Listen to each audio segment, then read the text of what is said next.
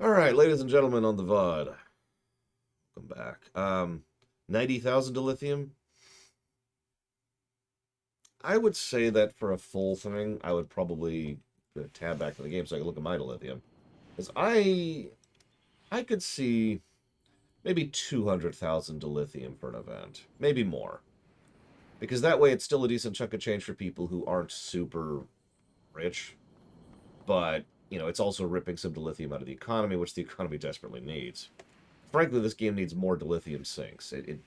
I've talked about this before. I think they should focus more on dilithium and use it more as a currency. But before I go into that, we're just going to take a moment to talk about my teeth. So I know I gave the whole story yesterday, so I'm not going to repeat the whole story because I don't want to bore people. But yesterday we were just doing random streaming while I had gauze in my mouth. So here's kind of like a brief 411. So yesterday in the middle of the stream, I got a phone call from the second dentist. And the first dentist had referred me to the second dentist. So I had a referral, which meant they had most of my charts, my info, my x-rays. So that's good. That saves money on that. That's one of the reasons I was going ahead with the second dentist, despite that fact that the first dentist were effectively crooks. The second dentist, I made this appointment saying something along the lines of, let me try to get a camera angle here, of, I have an infection tooth. It hurts. Please help ASAP, right? And that's something that I actually said. Whoop, I lost him. There we go. That's something I actually said while I was making the appointment. So she jotted it down in the actual notes. Apparently, Dentist Two's office had done their due diligence and shoved me to the top of the, if there's a cancellation list because of that, because they knew that a tooth infection is actually a serious freaking deal and needed to be dealt with. So they call me, say, hey, we had a cancellation. Can you come in today? I was like, yeah. I get in there. Okay. Okay. Go through a couple of standard things, fill out some paperwork. They take me back and start talking me through all the paperwork and procedures and consequences and just a whole lot of informed consent videos, a whole lot of informed consent forums, and discussing exactly the specifics of what's going to happen when they remove my wisdom teeth. Now, I actually interrupt the dentist in the middle of this. Hold up, hold up. I'm not that Canadian. I'm I'm here for an infected tooth. A what? An infected tooth. Looks at the x-rays. Oh, yeah, okay, so we need we need to get that out now. Do you have time to get that done today? Yes. Yes, I have time to get that done right now. Okay, let's take you up front. I go up front, I pay, chat, joke with the people up there. It turns so the reason for this whole sequence of events is obviously the lady up front knew that I had an infected tooth because I told her that and put me at the top of the priority because of that. But the referral that I got from dentist 1, the crooks, was for removing all 4 wisdom teeth, which are A, not impacted, and B, do not need to be removed. Oh, and C is not only a very invasive and actually dangerous procedure, which is why they're running me through all this crap, but D, let me see, yeah, D is extraordinarily expensive. So, thankfully, this is dentist 2. But if you're wondering why I line that up, it's because I've gone to 3 dentists at this point. The dentist I'll be going to next week is dentist 3. Anyway, so dentist 2 is like, oh yeah, no, we'll get you in for the infected tooth. Put me back. They put the nos on me or whatever it is, the laughing gas. That was extraordinarily trippy. It's hard to explain what your brain does when they put you on that. It's just they got in, removed the tooth in literal seconds. It's somewhere between 3 to 5 seconds. Just yank, done. That's it. Yep, that's it. Okay, cool. They give me the oxygen. Give me about 10 minutes to get up, stand, walk. They do everything they need to do. Are you sure you're walking? They're watching me, making sure I'm not like swaying as I'm walking to make sure that I'm fully recovered from it. And fill out a couple of forms. Here's our number in case something goes wrong. Leave me out the door. I drive home. I immediately call my sister so that she can make fun of me because I was talking like that, right? Oh, me too, Dr. Winter. My sister, ironically, is not as fortunate that she actually did have to have her wisdom teeth removed. And yeah, it's an extraordinarily invasive surgery. So for those of you not aware, a primary nerve cluster goes right under here, pretty much right where those wisdom teeth are on the lower jaw. Hang on, I'm not done. The nasal cavity, depending on the person, often goes right up next to the upper wisdom teeth as well. So that's two completely separate, rather large potential complications, even ignoring everything else that could happen, including inflammation, swelling, infection, and all sorts of other things. So I'm glad that I am fortunate enough to not have to have my wisdom teeth removed. But anyways, I did actually, Mr. Reddit, for like 5 seconds, because obviously I, was a little late. So I haven't actually had time to really look at it. So I suppose I should say no. I tell Manicard I need voice actors. I need a guard. Tell her to do a guard. I need a guard. Anyways, so I don't know which guard. Don't ask me right now. So what happened last night is, I just did a random stream about terrible NES games and SNES games, just to inform people, let people know I was alive. No complications. Blah blah blah. I do still need Wailing Souls. Yes, I think I need about 5 more. I tell her I need a Wailing Soul too, and I was like, all right, cool. Spend a little time just hanging out with Pax, chatting, playing video games like we do, and it's like, okay, everything's cool. Got to D&D night. By the time we got to D&D last night, I was starting to have trouble keeping up a little bit. So you're probably thinking, but I watched you play D&D night. You looked fine. So you can tell, I can tell, let me put that more differently, when I'm not doing well, because I can only keep track of one thing at a time. I know that sounds like a dumb thing to say, but anybody who has a brain knows that usually when I'm streaming, I'm keeping track of a minimum of 3 things at a time, sometimes more. But while I was playing D&D last night, all I could keep track of was playing D&D last night. So that's how I knew it was, I was just going to... And the original pain meds were fading, the numbness was starting to fade. And so I'm just like... So I was a little bit off. A little bit hard to concentrate. But it's cool. We had a great session. I actually recommend you watch it. It was extraordinarily tense. We came within inches of TPKing multiple times. And still might, actually. But anyways, so we did that, and I'm like, all right, cool, I'm going to go collapse. So I go, and I collapse, and I wake up at about 8:10. Now you're probably thinking, what's the relevance of waking up at 8:10? Well, I usually start streams at 8. As in, I usually hit go on OBS, on the stream at 8.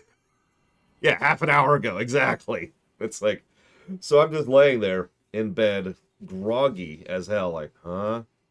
Ugh! And so just adrenaline shot, right? Oh god, oh god. I've actually never slept in that badly before. At least not while doing this job. I've done that back in the day, when I had more typical 9 to 5s, but I've never slept in that badly. I have a weird feeling I needed it. So I do apologize to everybody for today's stream being late, and then me taking some time to update you on the tooth situation. So they did put me on codeine, if you know what that is. If you don't, it's something that's technically less severe than hydrocodone, but also kind of lasts longer. So I'm actually still a little bit groggy from that. I have more right here that I hope to not have to take. I am not in pain, though. More importantly, I'm not in pain on the left side of my mouth, which is something I've been dealing with for a couple weeks now. So I have a feeling it worked, and I have a feeling we're good, but I'm hesitant to actually pull the trigger on saying it formally and officially yet because, I'm still recovering and I've still got a little bit of drug in my system. I'm going to take a regular old ibuprofen to help out with the headache that I am just now starting to fight off, because I also haven't really been able to eat yet. I've been able to have soup, like just straight up liquid soup, no solids within it soup. But that's it. And of course, I still can't sip, and blah, blah, blah. I'm not even supposed to shift. I actually did a double check on things. I'm not going to shift to soft foods until Sunday. I'll be starting things like scrambled eggs then. So up until then, it's soup for me. Hopefully that'll be enough. I'm a big person with a lot of muscle on me, so it's going to be interesting not having a regular source of protein for the next couple of days. Now, in the middle of that, I got a couple of subs. Thank you, G. Cormos. I do appreciate you. Muchly and obliged. I will jot that down for, that was Urquan, right? Yep. I will jot that down for the Urquan Masters.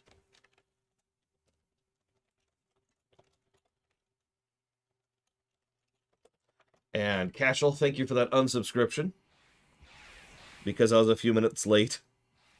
Well, literally drugged. I do appreciate you.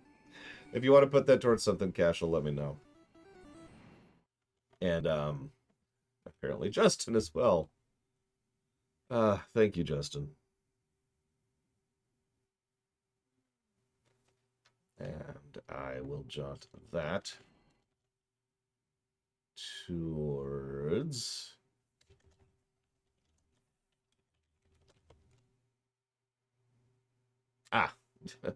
Terran Gambit, you got it. Yeah, it is on the list, but you're right, I haven't updated the website yet. That's on me. I apologize.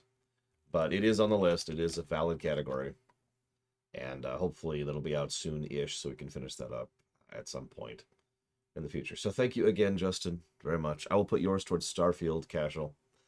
And I actually missed a donation yesterday. You can tell I was out of it yesterday. My goodness. I'm going to have to remember to say thank you to him when he pops back on. Okay, so having covered all that, yeah, no kidding, Justin. Having covered all that, having done all that, I do apologize for those of you who are just here for Star Trek. Let's go ahead and listen to something here. So I'm going to go ahead and head to space. Because what we're about to hear is the final lines from Rene Bergenois before, well, you know. And I kind of wanted to save that as a special little thing at the end.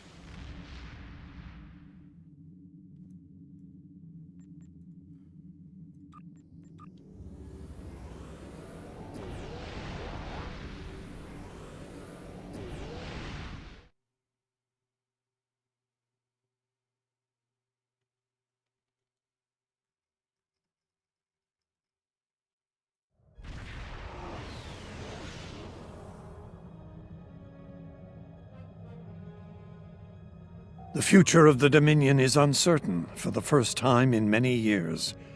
Without the Founder and her unbreakable will at the center of it all, the Gamma Quadrant will undoubtedly go through a great deal of turmoil.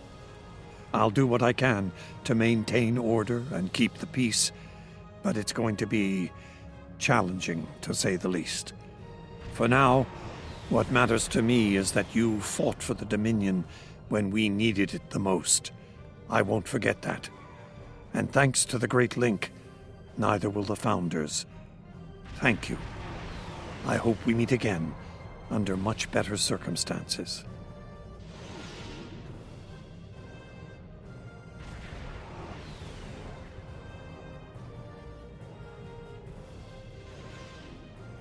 I don't actually know what to add to that.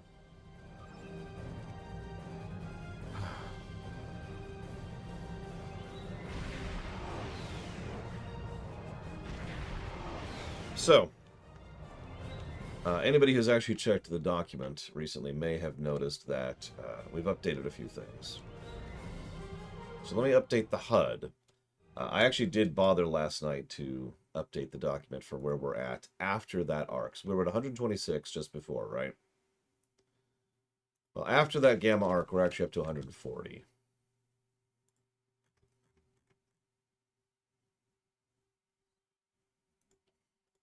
And 32 on the negatives.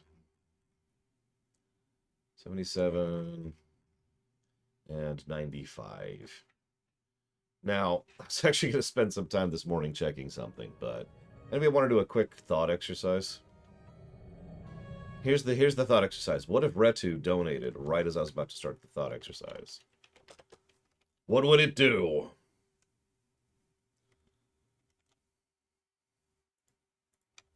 Thank you, Retu. Much obliged, much appreciate, and welcome to the Year Club. Thank you for a full year of support. You are awesome. If you want to put that anniversary sub towards something, do please let me know. And yeah, I've said it before and I'll say it again. It's so selfish, but I'm actually happy, grateful. I'm with grateful that we got Aaron Eisenberg and Renee Bergenois for what we got. They knocked it out of the park, did some excellent work, and yeah, I don't know what else to add to that. That was the final performance of Renee Bergenois. I believe it was Eisenberg's last performance as well, although don't quote me on that one. Wing Commander 2, you got it. And the DS9 cast in general is amazing, which is one reason why this is so damn high. Now, for real, let's do a bit of a thought exercise, just for fun. You may know we have a concept called the silver number, but we're not actually doing the silver number for everything, because it's not really feasible to do so. But let's do a hypothetical right now. Let's do a little bit of math, just right now, just for fun. And let's see what Star Trek Online's score would be if we just chopped the review right now. And you know why I'm saying this. You know why I'm saying that this is the thing that we should check out. So we've got, so let's do a little math here.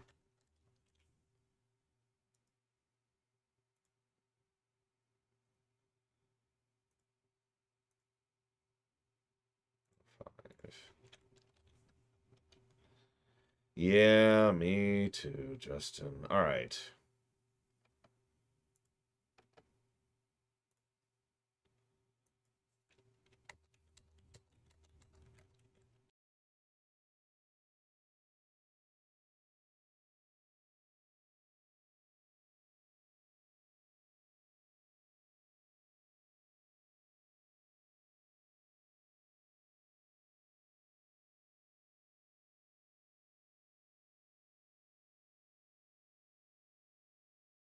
All right. So let's read 2. Put the net 108 to story.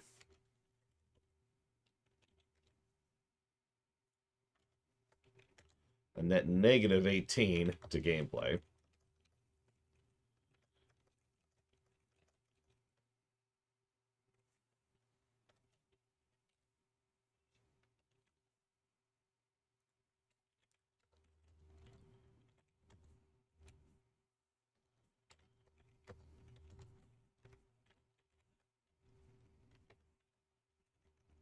Story ratio of 81%. Gameplay ratio of 44%. That's amusing on several levels.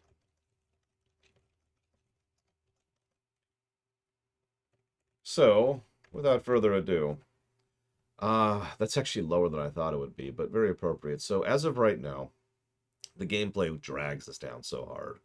But as of right now, the silver number for this game would be 113.69, which is not exactly shabby. I mean, that is still an excellent score, all things considered. In fact, that's better than I thought it would be, to be completely honest. It's almost into the masterpiece range. Excuse me. So, so that would be the silver number at this point in time. Now we've got to continue.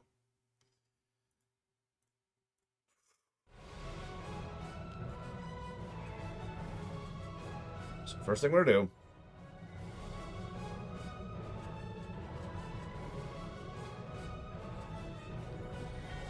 well, it's funny you mentioned that, Dr. Winter.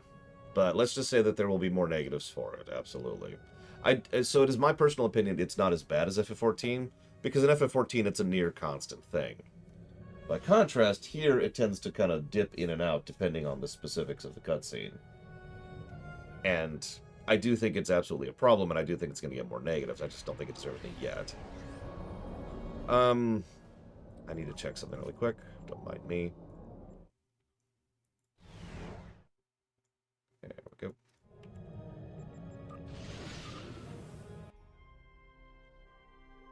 New character. So how many of you like Star Trek Discovery? No judgment. I hate the uniforms. They're dorky uniforms. But then again, I hated Enterprise's uniforms too. So we can be human or Vulcan.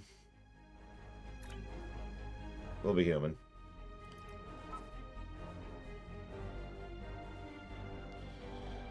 Tactical, sure, whatever.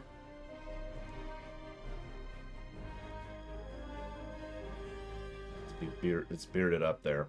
Who wants to be our Discovery dude? And or ship?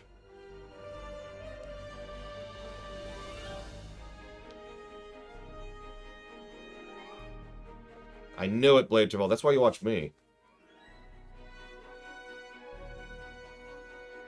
Alright, so we'll have Blade Torval of the USS Mike Kamano.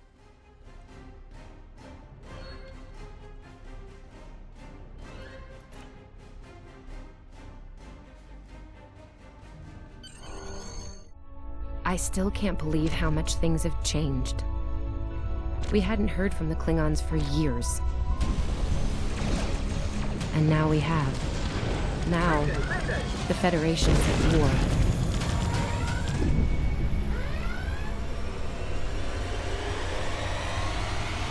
That was probably the last thing on my mind when I got here. It was the same for you, right?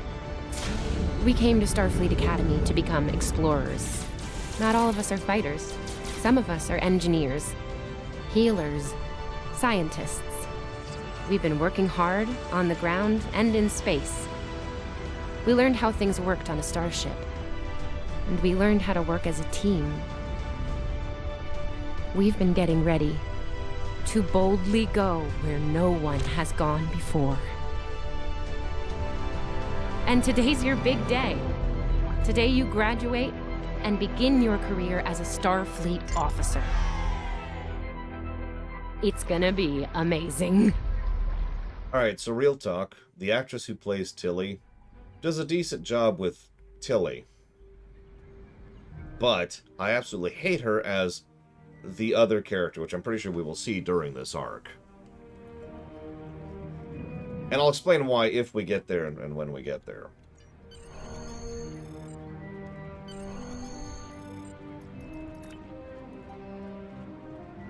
Hey, there you are. Are you excited? I am very excited. Pretty soon we'll be reporting for duty on the cadet training cruise. See, she's fine here. In fact, I would say she's good here. So, I assume you know your assignment? Are you kidding? I set up a triple-layer alarm sequence to notify me when the postings went up. I think I knew before some of Captain Schaefer's staff. 2 words. Chief Engineer. Congrats. That's quite an honor, especially for a junior. Right? I'm still not sure if this isn't one of Finnegan's pranks. He's done stuff like this, you know. Ugh, poor Jim Kirk. Oh, before I forget, Lifeson is looking for you. Actually, I think I see him over there. You should probably find out what he wants. Remember Finnegan? No, of course you know.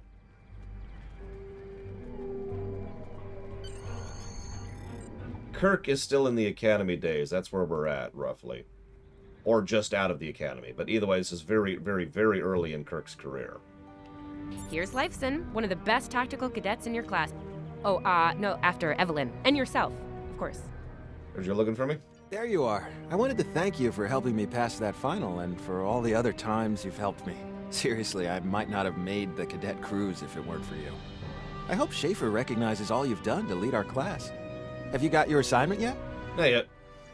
Well, Lieutenant DeSilne has all of the assignments now. I'd see what she knows. Before you do that, do me a favor and talk to Ian. He's got good news, and he won't settle down until he shares it with everyone, including you. Oh, there's Ian. Let's find out what his big news is. So someone mentioned the idea of this being a negative for being a carbon copy of the Federation intro. And I have to admit, I'm not super fond of that. Cadets Quan and Peart, with a combined IQ of 231, which, I've heard, is almost up to Tomov's rating. That's the rumor, anyway. How's it going, Ian? Oh, hey. I've been looking for you. You have good news? Yes. I took the linguistics final again, and I aced it. Congratulations. You and me both. It wouldn't have happened if I didn't follow your advice. You saw that I wasn't at my best that day, told me to give it another shot. So, I did. That perfect score really made a difference. Now I'm qualified to serve as both a science officer and a communications officer. So in case you're missing this, the dialogue is different and the voice actors are different, but the framework is identical. Talk to friend, in this case Tilly.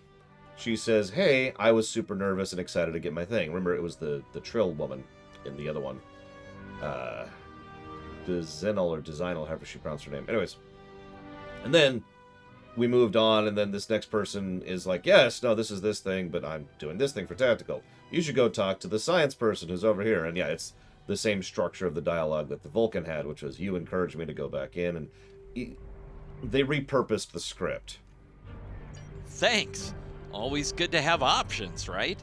Kiro took your advice too. I think it worked out for him since he's slightly less scowly than usual. Let me know if I'm right, okay? I think I see Kiro over there. Come on. You know, the weirdest part, I'm trying so hard not to play with it because there's this giant hole in my teeth. Come on, this way. And here we have the smartest person in your class, or so I've heard. It's not entirely fair. Kiro is a super genius, and he's built like a brick shit. Yep, yes. Hello, Casero. Cadet, it is agreeable to be in your presence. Your advice regarding Federation history was advantageous. It allowed me to pass the final test with satisfactory marks. I am pleased. Good to hear. In the interest of camaraderie, I now inform you that Captain Schaefer is still selecting the senior staff for the upcoming training cruise. There is a 78.4% chance that you will be selected for a position, based on my current statistical models. Lieutenant Tassil may have more conclusive data on the matter. Hey, Kaixa. Kaixa? There's a lot of ways to pronounce that. Hi. So I've done everything other than the Discovery intro. Kaisha. Gotcha. Come on, this way. Or is it Keisha? Oh, Jesus. There's too many ways. Hang on, let me get a knife. Hello, Keisha. There we go. I totally said your name right. I stumbled while I was stabbing myself. Anyways. So, how would I rate them? The Klingon intro actually isn't all that bad. The Dominion intro is probably the best constructed overall, even though it's the shortest. Maybe that's to its benefit, but the Dominion intro does a lot right. In fact, it almost does nothing wrong. So I'd probably put the Dominion intro at the top. I admit, even after all this time, I would probably put the Romulan intro at the number 2 slot. Even though it is old and has a lot of old problems from, 10 years ago or whatever it is at this point. The Romulan intro still does a whole lot of things right with regards to the characters and the development and the significance of what's happening and how it relates to you personally. So Dominion, then Romulan, then probably Klingon. And after that, actually no, I'm going to walk that back. Then I'd probably go with TOS as the next one. Then Klingon, then Federation. And you're probably thinking, why is Federation at the bottom? Borg. I know that sounds cliche, but honestly, the Federation intro is just problematic. It's decently constructed, gameplay-wise, because it's been redone twice. But story-wise, it's just... Really? Alright, cadet fresh out of the academy with a Miranda-class ship. Let's go fight some Borg. I'll wait out here. Dacilin should be inside. Right. Good afternoon, Cadet. How may I be of assistance? I need my training cruise, but the good thing is I don't need to do my phaser training. It is. I will access your assignment data now. One moment. Fascinating. What's up? Your assignment is not listed. Inquiries on the matter have been directed to Captain Schaefer himself. Well, let's That go talk to remains him. to be seen. I suggest you report to Captain Schaefer and ask him personally. He is in the office behind me. Yeah, I've said this before. I would love an actual Borg arc, which we've never had if you're paying attention. Like, the Borg arc in STO is a framework, is a bare bones patchwork of like 3 or 4 different arcs from across multiple different years of content that barely fit together. I would like an actual Borg arc someday. Now, I didn't say thank you, Geludo. Thank you, Geludo. I will put that towards Fallout 4. Or Fallout 2, excuse me. Slightly different game. I'll put that towards Fallout 2. I kind of agree, Blade Traval. And that's the trouble of it. In many ways, I kind of wish we had gotten Borg instead of Iconian. But at the same time, you know, Iconian was Iconian.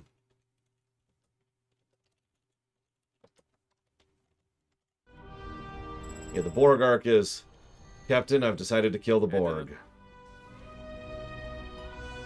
Now, you know what would piss me off, legitimately? If the Borg arc, it follows through on Picard Season 2. That's all I'm going to say about that.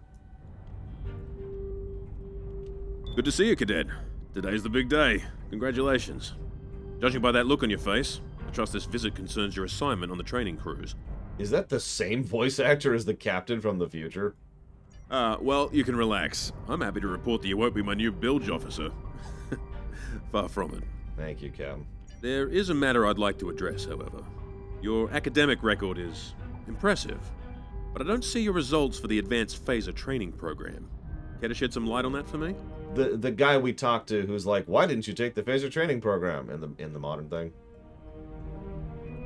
So we need to go to phaser training.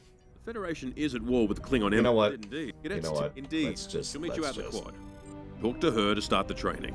My level of tolerance for this is shrinking rapidly. Dismissed. Not because it's Discovery. It has nothing to do with anything. It's because of the fact that it's the same goddamn thing that we already did. I still can't believe I got the chief engineer spot. Yes, it's just for the cadet training cruise, but still, how many juniors get to go on the cruise, let alone as a department head? This is exciting. Okay. Whew. Deep breath. I'm good. Woo!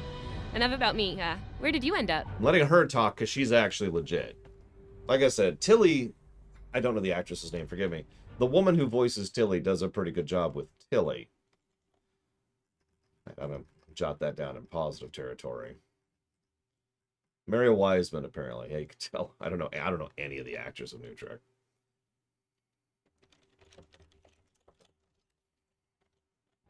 So, Captain Schaefer wants me to go do phaser training. Yeah? I was wondering why he wanted us to set up the program for you. Now I know. Hey, I should warn you, it can get pretty lively. With the Klingons and aggression, and I should probably stop telling you about the program now. I'm a little nervous. Oh, no, don't worry. You'll do fine. There's no doubt in my mind. Come on, I'll take you there. Savea's waiting over at the simulator. You know how cranky she gets when people are late. Well, lead the way. Finnegan actually graduated.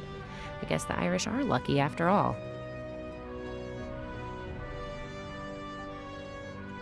Love the running animation. It's so terrible. Thank you, Paranoid Android. Always appreciate you. And that's going towards Alpha Centauri, which I'll put down in just a moment. Really? Oh my god. Hang on, I have to follow Tilly. So, let me run back to her here. Come on. No one was assigned to a Constitution class. Not even you. That's crazy. How many times did you run the Kobayashi Maru? Kirk's up to 2 now.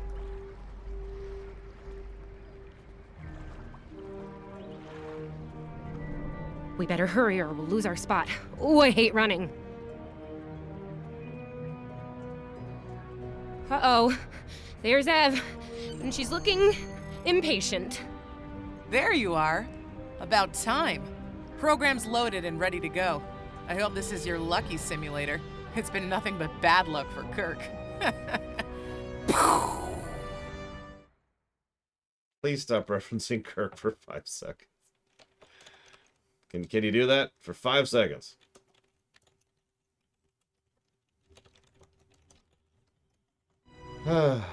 Any advice? Point the business end of the phaser at the enemy, not yourself. Cool. Yeah, those are pretty useful in phaser training, Running huh? Too is bad the tricorders worst. don't have a stun setting. You'd get top marks. Kidding. I'm kidding. The phasers are in the armory by the holodecks. Grab one there.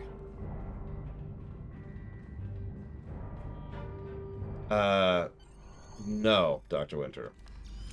The 2009 Kirk is the insufferable twat Kirk, who's very raw and unpolished, specifically because of his terrible upbringing, which didn't include his father. So...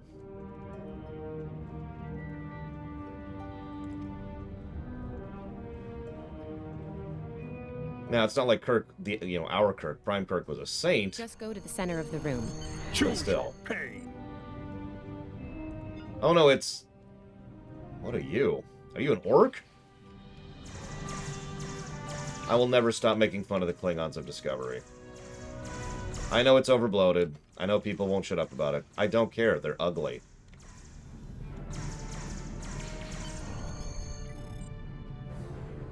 I've said it before and I've said it again. I don't care if you change something. I care if you make something worse.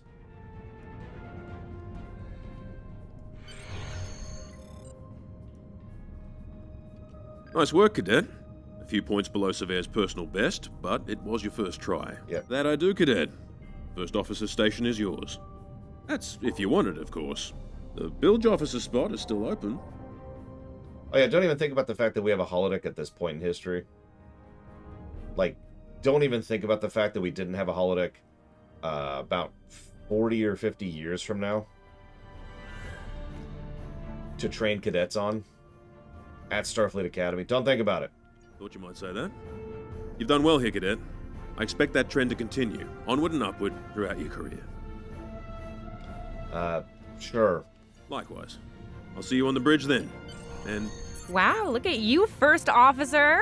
You're gonna do a great job. Congratulations. That thing the captain said about the bilge officer spot was pretty funny, though. I mean, we don't even have those anymore. Wait, do we?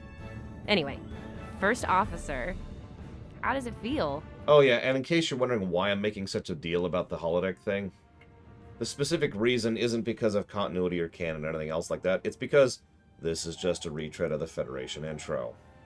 And in the Federation intro, which is 200 years from now, we just walk into a holodeck and do the training. That's why we do it here, 200 years ago. So I'm surprised he didn't give this to Savea, honestly. 150? Man, I don't know. Don't make me do math. Over a century. I think at that point, I think it's just bonus points. I thought it was 200 years. Hang on, now I'm going to do the math. All right, we're done. Hit the stream brakes.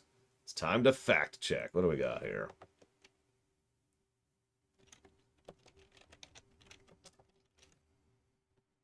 Let's look up some dates here. Assuming it gives us an exact date for where we're at. If not, we're going to have to extrapolate. Ba-dum.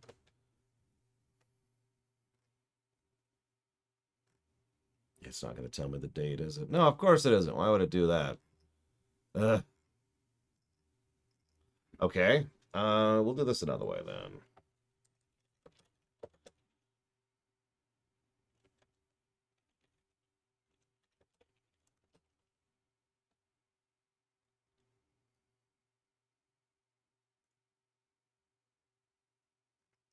All right, so this would be... Dramatic pause.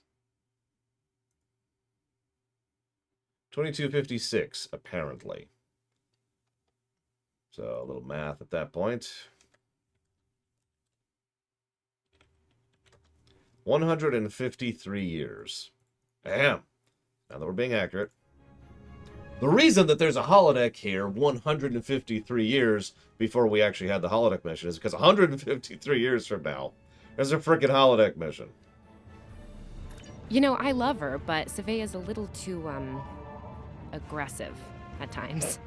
If all you have is a hammer, everything looks like a nail. I mean, that's her. She's very much a hammer kind of lady. I'm not saying she can't find her way to the center chair, but... Standing right here, Tilly.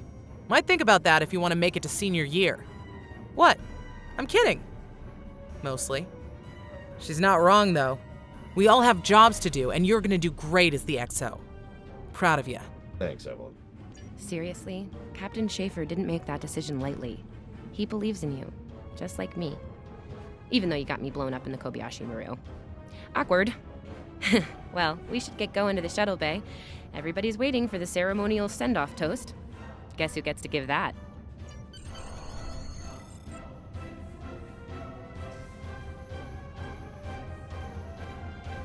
I don't actually know if Discovery has a holodeck.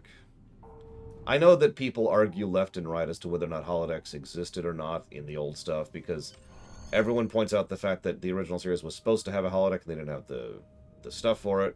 So then the animated series has a crap holodeck, which does. Okay. The rest of the senior staff is waiting just ahead. Time for your big speech. How are you gonna play it?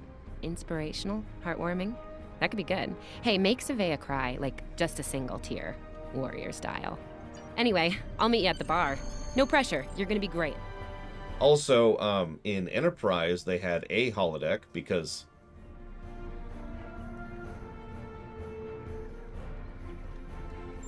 So, hey, look, it's the exact same options. I'm not going to stop making fun of this. This is ridiculous. Also, I just noticed I'm just now graduating from the academy. I look like I'm in my 40s. Yep.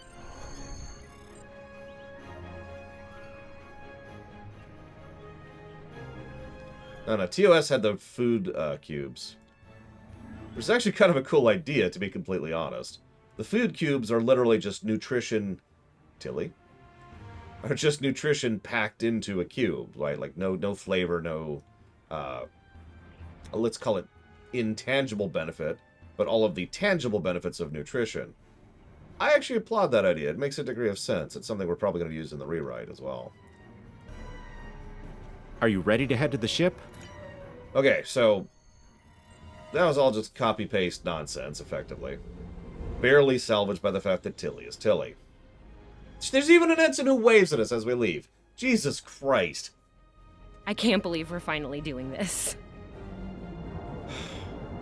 Now to go fight the Borg. No, first we gotta see that ship. Ooh, look over there. That's the Glen, one of the new Crossfield-class ships. You could buy this ship. No one really knows much about her, or her capabilities. Well, at Starfleet Academy, anyway. Maybe we'll work on a ship like that someday. Doubt it. For now, our ship's here. She's a Malachowski class, Captain Schaefer's pride and joy. Good speed for her class, definitely maneuverable. A stout, solid, battle-proven design, for sure. I can't wait to see what she can do. Let's land and find out. Yeah.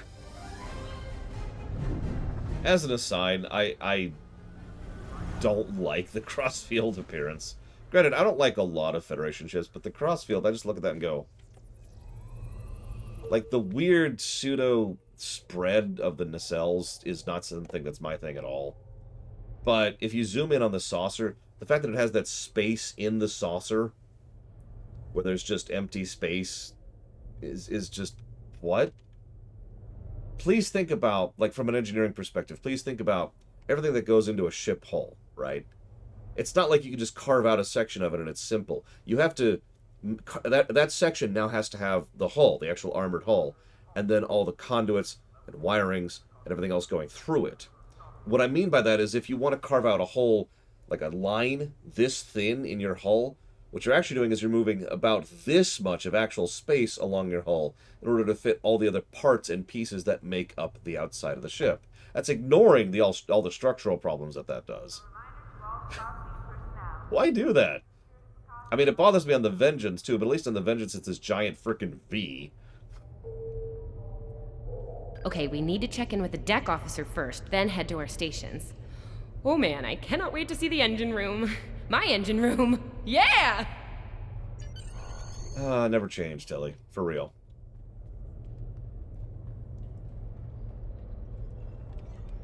Welcome Sylvia aboard. Tilly, What's your Acting name, Chief Cadet? Engineer, reporting for duty.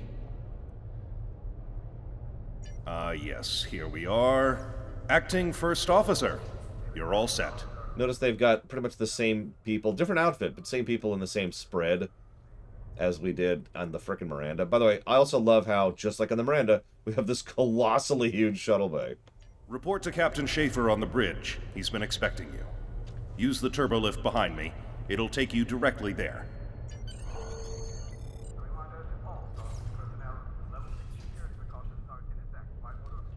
Oh my god, I love these. Look at the size of these freaking corridors. Look at the size of this bridge. Why? Why? Why is this a thing? So someone explain this to me. The glass paneling going down into the angle so we can... Alright. Ah, there you are. Computer, note the executive officer has reported for duty in the ship's log. Welcome aboard, XO. Thank you, Captain. You're right on time. All decks have reported in.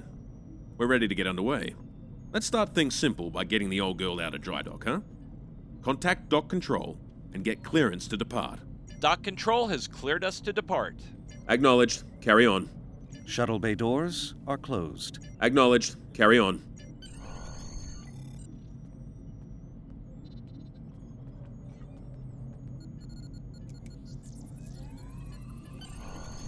Stop standing on your chair, buddy. It's unprofessional. Erez, take us out. 1/4 impulse. Look, you even have the exact same dialogue. May I remind you, regulations specify thrusters only.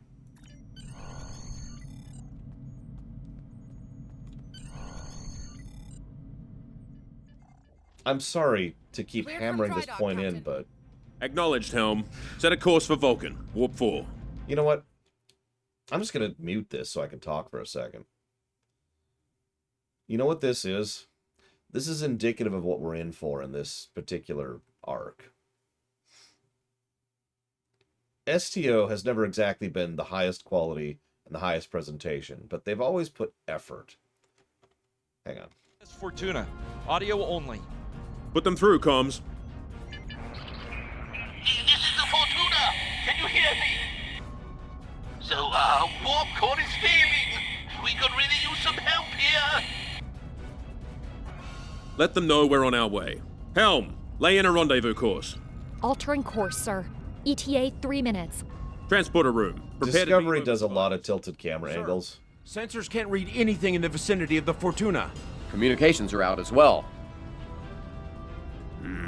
Keep trying to hail them, comms. XO, let's discuss the situation. One of my biggest complaints with Discovery that I would consider to be an objective complaint is the fact that the cinematography is what I would consider to be actually bad.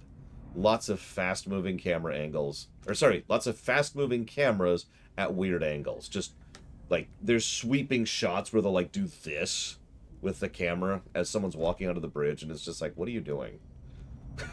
What are you doing? Well, XO, you heard the distress call. What are your recommendations?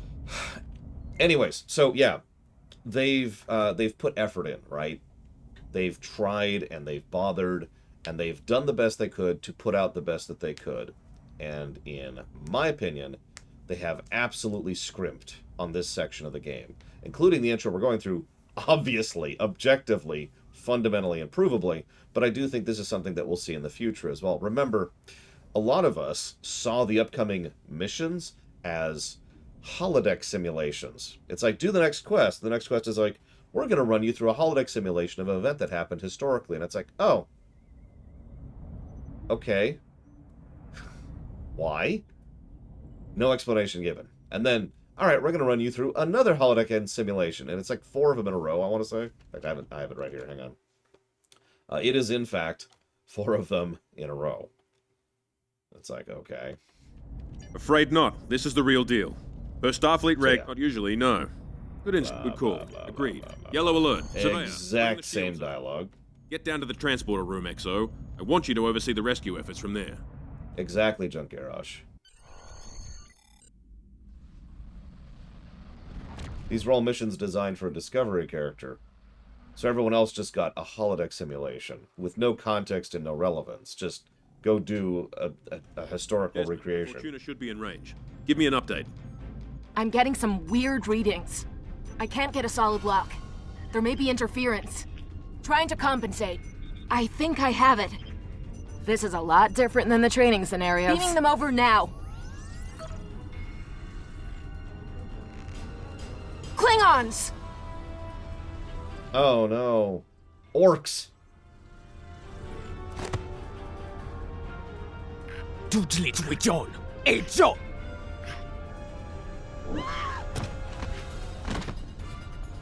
Desmond? Come in! What happened? Desmond? Hold on. We're reading disruptor fire in the transporter room, and Klingons are beaming in on multiple decks. All hands, this is the captain. Repel borders. I repeat, repel borders. You have the command codes to unlock an armory near your position. Arm yourself and any security team members you find, and then repel any borders you come across. You let us worry about that. Right now, I need you doing what you can to get those Klingons off my ship. You have to enter the Bet command you're glad codes. you took that phaser course now, huh? Shoot straight and stay safe Grab down a rifle. We need to deal with the Klingons. I'm just kind of pushing through this because this is still copy-paste. It's Klingons instead of Borg, but this is still just... what?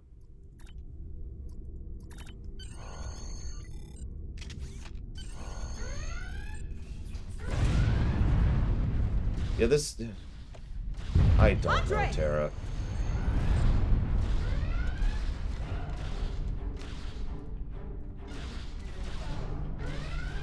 Yeah, the nicest thing I could say about this is at least it's not Borg. That's not a great thing.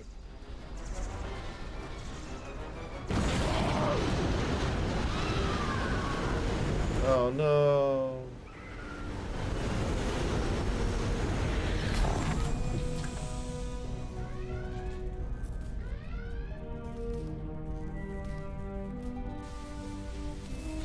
Probably Wenlock. Hey, I'm reading a hull breach near the transporter room. Whichever direction gets the negatives. Good. You're on the right side of the safety field. Whew. Thanks, Tilly. Whichever direction gets the negative, one direction or the other gets the negative, you know what I mean? It was okay one time. It is not okay the second time. Thanks. I think they were going to engineering.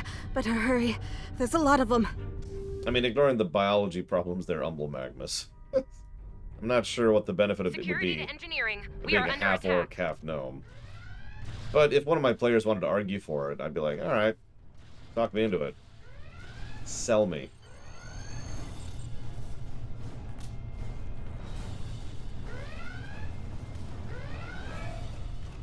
And I'm not going to give negatives just because it's Discovery. Klingon boarding parties on multiple We're better decks, than that XO. here. Our security teams are spread thin.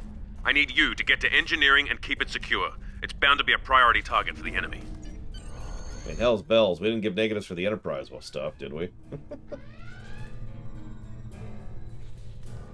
No, we all know the best Star Wars story. Episode 8! No, I'm sorry. I'm trolling. I apologize. What would the best Star Wars story be? No. I know that immediately. The Hand of Thrawn duology. No question. Lead the way, XO. We've got your back. After the Hand of Thrawn duology, I'd have to start thinking about it. I would put KOTOR 2 reasonably high up on the list, though. And several of the stories in Tor, believe it or not, would be very high for me in Star Wars stories. I would also put Shadows of the Empire, the book, pretty high up.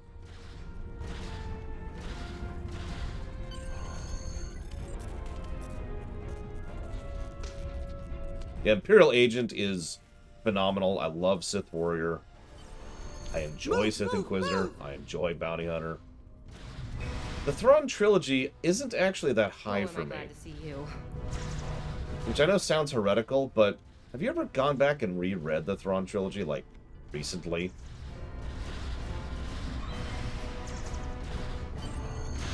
Like, it's not that great. It's got some good ideas, and of course it's Timothy Zahn. You have no idea how happy I am to see you. But they were looking for something in here. Can't imagine what, though.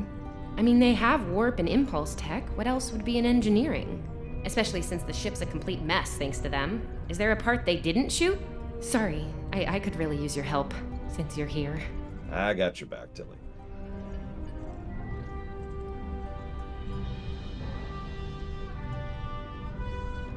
As I was saying, the ship's taken a lot of damage. I'll do what I can to get the essentials online, but I could use some help. See anything you could do in here? Well, okay. The power relays for our weapons were overloaded. I need you to bring them back online. The power relays for the forward weapons are accessed through 2 consoles behind me on the upper floor. The relays for the aft weapons can be accessed here at the center console. You good to go? I'm good. Yeah, I mean, I'm not trying to say that the Thrawn trilogy is bad, because it's not. Stable. Life it's support just is optimal. weirdly amateur. Especially by Zahn standards. Safety fields engaged. I know most people probably don't pay Short attention comms to online. things like quality of sentence structure and word usage and paragraph pacing and chapter pacing.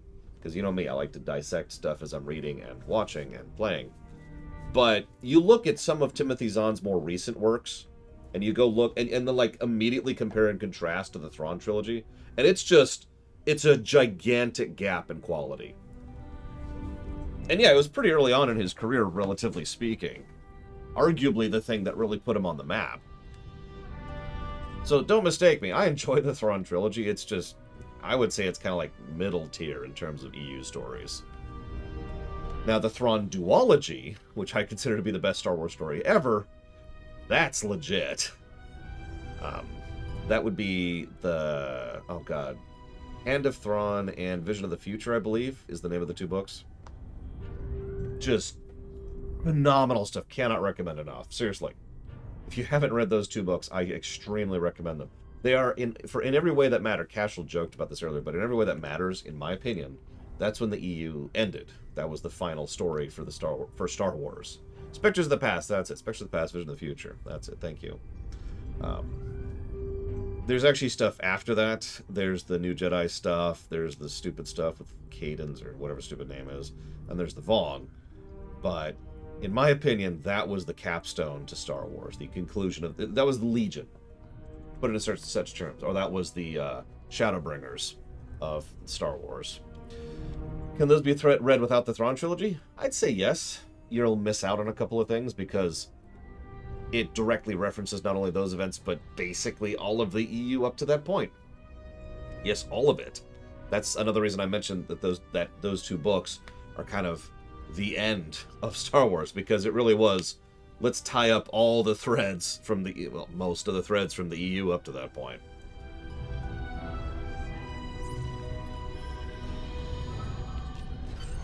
Glad you're still with us. We could use a hand up here. Head back to the Taking bridge. casualties. We'll cover and the this Klingons now. could send more boarding parties at any time. Do what you need to do down there, and report to the bridge. So this is going to sound like a strange statement, but I haven't decided if Thrawn's in the rewrite yet. I can't imagine he wouldn't be. But the thing is, there's actually two very different interpretations of Thrawn. Even from Zahn himself. So we're going to have to, if we put Thrawn in, which we probably will, we're going to have to decide which Thrawn we go with, or if we go with a different direction entirely.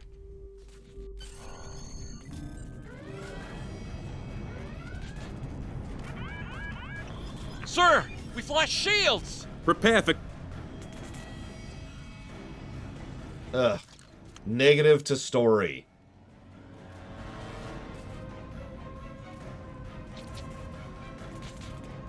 Who is in command here? Speak now! I'm Captain Schaefer, and you are? I am Ja'ula of House Mokai. Surrender now, Captain, while you're still able. Request denied. Get off my ship!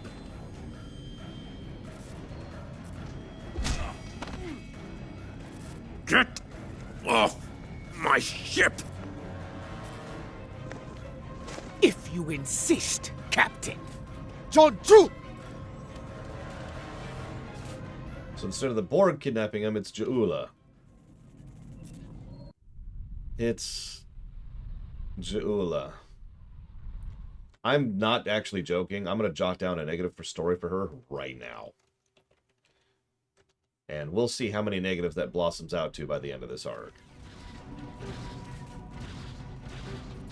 That's all I'm going to say right now. Secure the bridge. Repel It's in boarders. italics. We'll see. I might change my mind. You never know.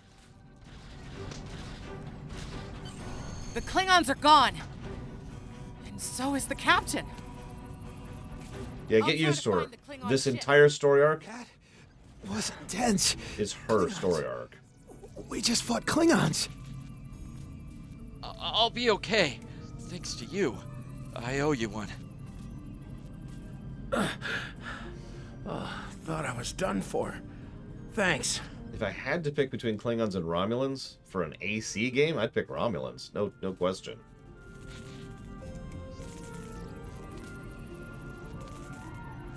Your medical assistance was adequate and necessary.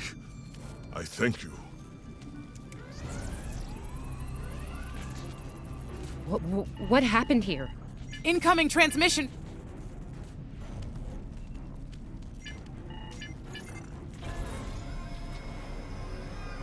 I'm not even going to comment on them having those instead of view screens. Starfleet. Captain, are you all right? Silence! Surrender your ship and all classified data within it to me. Immediately!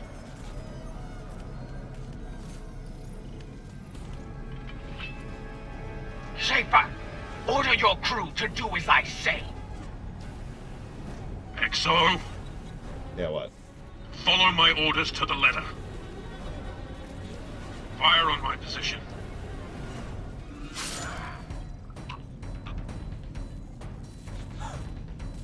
Spoken like a Klingon, Captain. Now die like one.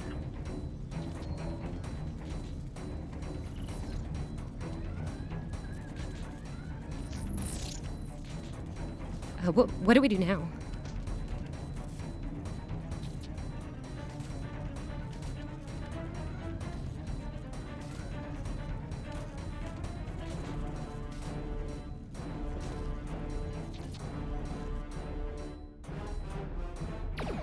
That took them 38 seconds to finally follow his order.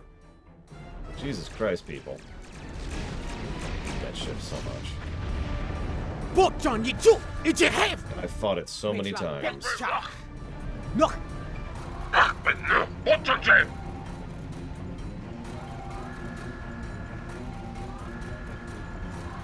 Mech, so we chichu, echiticho, mechla betcha. And yeah, you'll notice this is the same structure as the old Klingon story arc, too. Right down to the fire on my location. Let's go cloak, they're already damaged. Like, this is just the original Klingon intro.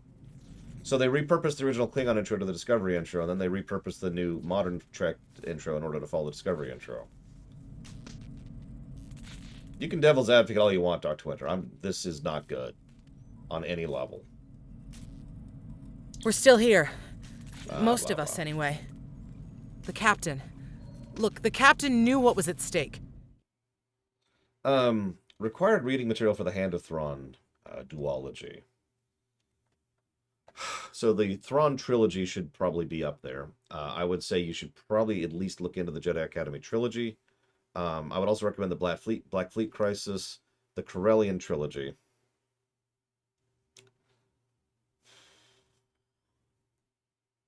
I'm trying to think what else is really what I would consider required reading for that. The X-Wing books are legit, but not really relevant. I would still recommend the X-Wing books. The X-Wing books are a little bit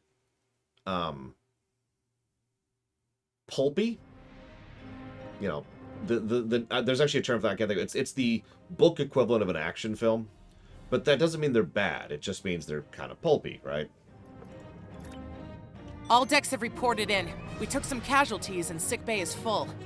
All systems have taken damage, but some were hit worse than others. Life support is stable. Past that, it's not exactly optimal. So I actually really didn't like iJedi, personally. Working on... Still Quite so, Captain. Our Klingon friends took pains to make my plight look convincing, to the point of damaging my warp drive beyond function. Coming At to the a full risk stop, of Captain. wearing out my welcome. Apologies. Would you be so I'll wait for your kind command as from now on. me? I'd rather not be around. Or if warp the induction Klingons come coils back. tops. We can spare a few. This is a decent looking ship, though. Oh, and good luck with the Klingons, my young It's a little friend. simple, but I like it. You'll need it. The, what was it? The Kowalski class, I think it was? Can't say I blame him. I wouldn't want to fight Klingons in a tub like that either. Speaking of which, First ship tutorial. The Klingons have hit here, Captain. There's wreckage throughout the system. I recommend scanning the derelicts nearby. I'm picking up a few We compatible may be able parts to in the find wreckage. and recover Blast off intact the outer plasma casings on those injectors units, from and the we can wreckage. get what we need. I don't actually like Truce of Pakura. It has a couple of good moments, and it's not like it's a bad book, but I'll probably never read it again. Little Starfleet, call we poo, digging through scraps. Pathetic. Ugh, she is getting on my last nerve. You have no idea, Tilly. Okay, these gonna need... Right. We're on it, Captain. I'm sorry, my tolerance for this is just not here right now. Ian thinks we'll be able to reach Starfleet if we destroy the satellites. I do like the way that they make the phaser rays look. We could use a little more target. Target destroyed. 2 more to go. I mean, they're basically Federation disruptors, but they're okay.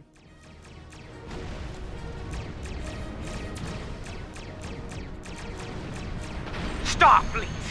You are persistent, little cockpoo! Die well.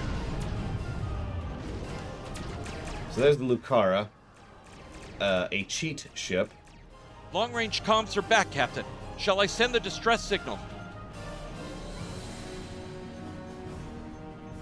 Yes, sorry. There's a lot of debris. Like, a lot of debris. That Klingon ship... Nope, sending you the data now. Pretty far from us. We can trace their travel at full impulse right back to the source.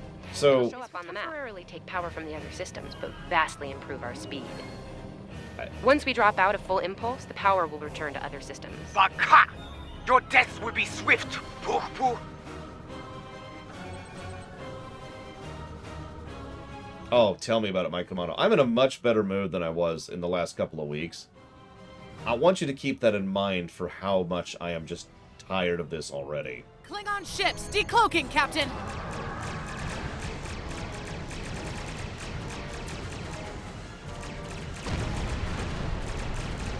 Yeah, speaking of which, the Mokai Klingons can go straight to hell. While we're on the subject.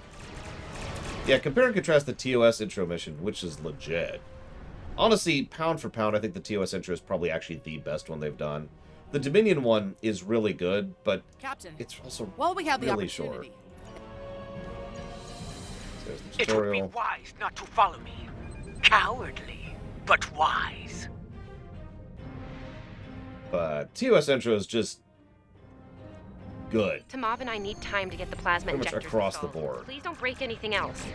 No promises.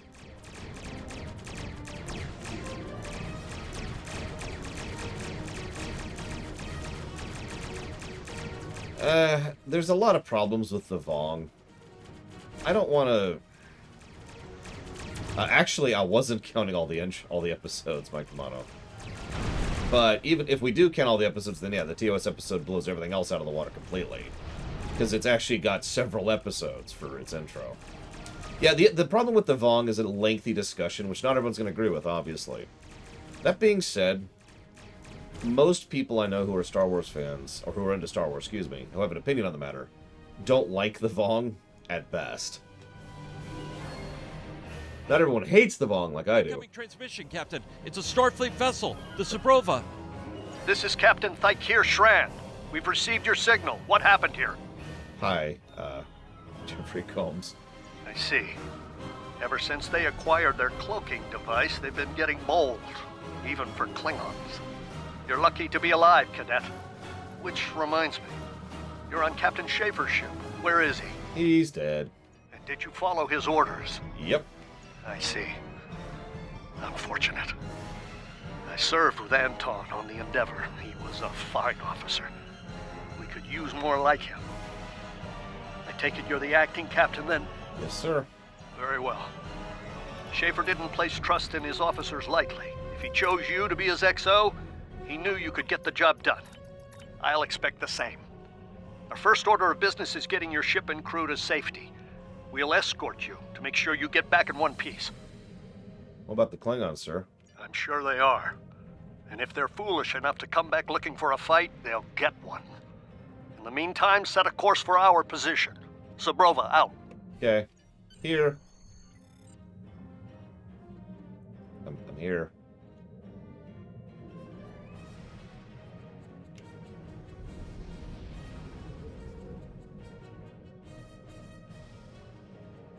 But yeah, we get Shran and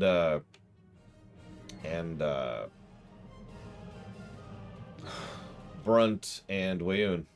So yay. And yeah, the fact that he's only a captain is kind of eyebrow raising, but whatever. On a junk ship too. Well, I shouldn't say junk, but like, you'd think he would have his pick of the litter, you know?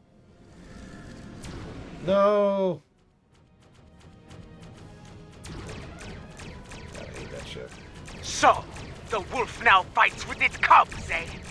No matter.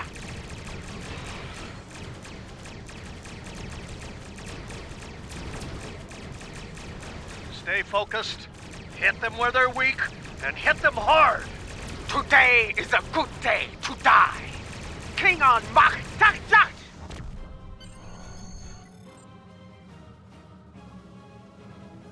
And then she leaves.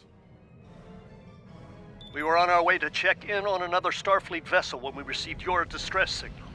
That vessel is still not responding to hails. Considering what happened to you, I'm beginning to fear the worst.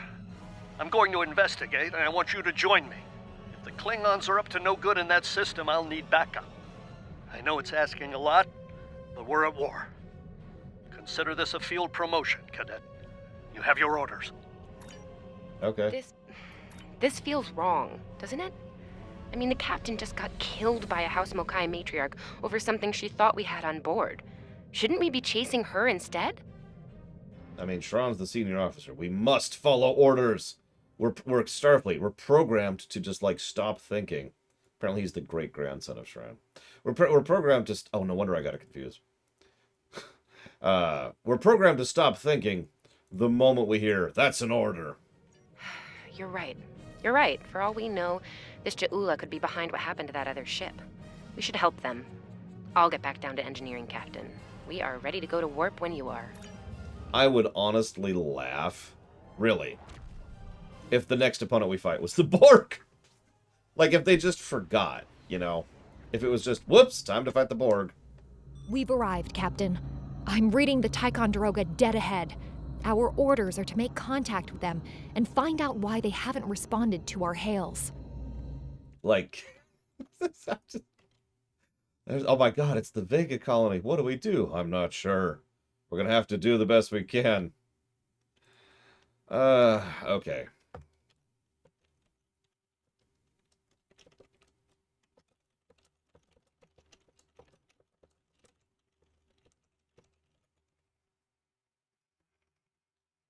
So, negative to gameplay, negative to story, intro, copy-paste, yada yada.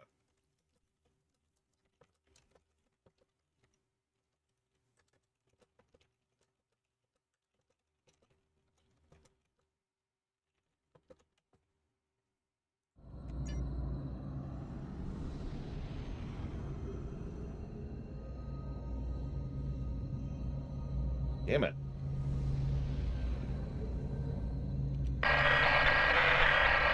On it. Compensating for local interference now. Hailing frequencies open, Captain. Ticonderosa, this is the Micromano. Please respond. Can't say I was expecting either of you out here. Care to fill me in? We weren't able to contact you earlier. We were escorting these cadets back to the Sol system after they were ambushed by Klingons. Under the circumstances, I thought it wise to investigate your situation here. Apologies. I suspect the local anomalies are interfering with our comm systems. I'm sorry to ask this, but where is Captain Schaefer? The cadets were ambushed by Klingons. Captain Schaefer was killed in the attack, and the ship is under the command of this cadet. The Sabrova was escorting them back to Sol. When we couldn't contact you, I decided to alter course and investigate. Now then, what's the situation here, Captain Durant? Starfleet has received reports of Klingon activity in the region. We've been ordered to check things out here. They might be hiding in the cluster and using this as a staging ground. As you can see, the area plays havoc with our systems. We've already launched 9 probes. Now that they're active, we can do an in-depth scan of the area. Yeah, here's your rumination on Fortnite. Alright, let me build something. Oh, they got rid of that. And flossing. We could use your help. If all 3 ships collect data, we should be able to complete this quickly and deal with any Klingons we might come across. Any questions? Nope. This may be the worst simple trip to Vulcan ever. Bet you wish you were back at the academy, huh, Tilly? Picking up large pockets of radiation, but there's something off in the readings. What could be hiding in these... Oh my god, it's a Borg ship! I'm serious. I would laugh. I'd give it a negative, but I'd laugh. Durant here. Are you seeing the same ETA radiation levels that we are? I'm not sure that a normal scan will be enough. We might need to do a full multiphasic reading. Okay. My science officer believes that performing a tachyon pulse wave scan will solve our sensor issue. Perform your final scans, and then report back. The deflector is realigned to emit a reverse tachyon pulse wave, Captain.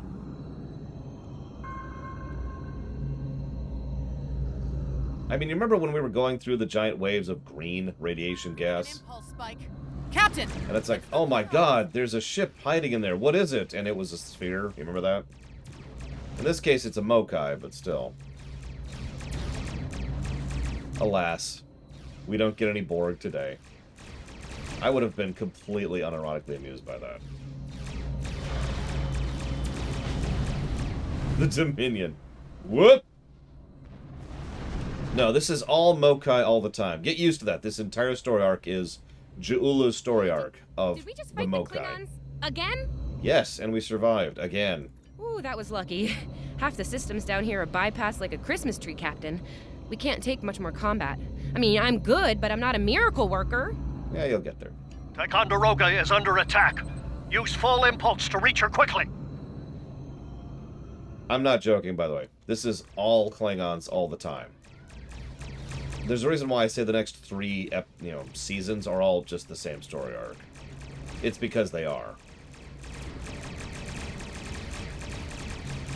There is only death for you here, Starfleet.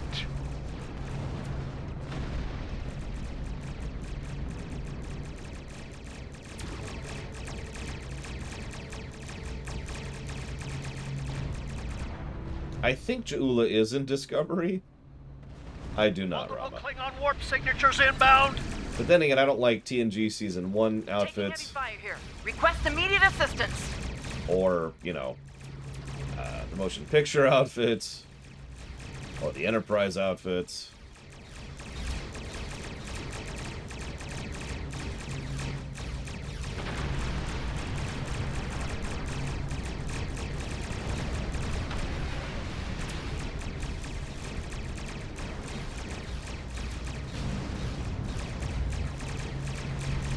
Yeah, she references a character from the show quite a I bit. don't know if we can handle more Klingons. Yeah, me neither. Shame Ross isn't here to see the Klingon arc. I did, Zaktav. Not that I know who either of those characters are.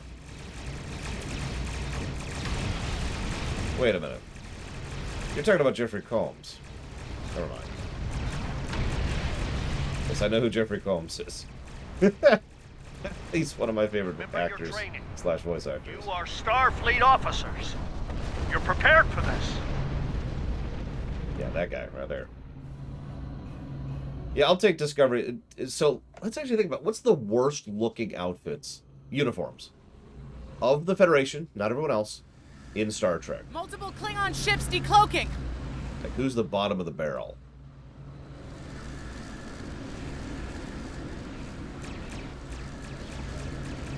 There's too many of them.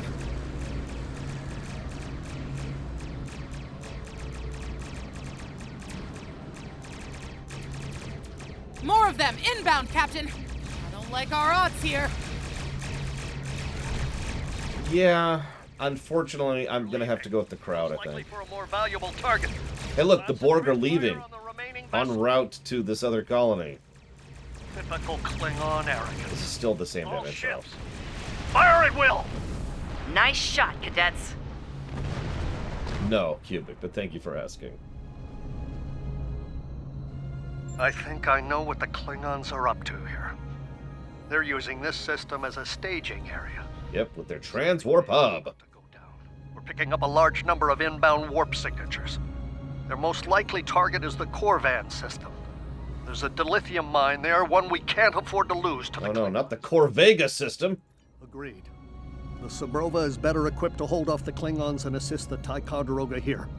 Once you've warned Corvan, return to the Sol system. Understood. We Can have you to stop make the our way Borg? to Corvan as soon as we can, Captain. So, again, I hate to... If you don't know what the TMP uniforms look like off the top of your head, do yourself a favor. Go pull up a thing right now. And just go Google image search, The motion picture uniforms. They really suck. That being said, I personally would probably put Enterprises right above them. I really, really don't like the uniforms in Enterprise. Like, a lot.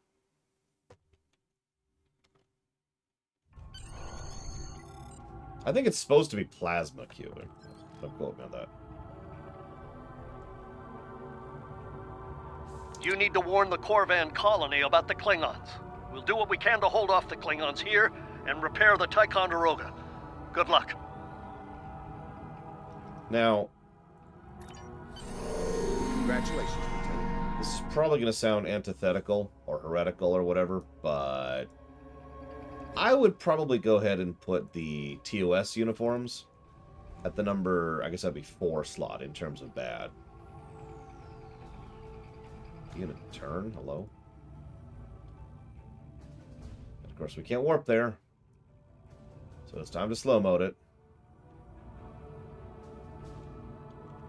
We're giving her all she's got, Captain. I hope we get there in time. Thanks, Tilly. Like, I actually like TOS quite a bit when it's good, but those uniforms, I would probably put it TMP at the, TMP at the very bottom, and then up above that, I would say Enterprise, and then TOS, actually. I think I'm going to change my order. I'm going to make TOS the 3rd worst, and then Discovery's the 4th worst, with TNG Season 1 being the 5th worst. And at that point, though, I start to like the uniforms a bit. Like, I'm like, okay, I'm a little bit more with it.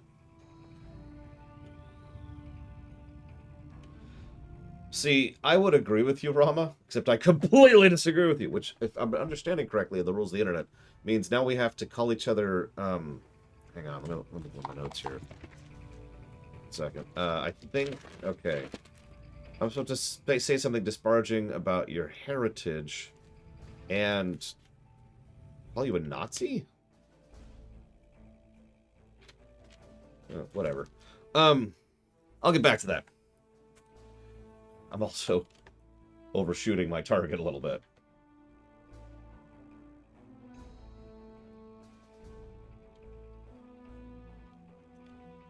There's a non-uniform very early in Enterprise, which they only show occasionally. It's actually supposed to be their casual uniform. It's literally just like the shirt, which indicates their relative... Where is... Oh, it's below me. Their relative rank and position. And then they've got like a jacket over it. And it looks, honestly, really good in my opinion. And I kind of wish they'd stuck with that. They only use it very infrequently. And usually only when they're going planet-side, when they're back on Earth. So it's like a couple episodes in Season 1. And a couple episodes in Season 4. And that's it. But every time I see it, I'm like, why couldn't that have been the uniform? It's so much more grounded, and it makes so much more sense for a Starfleet that literally is getting its first ships into space, right? I don't know. That's just my take on it. Plus, I hate the jumpsuits. I want to stab them. Forever. Looks like we got here before the Klingons, Captain. We should make the most of this advantage. What are your orders? We need to warn Vega Colony. I've managed to establish comms with the colony. It's not a great signal, but it's the best we're gonna get. Putting him through now. Hello, Captain. What can I do for you? The Klingons, I mean, the Borg are invading Vega Colony. Run that by me again. Your signal's breaking up. Did you say Borg? We just lost contact with Korvan 2, Captain. Protocols. Oh my god, this is still copy-pasting. There's a comm satellite nearby. It should boost our signal so we can warn the ships and the colony. The Cloric are invading. Run! So, favorite uniform is the obvious one. The Klingons are disrupting transport. Shut up. If you guessed right now what my favorite uniform is in Star Trek, there's a very good chance you would actually guess what it is accurately. Long against Klingons. We need to help them. We may have to try to hold the Klingons here until Starfleet reinforcements arrive. Yeah, no, it's the Wrath of Khan uniforms. It's the Wrath of Khan uniforms. They're brilliant. I love them. But asking me to pick my second favorite, that gets a little bit tricky.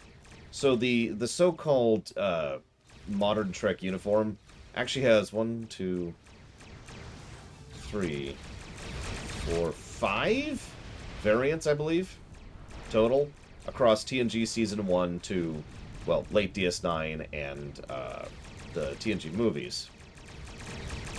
I might actually be underballing that. It might be 6 variants. But my point is, they do a few minor changes, and then a few relatively more moderate changes across the uniform, across Modern Trek, from TNG to Voyager. I like several of those. So I'd have to really think about which one I would pick amongst that bundle.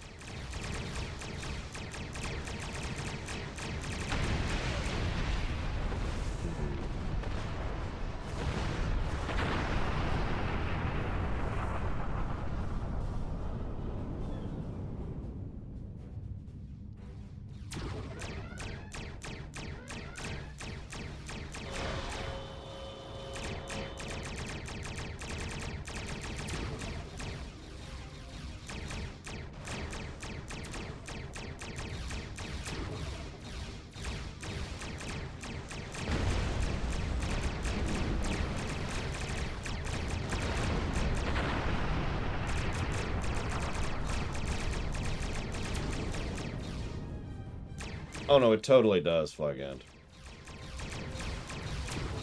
You know what, hang on. Well, I'm doing this extremely boring mission that's going to get more negatives.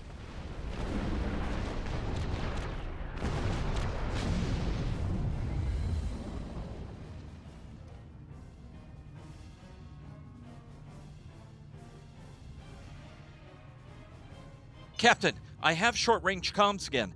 Long-range signals are still blocked. I've updated the colony. However, the Klingons have started to send down attack squads. What are your orders? Then we go in to fight the Klorg, obviously. Captain, the civilians are trying to fight the Klingon landing craft. I think I can break through the Klingon jamming and hail the civilians. Civilians, quit being dumb. Alright, here we go. Civilian vessels, disengage immediately. I repeat, disengage.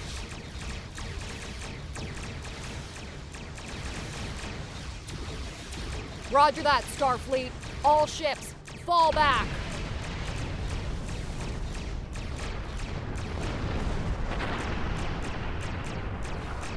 Damn. All civilian ships have safely warped out of the system, Captain. This isn't a full list.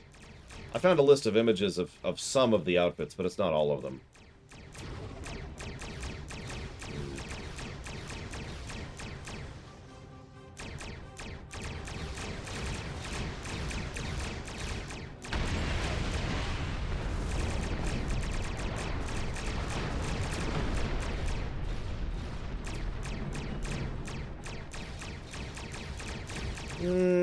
I think I'd probably go ahead and go with late DS9 if I had to pick one. I know, the other boring, obvious choice, but it's my favorite uniform. What do you want from me? Or rather, my second favorite uniform.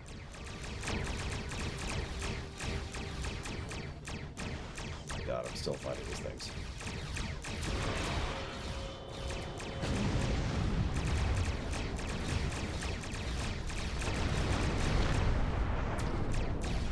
After that, I'd probably actually go with the Voyager uniform, which is late TNG. The Romuminian just sounds ridiculous, but the Klorg, they're terrifying. Yeah, I think that's pretty much my exact same setup, Flag End. I did see a couple pictures of the Picard uniform.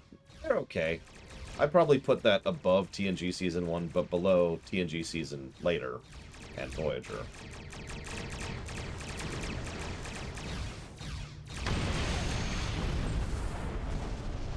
Now you want to hear a controversial opinion.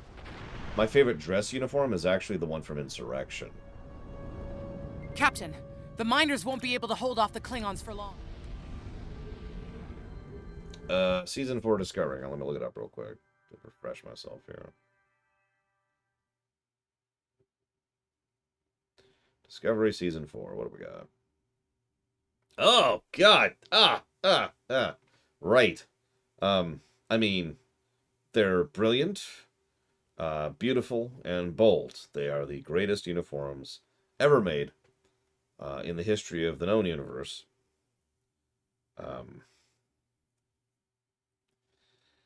I mean, I could go full fashion geek on this, but that's not good, in my opinion. That's actively bad. That's wow. Maybe these are literally just cut badly. Like, they didn't actually style these and design these for the people wearing them. This isn't good. According to our readings, over half the colony has been overrun by the Klingons. At the rate they're moving, this area will fall in less than an hour. But yeah, they're wearing a stylized tarp, or a muumuu would be another word I would use for that, with odd colorization, bad seams, and unnecessary addendums which don't help anything. And I don't mind the black stripe, but what the hell's going on with the black stripe? Right. Lead the way, Captain. Meanwhile, I've got your back. we gotta go save people from the Borg. Hey look, it's a fence. Closed. We have to get out of here. It's okay, they can't get past this gate. Because they're Borg. I mean, Klingons. Thank goodness. Lower Decks has a different uniform? Hang on. Hang on. Think this code will open the gate. Here are the codes Chief to the Smythe gate. and some of the others are still in there. And the others. I know it's asking a lot. Star Trek Lower Decks uniform. Please, save them. Yeah, by the way, the fact that the Borg could get past this gate was already ridiculous. The fact that the Klingons can't has not stopped being ridiculous. I'm not a huge fan of the Lower Decks uniform here. It feels like it should actually be a 3-piece instead of a 1.5-piece. The collar looks weird. I don't like how they do the shoulder slanting. And the total lack of detailing just looks off. For what they're going for.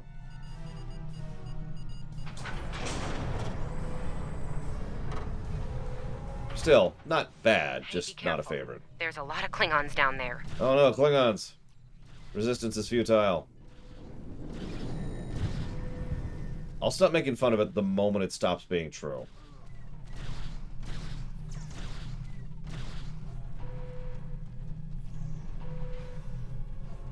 Your Starfleet can't help you now.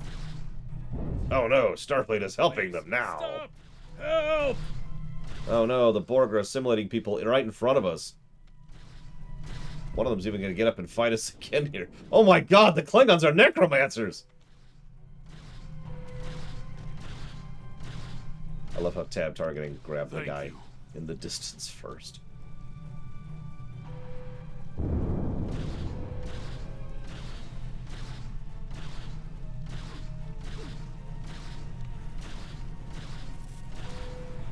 I mean, Klingon necromancers would be pretty messed up if you think about it. Oh my god, why am I even doing these missions? Starfleet, we're saved! I mean, lots of stuff, Mr. Ed. Like, literally hundreds and hundreds of things.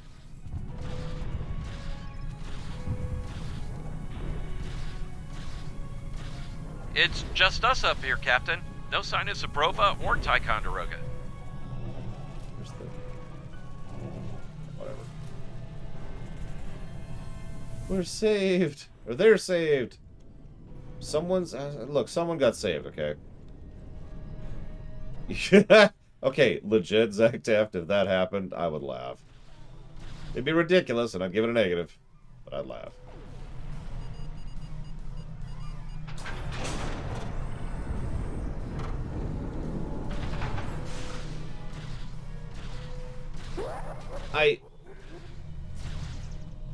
What's your backup, Rama? Because I'm not sure I could get that running. That's streamable. Stay back! I'm warning you! You realize... You're Starfleet! Excellent! How would you confuse me for a Klingon? It's bad enough when you confuse me for a Borg. 153 years in the future. Blah, blah, blah, blah, blah. We're definitely gonna need that help. My tolerance for this is just flying out the window as quickly as it possibly can here. Let's go! So, something I've theorized about... Oh, for Christ's sakes. Hang on, I have to equip the kit. I'm surprised they didn't force me to equip the armor. know you want to shut down that security field on the mine, but I have an idea. Hear me out, okay? What's up, Tilly? Okay. I think we can hook up the field emitter to the power core and modify it to broadcast a field over the entire facility. It's a short-term solution, but it could be what we need to keep the Klingons from getting any more of their troops down there. That, you know what? Good. Let's do it. I know, right? Well, first things first. I'm reading a device at the base of the mine entrance. If you can set up a jumper between it and the main command console, you'll be able to reroute the field's power flow. That'll open up the mine for you and set up things for my plan. Let's do it. We'll keep the Borg out. No questions asked. Okay, so hang on. So, Rama 96_2 Pepsi Man, and back up as New Vegas. Thank you, Rama. Always.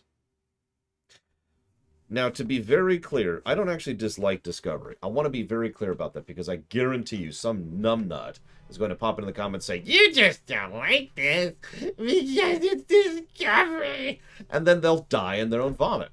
But after they're done dying, I just want to make it very clear that I have no particular dislike or hatred of Discovery as a show. I'm gonna need someone to be my hands down. I think they do several things wrong. The cinematography, I already talked about that. Hey, no, let me your communicator. Right. If But like, that doesn't mean I hate disco. Job done. Just keep them off me, okay? It also doesn't mean that you can't make good stuff in it. Okay. I need you to pull the actuator, Or from invert it. it, and jam it back in. Trust me. Okay. That's what all internet commenters secretly sound like. I think I got it. Yeah, exactly. Every Trek show has screwed up. I have Now never manually cycle the power while forcing a short through the jumper. held back on pointing out the flaws in Trek. Not in TOS, not in TNG, not in DS9, the Golden Child, Oh, and don't electrocute yourself. not in Voyager, not in Enterprise, not in the movies. So, nah. That all you got? Now, having gotten that out of the way, this sucks. Now, Okay, Chief. Anytime now. I'm actually alt-tab because I'm tired of hearing them talk. I have had a very strong opinion for a while now that one of the biggest things that makes this whole thing suck is it feels so much like they just didn't care or didn't know what they were doing or something. Like the polish is not there. Almost there. The relevance isn't there. The tightness of the writing isn't there. To go back to what I just said, Star Trek I've never hesitated to give negatives to Star Trek Online for times it's screwed up. I can prove that because there's 32 of them right here and 95 of them right here. But yeah, this feels like it was forced upon them. Now, I don't actually know if it was or not. I don't know the behind the scenes on this. But like I said, my knowledge of the behind the scenes has basically gone away. It felt like this was obligatory.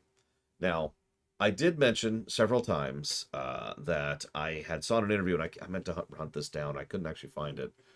So this is asterisk, but I swear I've seen an interview where they mentioned that they didn't get the support they needed from the studio, from CBS or Paramount or whatever it was at this point in time, saying, hey, and being told to piss off. So they were just kind of flying blind, trying to make a Discovery arc, because Discovery was new at this point in time and they wanted to, you know, do a new thing, right? And yeah, here we are. By the way, You got Klingons worry about. we're not in the bad stuff yet. Klingons take this Let's place go. without a fight. Oh, and sorry about that whole phaser in the face thing earlier. Won't happen again.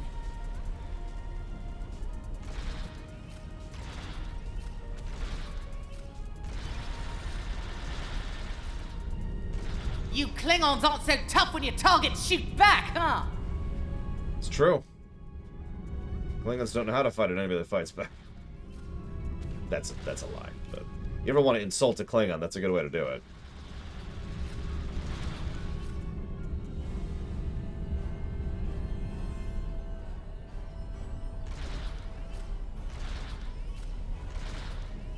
Yeah, by the way, you know how I've recommended people skip some content?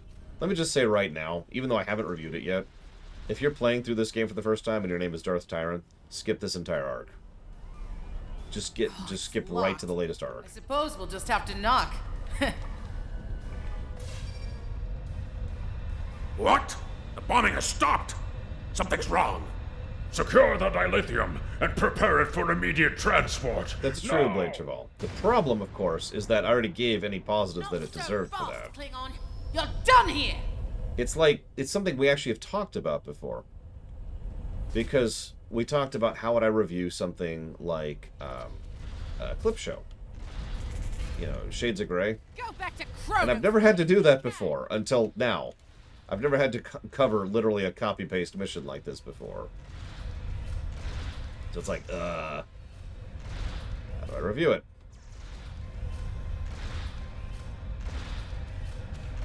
Factions I want emblems for. No, I'm good.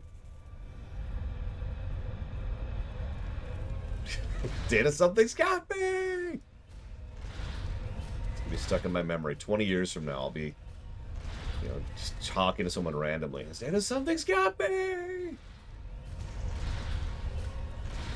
Oh my god, die. Stop wasting my time and die.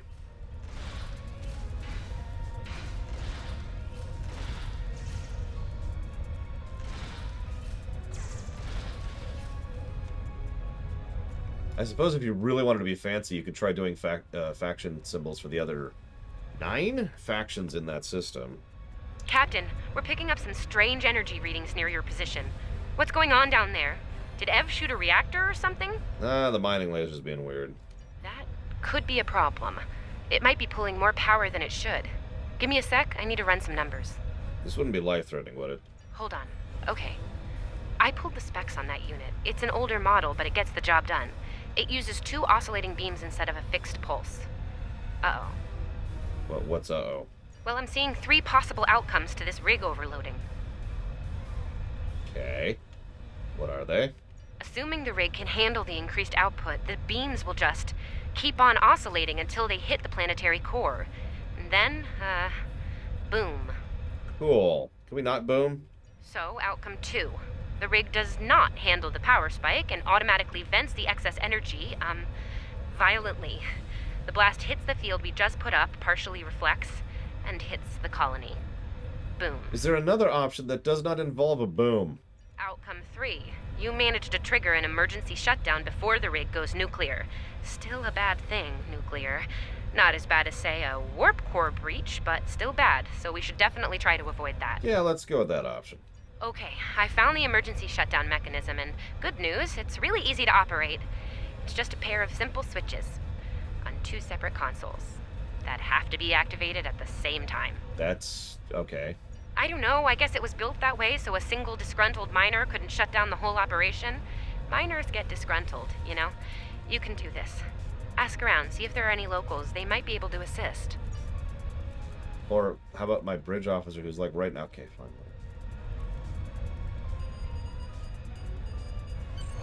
Woo, wow, that was really close.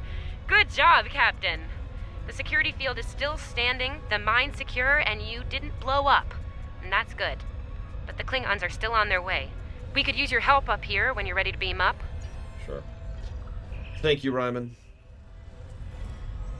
As always. If you want to put that towards something, please let me know. Captain, the colony's security field is holding strong. There's still a lot of Klingon ships heading our way, though. We need to leave, and soon. Oh no, we're going to abandon the Vega colony to the Borg!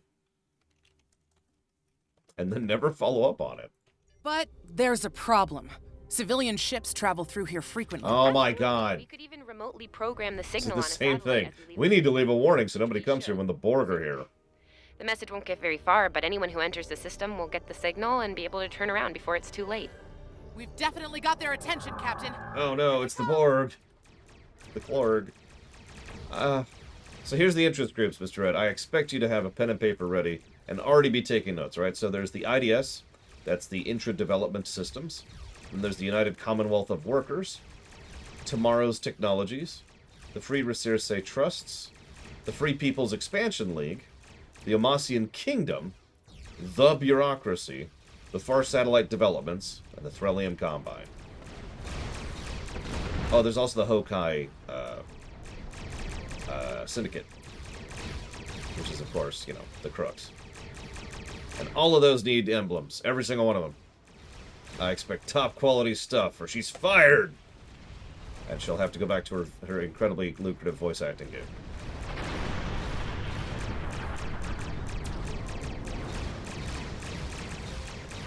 Getting a real Kobayashi Maru feeling down here, Captain. Just being honest. We're fine, we're fine. I mean, this wouldn't even... If this was the Borg, I'd be worried. You will die as warriors, Starfleet. Well, okay.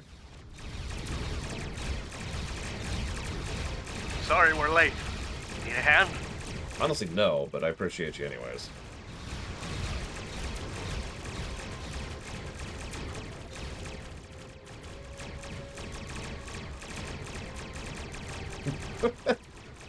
Resistance is honorable.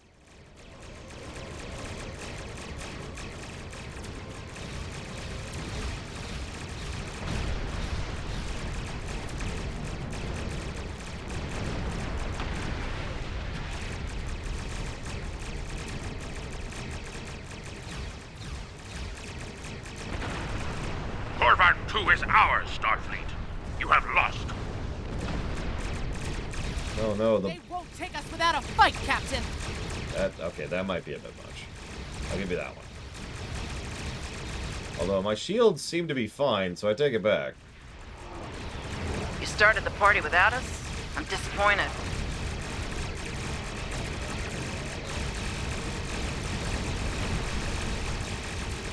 As they say on Earth, the cavalry has arrived. All ships, open fire! There's the Glen.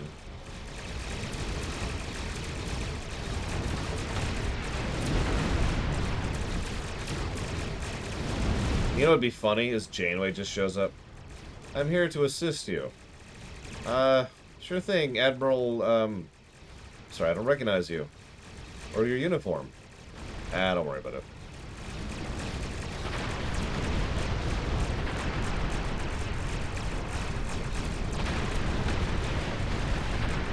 Yes, this is literally Avengers Endgame.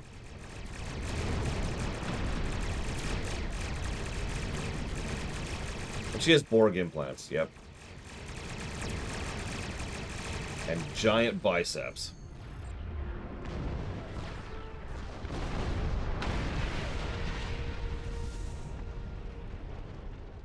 We stood our ground at the Araucanus Arm until the situation became untenable. After we disengaged, we were able to reach Starfleet and call for backup. Others will be arriving as soon as they can. We can't afford to lose this system to the Klingons. Okay. It was good to see you, Shran, the fourth? I don't know, whatever. Don't mention it. You do the same were our situation's reversed. Yeah, I'm right, I would. I believe Captain Schaefer would be proud of you and your crew, Captain. Your efforts to defend the Federation are commendable, and my report will indicate this. Thank you, sir. Apart from your valor in combat, I'm particularly impressed by your work with the local satellites. Turning them into distant warning beacons was quite clever. Those signals will save a lot of lives. Yeah, I heard about that from the Vega colony. Indeed. I'm sure Starfleet Command has detailed plans for defending Korvan. For now, however, your work here is done. You're to report to the Sol system with the civilians you've rescued. Once you arrive, report to Admiral Kensington for debriefing. Fletcher would make a fine addition to your senior staff. I'll make a note of it in my report to Starfleet Command. You've done well under extraordinary circumstances. Anton's ship is in good hands. Keep up the good work. Shran out. God, I hate that ship. The Crossfield. We've done all we can, Captain. It's not the worst ship in Star Trek, or even the worst ship in the Federation, but man. What do they fly around in Season 4? After everything we went through out there, going back to Professor Schirmer's advanced physics class doesn't seem as scary now. I mean, what's string theory compared to dodging Klingon disruptor blasts or trying to keep a warp core stable? Speaking of scary, think Admiral Kensington's gonna go easy on you? The ship did kind of get beat up. A little. Okay, a lot. Thanks, Telly. Oh, the universe is much worse than the Crossfield. The Admiral's office is this way. Sorry.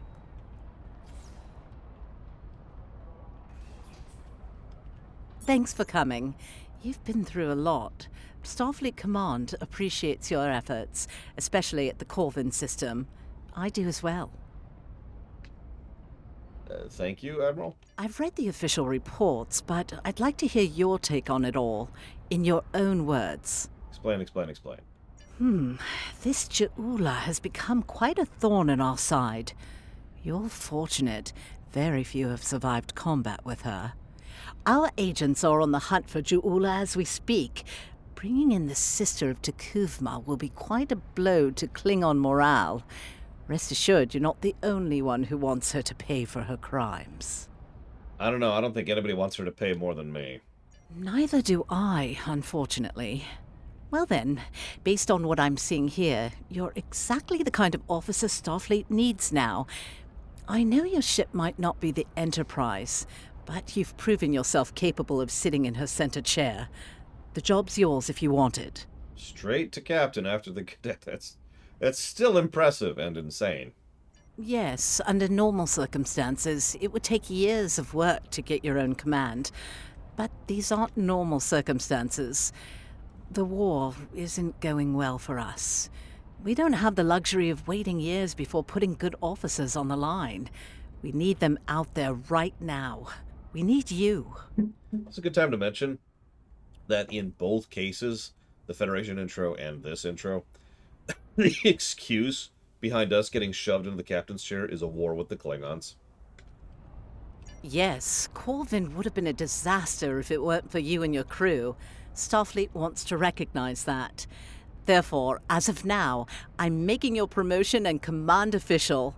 I see the same things in you that Schaefer did. Honor his name and make us all proud. Don't remind me, Cliff, the self-aware AI. I wouldn't recommend it. I have it on good authority. I'm quite a terror when crossed. On to more mundane duties, You'll need to check in with the tailor and update your uniform in a manner appropriate to your new rank. After that, acquire a shuttle for your ship. When you're finished, return to me for new orders. Sure. Well, you don't look unhappy. And that's good, right?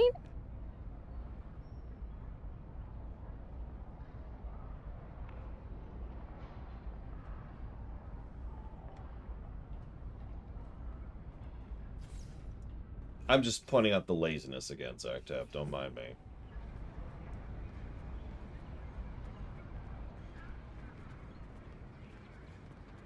Yeah, you gotta get that shuttle. It's very important if you ever do the vault. Or, like, the 3 other times it shows up.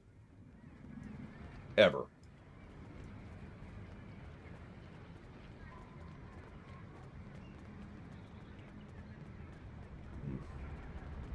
This way. This way. Here, I'm here. What? Cool.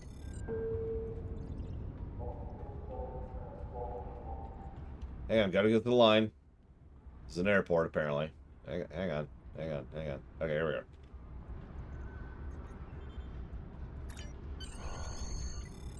Looks like you're all set. Hey, don't keep the Admiral waiting. Can I seriously not buy a ship right now? Oh my god. Alright, whatever.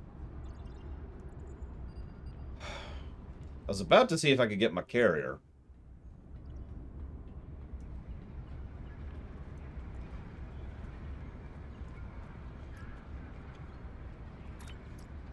Let's see if I can just claim it straight.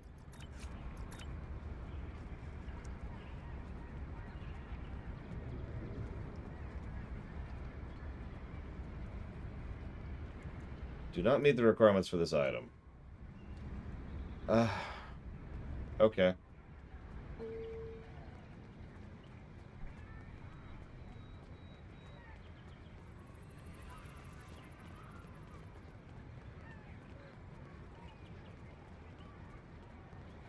I think it's technically because I'm not a part of a faction yet. I've seen this issue before. In fact, fun fact, if you start a brand new Romulan character, you actually can't do certain types of interactions with members of the Federation or the Klingons because you're not part of their faction. Congratulations on your promotion. And yeah, I will let you know when I have a new task for you. I have a mission for you. Our victory at Pryor's World was hard fought, and we took a thrashing in the process. We've gained some momentum from this win, but our position at Pryor's could become tenuous if the Klingon should return for a rematch. Captain Gabriel Lorca of the USS Baran is on station at Pryor's World, and he's requested assistance while they handle mop-up operations there. I believe you and your crew are ready for action, yes? Lorca is a fine captain, tough but fair, with years of experience in the field. Follow his lead and you'll do well. Report to him at Pryor's World for further instructions. Kensington out. I have a mission for you. Now, I could be wrong. Whoa. You survived! Then again, you survived fighting House Smoke-Eye. Admiral Kensington must have been a walk in the park for you. I guess this is goodbye. At least for now. You've got a ship and a crew to take care of, and I still have to graduate. Hey, do you think they'll use your ship for the cadet cruise next year? If they do, put in a good word for me.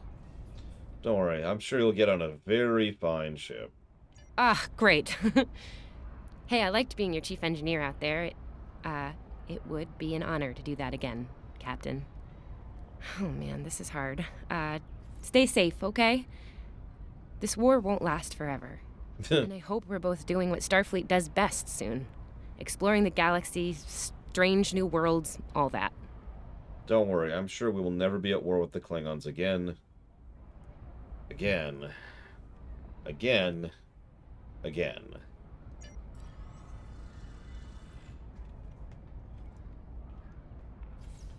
Good morning, Evo. Okay, hold on.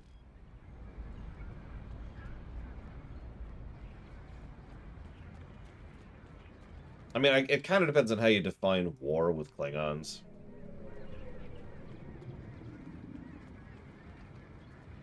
And yeah, there's also some timeline things to keep in mind there. So that's its own problem. Alright, now that I'm out of that, forced tutorial thing, I'm going to see if I can actually grab a ship.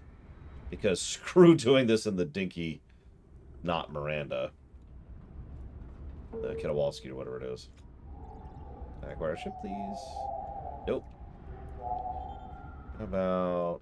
Can I manage my ships? So I can manage my ships, but I can't get a ship. It literally will not let me buy a ship. That's funny. It's the button says acquire ships. I cannot acquire ships.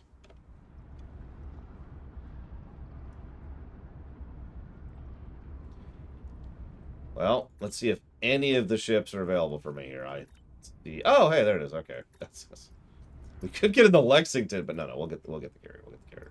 Claim.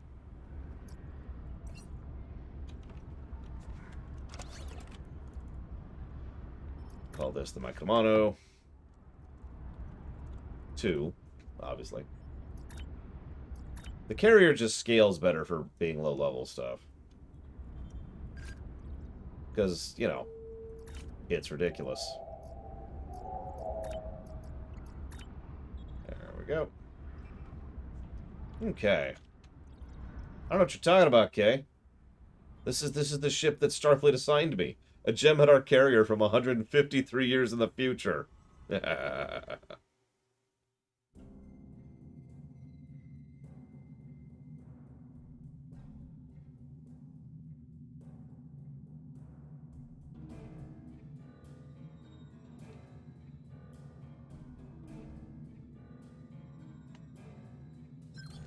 Alright, where am I going? Can I warp there? Nope. Oh, wait, I can. No, I can't. God damn it.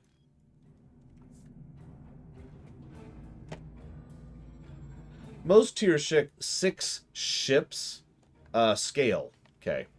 So you can fly just about any tier 6 ship at just about any level. And it levels with you. So if you look at this thing, hang on, I don't know the buttons. We'll do this. If you look at the ship, you notice I literally have some slots that are still locked. That's because those unlock as I level up. Apparently all tier 6 ships scale now, so okay, my bad. So all tier 6 ships scale now. And thank you for asking, Evo. I slept in by about an hour and a half. And in addition to that, I'm still kind of woogie and wonky. And I think at least part of that is because of how hungry I am, because I'm still stuck on soup and protein shakes, and will be for at least another day and a half. So, oh my god.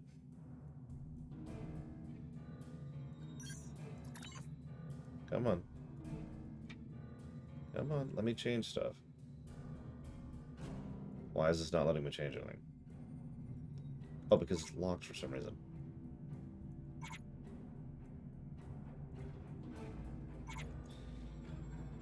Anyways, this is just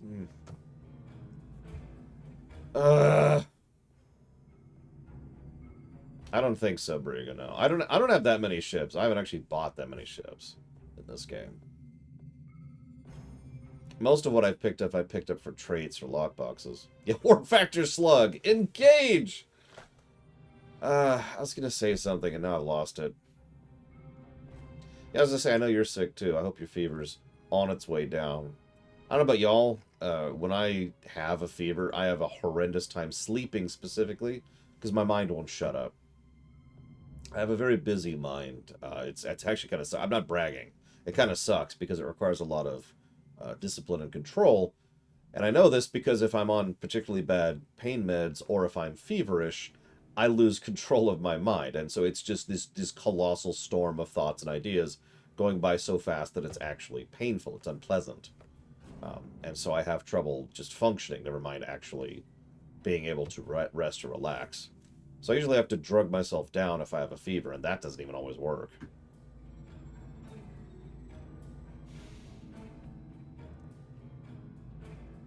It's kind of Vulcan action now that I think about it.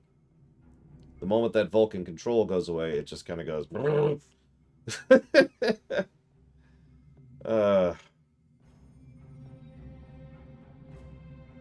Soup, sorry. I mean, when I don't have this issue, I like soups that are really, really thick and have tons and tons of meat in them. Obviously, I can't have either of those things right now, so I'm getting... Campbell's has these little, I call them sick soups. They actually come in like a can, and you pop it, and it has a little bit of a thing, which you can sip through. Whoop, whoop, whoop, whoop. So you sip the soup. And like I said, it's for when you're sick, and it's something for you to just have in your stomach. And that's what I've been doing. And that's correct. I do not have an appointment on the 9th. I do have an appointment next Wednesday. I can't... So most chicken noodle soup here, Mike Romano, is so oily and or greasy and or fatty. I'm not sure what it is.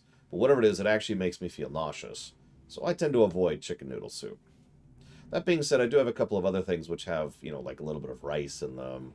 Or like tiny little bits of chicken or whatever.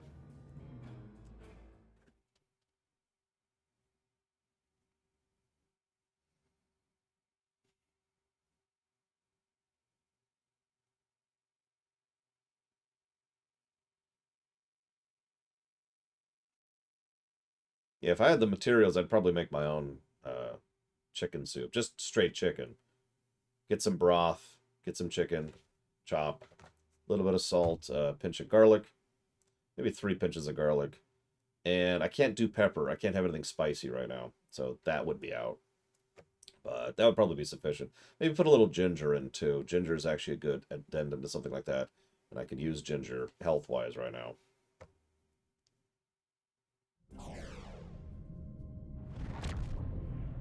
I like how we're still doing the Discovery Warp sound effect. Alright, prior system. Let's do it.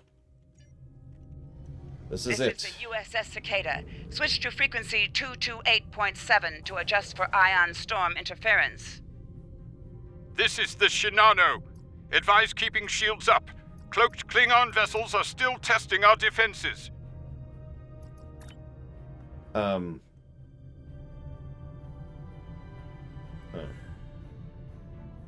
Is there no possibility for, like, a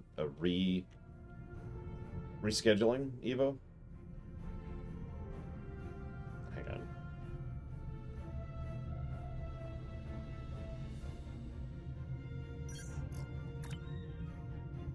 Let's pull this out,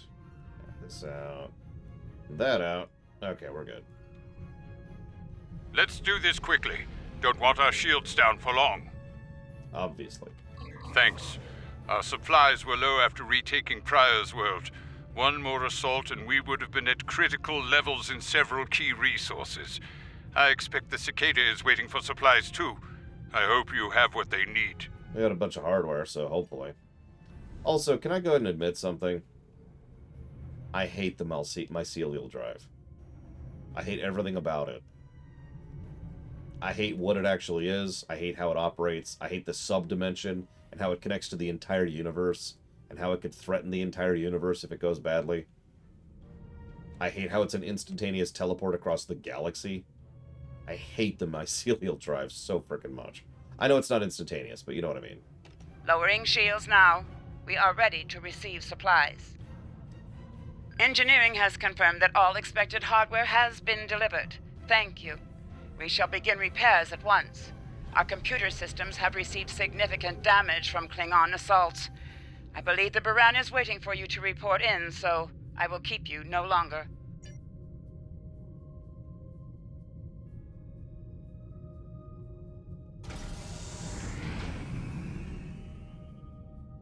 Don't pull a saucer separation while we're here.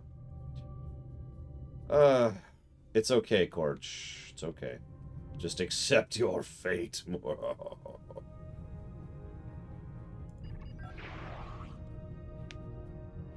This is Commander Ellen Landry of the USS Baran. Welcome to Pryor's World. Commander, where's Captain Lorca? The captain has requested that you transport over to the Baran to speak in person. Truth be told, we're not certain our hailing frequencies are completely secure. It's a long story. Let's just say the Klingons had a few tricks up their sleeve during battle. Okay.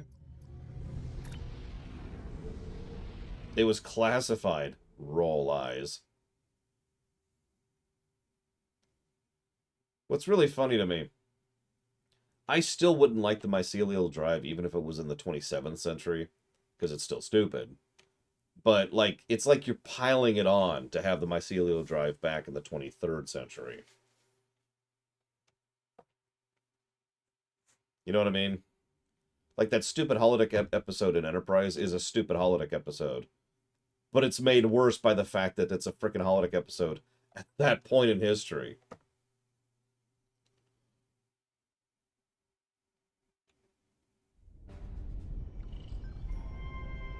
It's like bonus points. Nice to finally meet you face to face. I'm Captain Gabriel Lorca. Welcome to the Baran. Hello. This is my first officer, Commander Ellen Landry. Sorry to hear about Captain Schaefer. He was one of our best.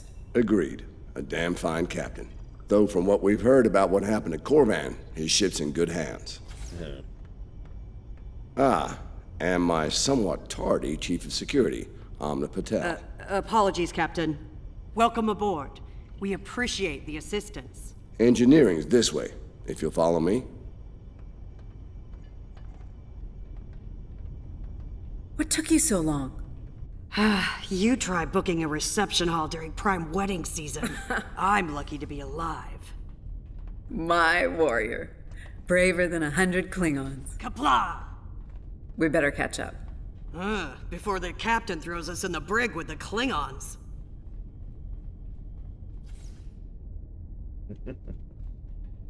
We've been mopping up here after our scrap with the Klingons.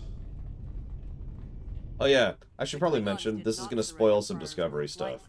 Only a little bit, though, not that much. Cleaning up the planet-based missile launchers was satisfying. The Baran is currently holding some Klingon prisoners of war. Prisoners we planned to deliver to a secure location before we ran into a snag. Welcome aboard. Lieutenant Thanks Kerwin, for lending us a I hand. have someone I'd like you to Mind meet. taking a look at something here? I'm analyzing some issues with the Baran's critical systems, and a fresh perspective might shed some light. What's the issue, Lieutenant? Somehow the Klingons infected our computer systems with a particularly nasty virus during the battle. Another House Mokai trick by the looks of it. It's in several key systems: sensors, shields, weapons. Right now, we can't rely on any of those remaining at operational status. If they come back for a rematch, we could wind up blind and defenseless. Alright, Check out weapons. The virus has really dug into our tactical systems. We lose targeting, can't even power up the emitters or launchers. At that point, the only weapon in our arsenal is harsh language, and that won't go very far in a fight with the Klingons. Their entire language is harsh. That's racist. By which I mean I'm actually not sure about the Lorca question. I'm not even sure we'll get hints about it in this one. I'm not sure they knew about the Lorca thing at this point.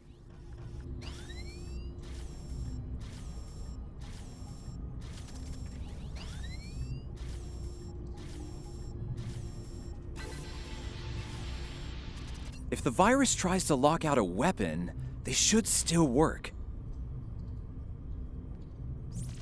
Yeah, that's what I thought, Junk Garage.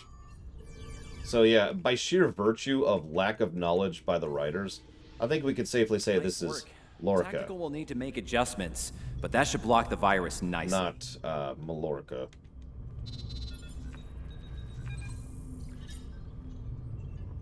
What the? We just lost port deflectors! Bridge to Captain. Klingon vessels decloaking. Lorca to bridge. I'm on my way. Have I mentioned? Internal sensors show multiple Klingon transporter signals in your vicinity. All hands, repel boarders.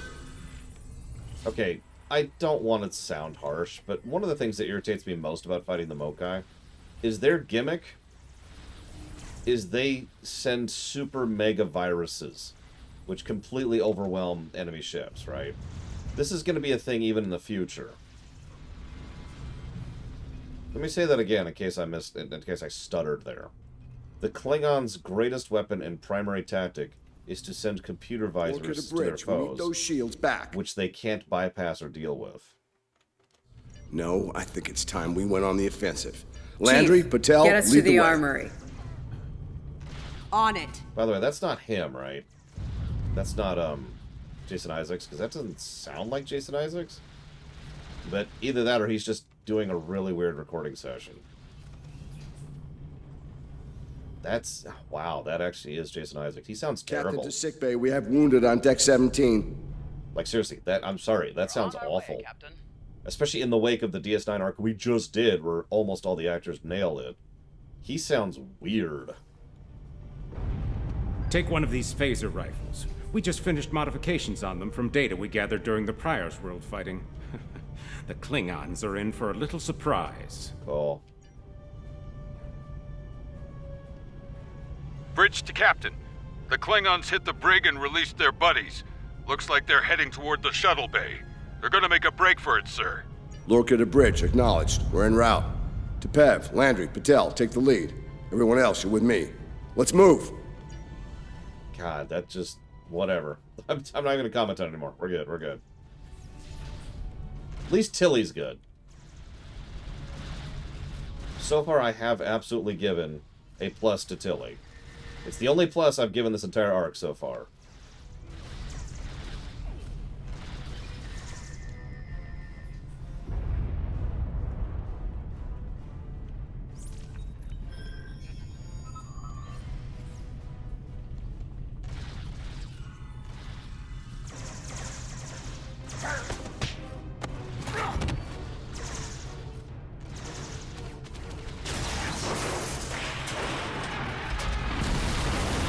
No. Ellen! Ellen! Can you hear me? Ellen! Cover me. Patel, give me a hand with this. There's no time. Captain, you need to go. That's not how we operate, Commander. We don't leave people behind. You're welcome. Also, she can totally get out of there. Could you frickin'... It's clear. Help her.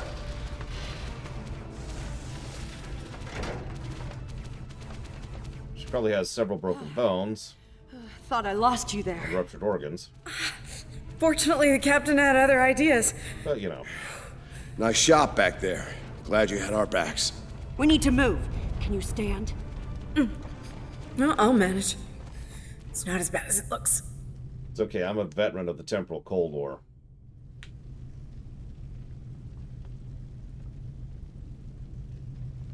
Bridge to Captain. Shuttle bay access is locked, and the hangar doors are starting to open. It's that damned Klingon virus again. Bridge, this is the captain. Prepare the tractor beam, in case we fail. Hope you're not sick of hearing about that super virus that's so amazing nobody can combat it. Because we're going to be hearing a lot about that super virus that's so amazing nobody can combat it.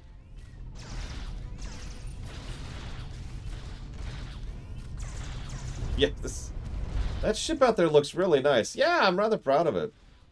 We should probably be using it instead of this Lego phaser rifle, but you know. Damn, it's even in the door systems. I'll handle this. Bam! Got it!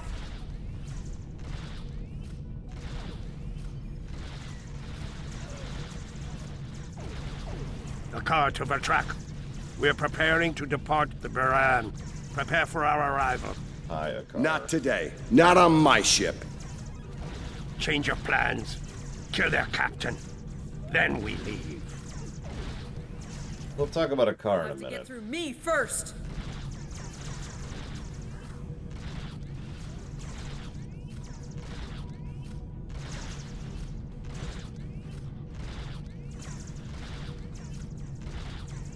I like how the rest of my crew is just sitting here, just chilling while I'm fighting that guy.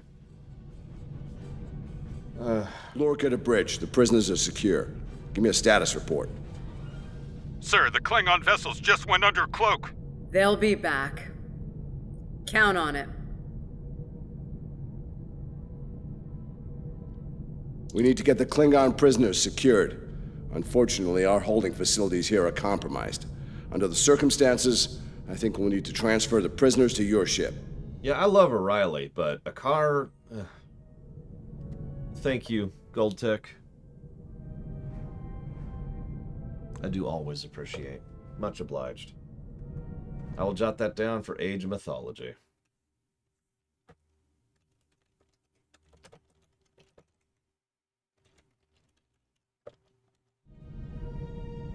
I think you'll agree we can't risk dropping our shields to use the transporters. You'll have to take a shuttle. It's a little old-fashioned, but if the Klingons are here to rescue their people, they won't risk firing on you. Your ship, on the other hand, will be a target. Be ready for anything. Oh, no. All right. These Klingons wanted to ride in a shuttle. Load them up. My team will... Excellent. Are you ready to finish boarding?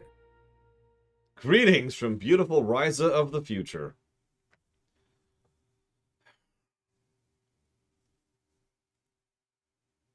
Yeah, I don't think O'Reilly salvages a car. We'll see. We'll see. I'm trying really hard not to prejudge a bit. But I should also probably mention that I mentioned I've only played through these quests once. That wasn't that long ago. In fact, it was only a couple months ago.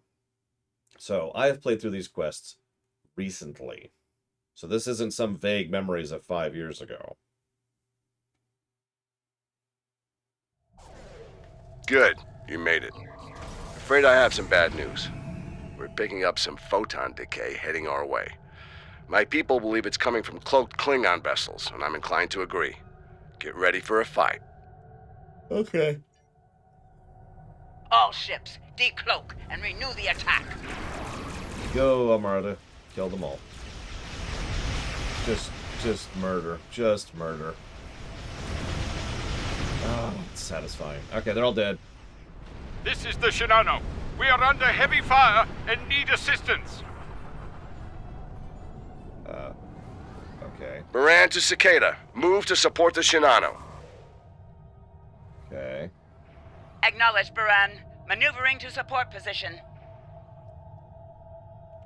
Where's this? You fight well, Starfleet. The wreck of your vessel will make a fine memorial. Oh, there's some... I was gonna say... Are there gonna be enemy ships here at any point in time? Split us up. Oh no. Like wolves trying to break up a herd of buffalo. All ships, circle the wagons. Watch out for each other, and we'll get through this. Okay. Also, follow that giant purple death machine over there. Good, Starfleet. The harder you fight, the greater my glory. Shut up, Chula.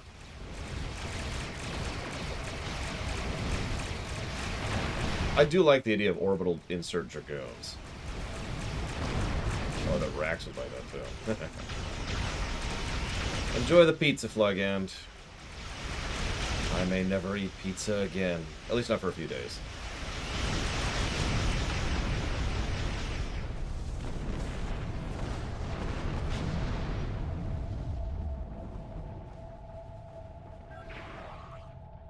Nice work, Captain.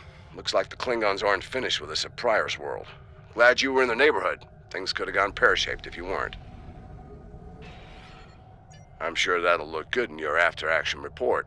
Might put a little dent in my sterling reputation, but I'll manage. That said, we're not out of the woods just yet. I'll let my first officer fill you in on the details. This is Landry. As you've seen, the Baran is needed here at Pryor's World. And her brig is no longer secure. I'm afraid your ship is going to have to facilitate this prison transfer. Understood. What's the destination? The destination is classified, I'm afraid. I have the coordinates in a secure device, which, with your permission, I'll bring aboard with my team. That's a little irregular. I don't disagree, Captain, but we're at war. Things have a tendency to get irregular in situations like this. Some of our prisoners are high-ranking members of the House Mokai. The secrets they know are important to the Klingons, even more so to Starfleet. We need to get them into a high-security facility as soon as we can. I'd like to send Commander Landry and a team with you to assist on this. Call it a joint effort. But it's still your ship and your command. Agreed? Agreed. Oh, and one last thing. Landry's on loan. She's a damn fine officer and one of a kind. I do expect her back intact as soon as you're done, Captain. The shuttle, on the other hand, you can keep. We got plenty of those. Right. My team is on board, Captain. With your permission, I'll take the helm for this trip. I know the way, after all.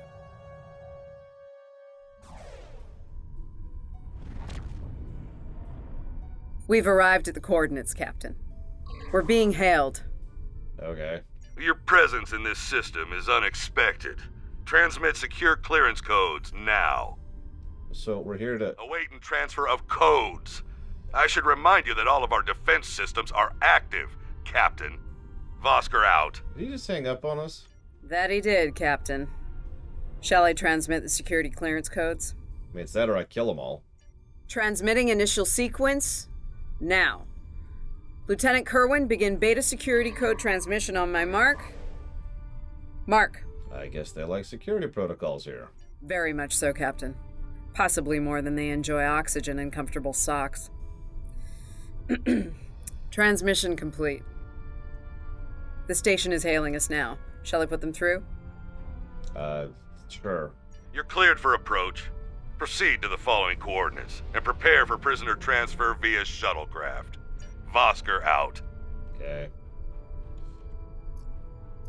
Why does it keep defaulting that down there? Hi, Reggie. I'm trying to be nice and fair and neutral, but so far I've only thought of one positive. I'll admit I haven't thought of many negatives yet, but still, one positive and a bunch of neutrals is not great. I guess there's the two negatives. If you please. But, you know, that's whatever. What's up, Commander? It's about Warden Vosker. I've served with him before, and there are some things about his character you should be aware of. Like what? Serving here allows Vosker to use methods and practices that would not fly on a starship. Some of his morals are fluid, perhaps dangerously so. Look, I'm not sure what Starfleet Command knows about him, but he still has command of the facility. Permission to speak freely? You realize you probably should have seniority to me. I just became a captain yesterday. There are those in Starfleet who are more focused on results than the cost of achieving those results. Vosker is such a man. The Admiralty didn't order these prisoners here by chance. They want Vosker to get results by any means necessary.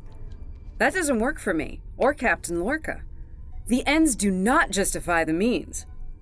I intend to make sure the price we pay here isn't too great. I don't want to look back on this day with regret, or worse. Okay. that kind of person probably shouldn't exist in Starfleet, but let's not get into that argument.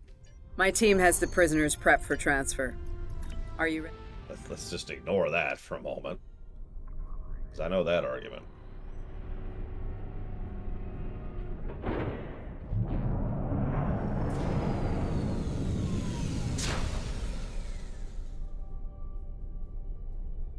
Welcome to Facility 2047.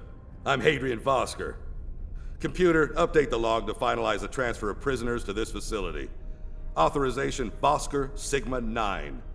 We'll take it from here. A reminder, all data relating to this facility is classified. Now, if there's nothing else, I have a prison to run. Feel free to show yourselves out. One moment. Thank you. Hadrian, it's been a long time. Well, not long enough. Was there anything of substance you wish to discuss, or are we done here? We wish to make sure that your prisoners are treated properly. As in, according to Starfleet regulations, Hadrian, not your own personal code of conduct. Listen, we don't have to like each other. In fact, I'm pretty sure that's an impossibility at this point.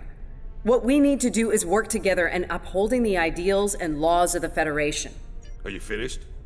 Look, the Federation is the promise of a better future. I buy into that.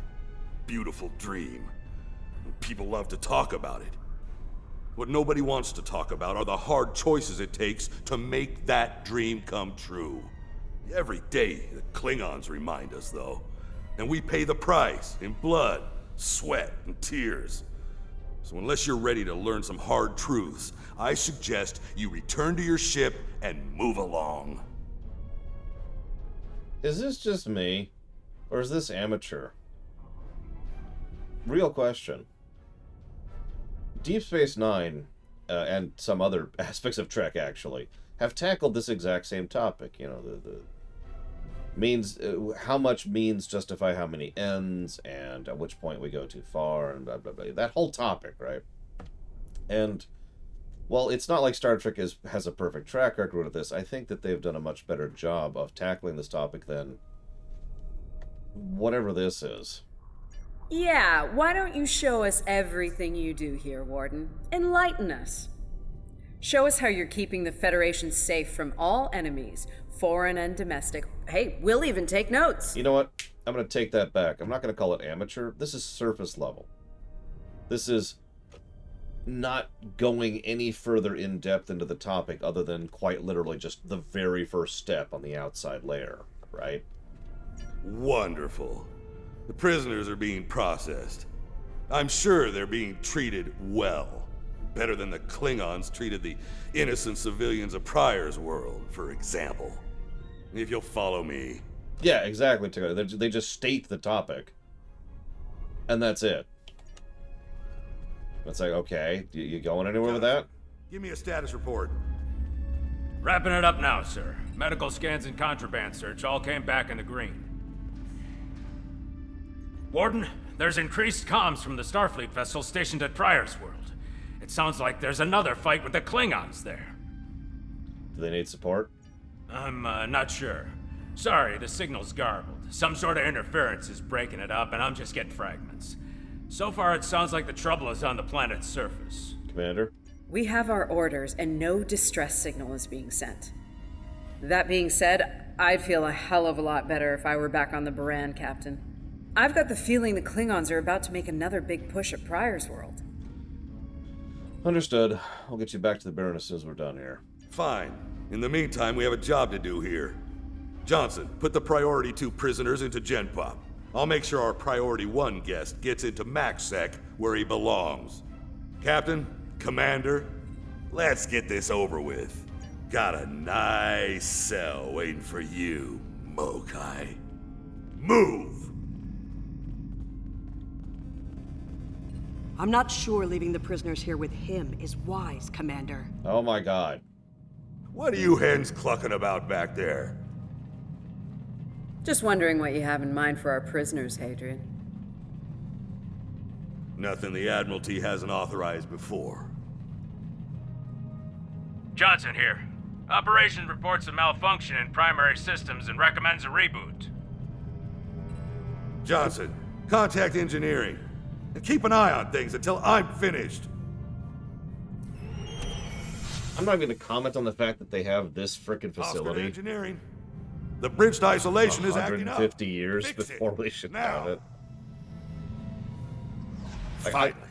Now deal with these malfunctions. I mean, it doesn't have the holograms, so it's not exactly the same, but this should look familiar. Wait, what the? Sir, the primary deflector grid just went offline. Oh my god. Look out! Klingons! Oh no.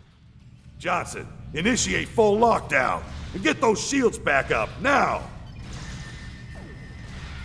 Like, I get that asset reuse is a thing. It's a very, very common thing going back to the introduction of video Come games. in, Johnson. Damn, we've lost But, Cobb. like, why are they doing this? Are you ready? At a 150-year gap in technology.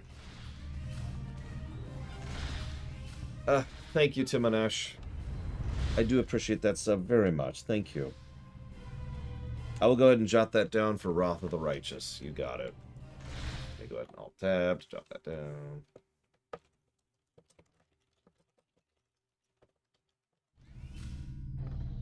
All Correct, right, Kay. let's get this over with. Takek. Nice.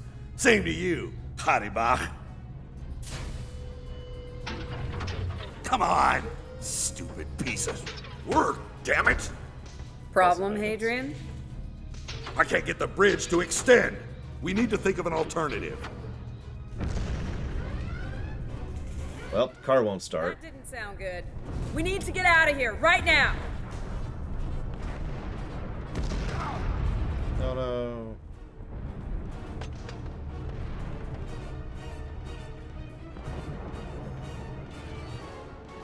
Let me help you! Hurry! We don't have time for this. Let him fall. He's just a Klingon. We are Starfleet! Since you've obviously forgotten, that is not how we operate. Whatever. Let's get moving. You know what? Haribach. It's about my thought on the matter. Whatever. I don't have time for this. If we can't put the prisoner in one of these cells, we'll have to take him back to processing. It's not ideal, but it'll do till we get things under control. Yeah, I don't like it when any Trek does soapboxing, and Trek has been doing soapboxing for about 40 years now.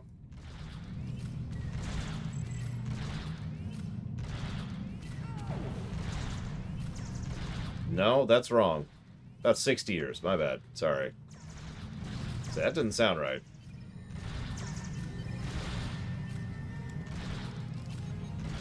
So far, I find this mission inoffensive from a gameplay perspective, but I'm definitely thinking a story negative. This is dull and simplistic.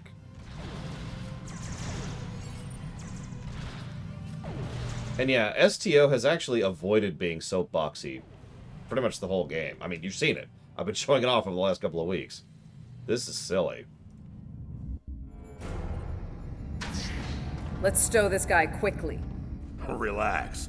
His new home's right over here. And he's gonna be here a very long time.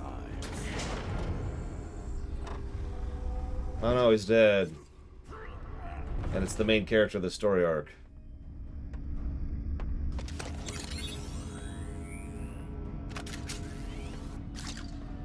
I believe you have something that belongs to me. Why are we talking to her? Akar will be leaving with me. Why are we talking to her? He's not going anywhere, lady. I'm gonna... Ha! You were saying, if only you had shields to block our transporters. Our paths cross once again. If only I had the time to end you. Like I ended your captain. You two know each other? Try to die well. Try and keep... Surely true. Do me a favor. Try to remember how stupidly evil she is. Wonderful. Seriously, do me a favor. Try to remember that. It's gonna come up later. Cover me while I get the shields back online. Kerwin, help him while we hold them off. I can't get this done if they keep shooting me. I mean, he can. Yes, Commander.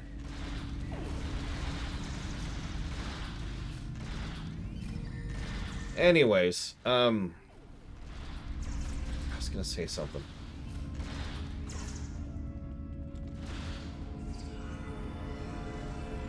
Oh yeah, about that cutscene incompetence negative.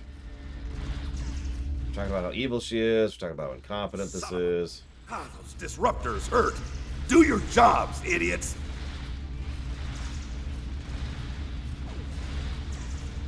It doesn't matter, I've lost it. It's still a little fuzzy-headed, apparently. I'm gonna jot down some negatives really quick here, don't mind me.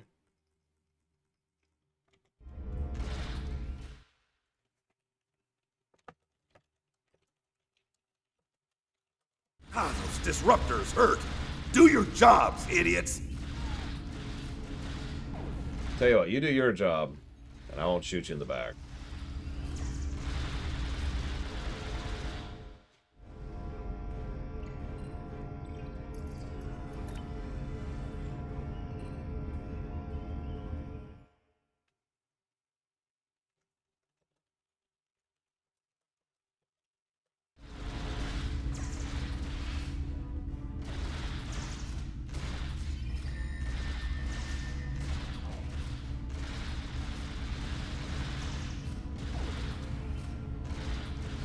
Garrick would just look at him. And he'd be like, "You'll never break me." Garrick would just sit there sipping tea, smiling, and not say a word. And like, an hour in, the dude would start like unwinding. Disruptors hurt. Like, not unwind. That's the wrong word. Like he would start just being like, "Come on, what are you gonna do? What are you doing to me? I don't. Haven't you done anything yet? Is it in the air? Is it in the tea? Oh god, it's in the tea. Unraveling, thank you. It's in the tea. You put something in the tea, didn't you?" And Garrick's just sitting there. I can't get this done if they keep shooting me. Just stirring his tea. If the tea isn't to your liking, I could find something else. No! No! I'll never drink it. You can never make me drink it. Okay.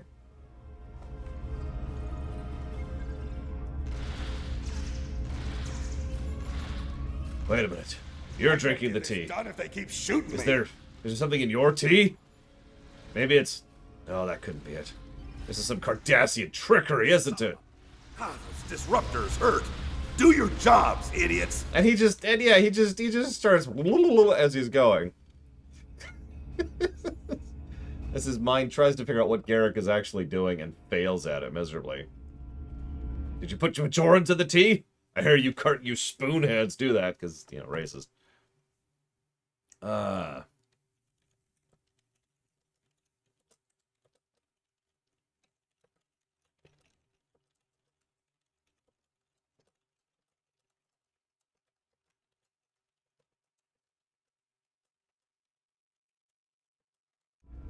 I'd hold off on any celebrations. Long-range sensors are picking up a Klingon battle group, approaching at high warp. Without the turrets, they'll eventually knock our shields down and finish us off for good. Shit, it's only a matter of time. Lieutenant Kerwin can get those turrets back online. We just need to buy him enough time to get the job done. That's extraordinarily weird, Cord. I don't even know what to say to that. This isn't time for heroics. One ship against a Klingon fleet? That's suicide, and you know it. Face it, we're done here. Let's get essential personnel to your ship and get the hell out of here while we're able. Okay. You're dumb. Captain, the turret grid just came back online. Wait, oh no. That's bad. The turrets are scanning for Starfleet vessels. They've been set to see them as targets. It's that damned virus. You know what? I should have a virus counter. Because it's just going to keep coming up. So we had the virus on the other ship. Then the virus which prevented the doors from opening. And then we had the virus debuff right before we did the space battle. Then we get here. And I think this is only the next mission we mentioned the virus. So we're only up to 4 mentions of the virus so far. It's just like what happened at Pryor's World. They turned our own defense grid against us, and then mopped up what was left after the chaos. Let's go kill them. How did a Klingon virus get into our system? Klingons didn't even know about this place until we brought prisoners. Of course. Those clever bastards. It's a genetic sequencing virus. We did a full medical scan of the Klingon prisoners when we brought them aboard the Buran, and another one when they were brought aboard this facility. But we never did a scan on my ship. Fortunately, or your ship would be dealing with the virus too. Somehow they've managed to embed it within the DNA of one or more of the prisoners. If we can identify the difference between the artificial and natural bases, we should be able to isolate the viral code and purge it from the system. Or you could do anything else that is involved in... I'm sorry, I probably find this a little bit more offensive than other things. Because I've actually worked in IT security for years. This is nonsense. Maybe 5 minutes?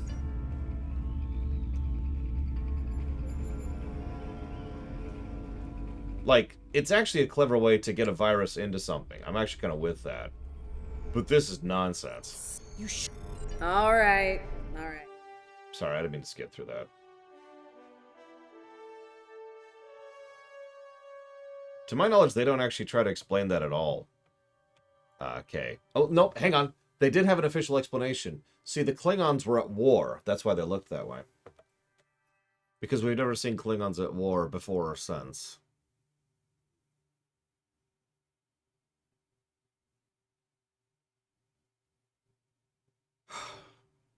I'm going to appreciate it when we get there, Ross.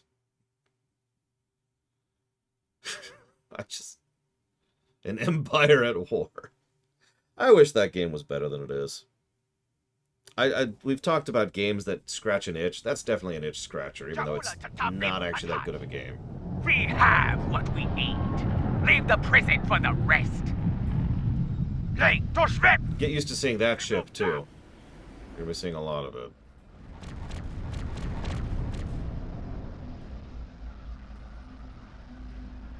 Captain, one of the Klingon vessels is hailing us. On screen. Starfleet vessel. You are outnumbered and unable to flee. If you wish your crew to survive, stand down and prepare to be boarded. Refuse, and we will give you all an honorable death. Okay, point of order number 1. What's this unable to flee thing? You don't have interdictor technology. In fact, it doesn't exist in Star Trek. I can just point that way and go to warp. Hell, I can point that way and go to warp for a second and get out of this system, probably. So I'm not sure exactly what you're on about. Point number 2, suck a lemon. A warrior's deathbed. Good. I wouldn't have it any other way. Perhaps we will meet face to face in glorious combat when I board your vessel to take it as my prize. You're an idiot.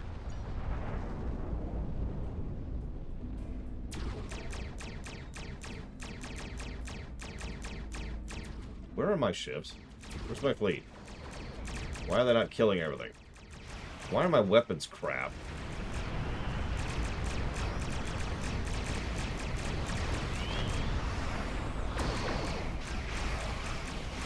Yeah, limes are legit. One of the things my niece used to like to do when she was younger is she'd just get a lime and just chew on it.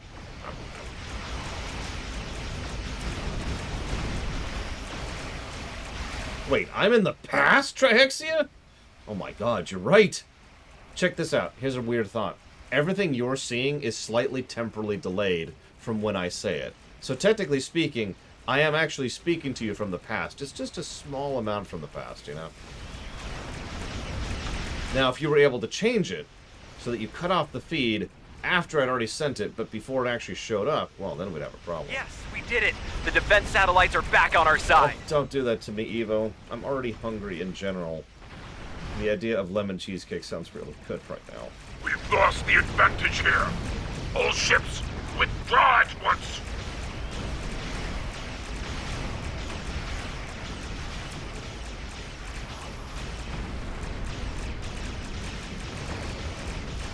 I wonder if anybody around here delivers cheesecake. I could put it in the freezer.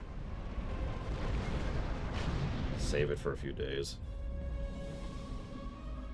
I'm actually curious. I'm gonna look it up. Good news, Captain. Latest sensor reports show all Klingon vessels are either destroyed or retreating. I think we did it. Cool. Patch me through to the lieutenant. Kerwin here. Captain, all systems are clear over here. Not reading any Klingon ships on sensors either. Did we do it? Yeah. Captain, if it's all the same to you, I recommend we retrieve Lieutenant Kerwin and return to the Baran immediately. We haven't seen the last of Ja'ula and her forces, and there is a nasty digital virus still running wild in the Baran systems. Seeing as we have the solution to that little problem, I think it's high time we delivered it to Captain Lorca. Yeah, no, I think that's a good idea.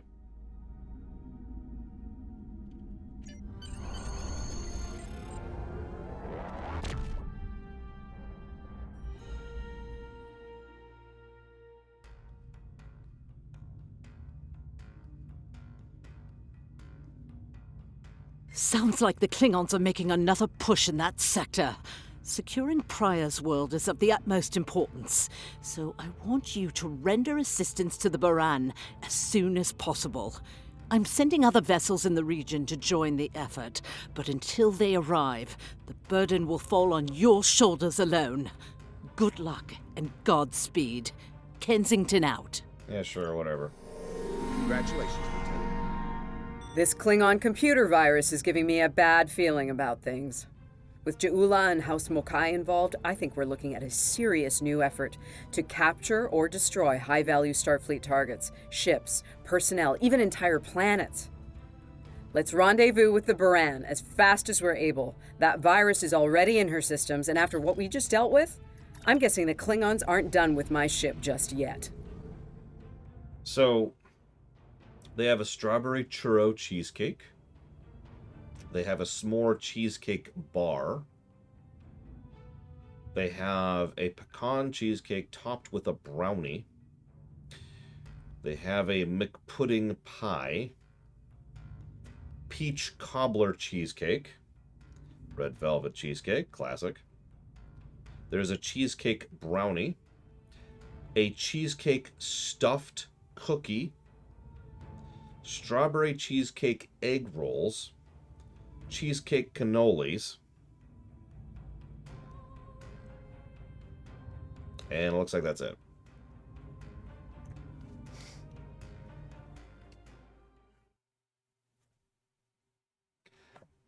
I mean, I literally can't have any of that.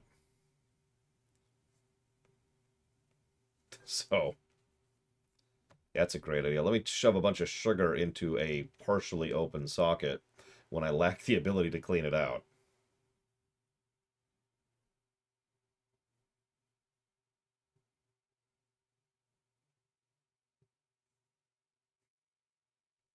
It's okay. The place I just looked at is actually refusing deliveries right now for reasons that I don't know. So even if my tooth wasn't absent my mouth, I couldn't get it.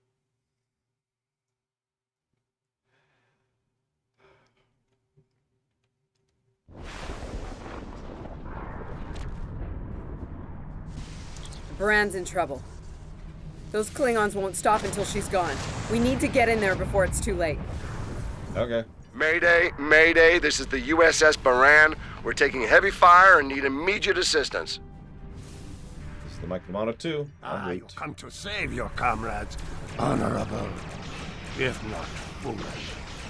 Come and save them, if you have the courage to stand in battle against true Klingon warriors.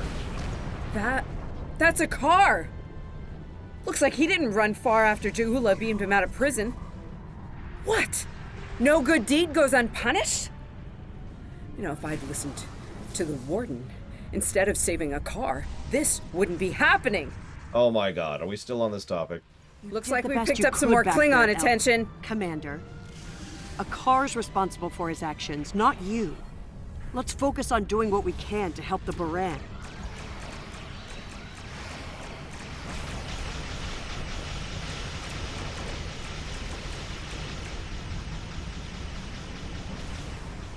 You know... This is a Baran. Our shields are buckling. Can I just say pineapple really quick? And you're probably thinking, huh? Just remember pineapple, okay? With regards to O'Reilly and a car, okay? We're losing essential ship systems. Now would be a good time. Oh yeah, and in case I haven't lined out the timeline here correctly, let me be very clear. After doing... I think we didn't even finish this particular story arc. This is when me and Pax just kind of quit STO for however long. In fact, let me look up the actual timeline. Incoming hails from the Baran!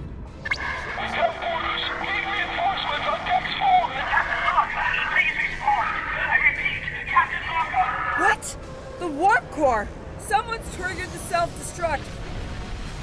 Oh! Oh my god! Baran! She's gone. At least they didn't do it with the virus. Can't be happening. Scan the area. Escape pods. Did she launch any escape pods? If anyone got away, we need to find them before the Klingons do. Looks like one escape pod launched.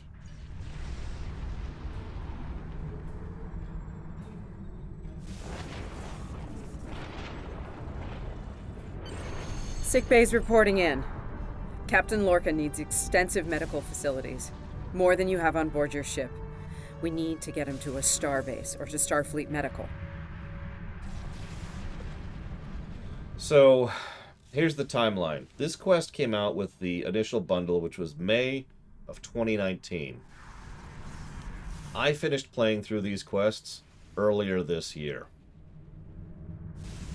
That's how long I quit Star Trek Online over this crap. I understand, Captain. The ion storm is getting worse and Pryor's world can't be left undefended.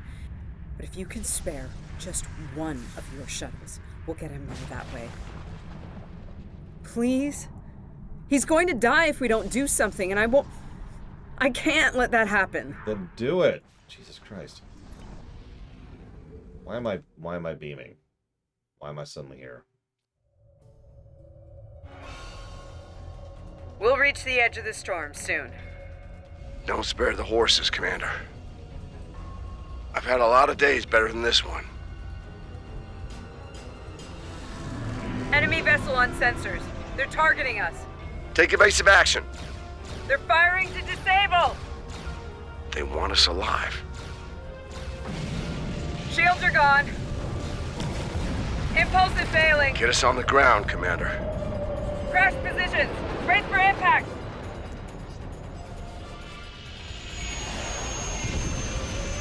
I'll say this for this arc. The animation has continued to be better than, STO's standard. We've talked about that before, because they started getting good during the Gamma you can arc. walk away from, huh? Tricorder isn't showing any serious injuries. You'll live. Atmos breathable, but this is a Class P environment. The cold doesn't kill us. The Klingons will. No way they're gonna let us go now.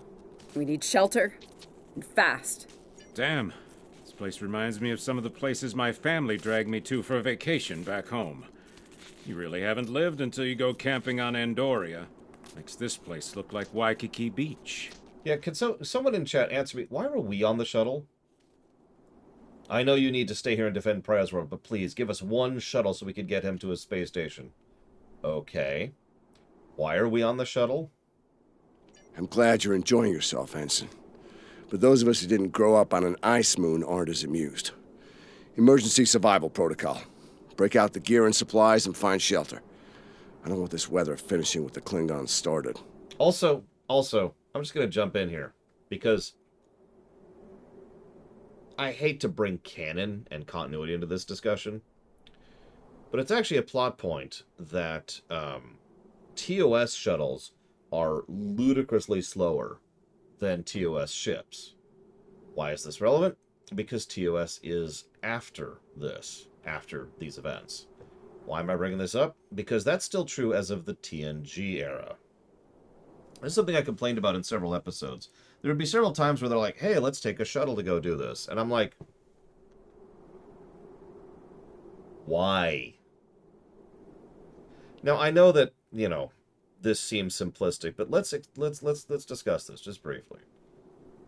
Warp drive is exponential, right?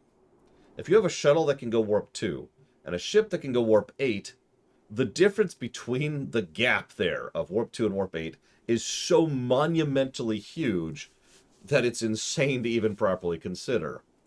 I've actually done the math in some of the episodes of TNG, and it's like, yeah, the difference in time is literally in the range of, do you want to take several days to do this trip, or a few seconds? Now, obviously, it's not that big of a gap back in this era, where Warp 8 is like the ridiculously mega max that we can't even possibly reach, and the average is closer to like Warp 6.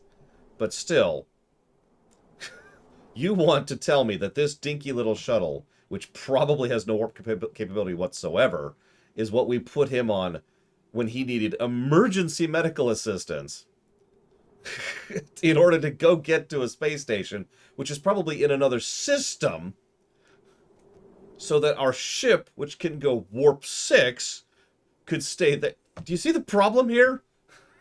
Are you processing this? We could have literally just taken the ship and been like, here you go. But no, we decided to send a shuttle. So that's already extremely stupid. Then we decide to go on the shuttle, which has absolutely no explanation whatsoever. It's just, hi, what's up? You know, I figured my ship can handle itself, right? After all, my bridge officers are on my ship handling it for me. You could tell, because one of them's right there, and one of them's right there, on the shuttle with me.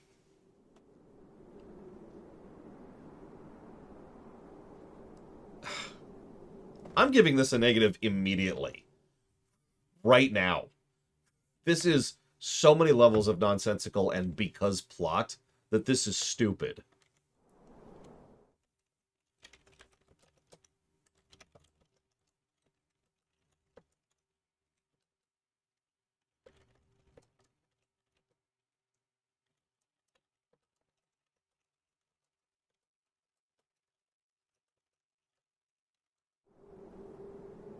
Moving on.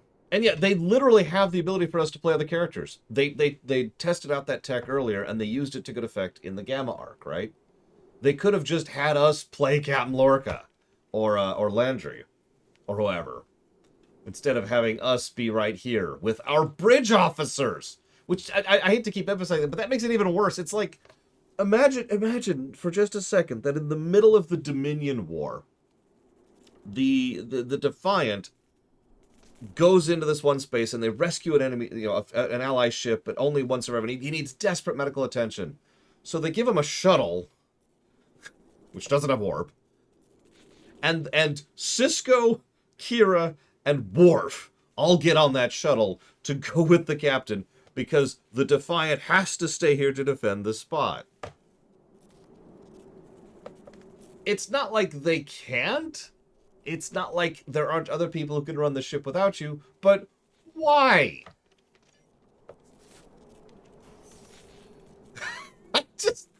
Why? Why even do this? Like, okay. Star Trek many times, most fiction, but Star Trek especially many times, does stupid things for a reason, right? Like, cloud effect. I even have a frickin' term for it. It's a dumb premise, but they do something with it. But why even bother? What's the benefit? What's the narrative purpose behind doing this? And that's what pisses me off more than anything else. Not the nonsense, not the stupidity. It's the fact that it's being done for no reason. If you want to make a thing where there's coffee in a nebula because the nebula is actually alive, at least make a good episode out of it. Ugh, okay, I'm good. Moving on. I'm reading some cave systems up on that mountainside. They might be a good place to set up camp. Maybe even a distress beacon. I can use the shuttle's emergency transporter to send Captain Lorca and another person there. Get them out of this wind and cold. It's only good for one transport, though. I'm sorry. There's coffee in that snow. I should probably... Can I jump in here? One more thing. You remember how I've been in horrific levels of pain for the last couple of weeks? I can't even imagine what my mood would be like right now if I was doing this crap when I was in that much pain. Like, I'm feeling a lot better. I'm hungry, obviously, because the food thing, but, like, that's it. I'm feeling so much better overall. The pain's gone, completely gone. I haven't even had to take a pill, other than like the one little ibuprofen this morning, and that's it.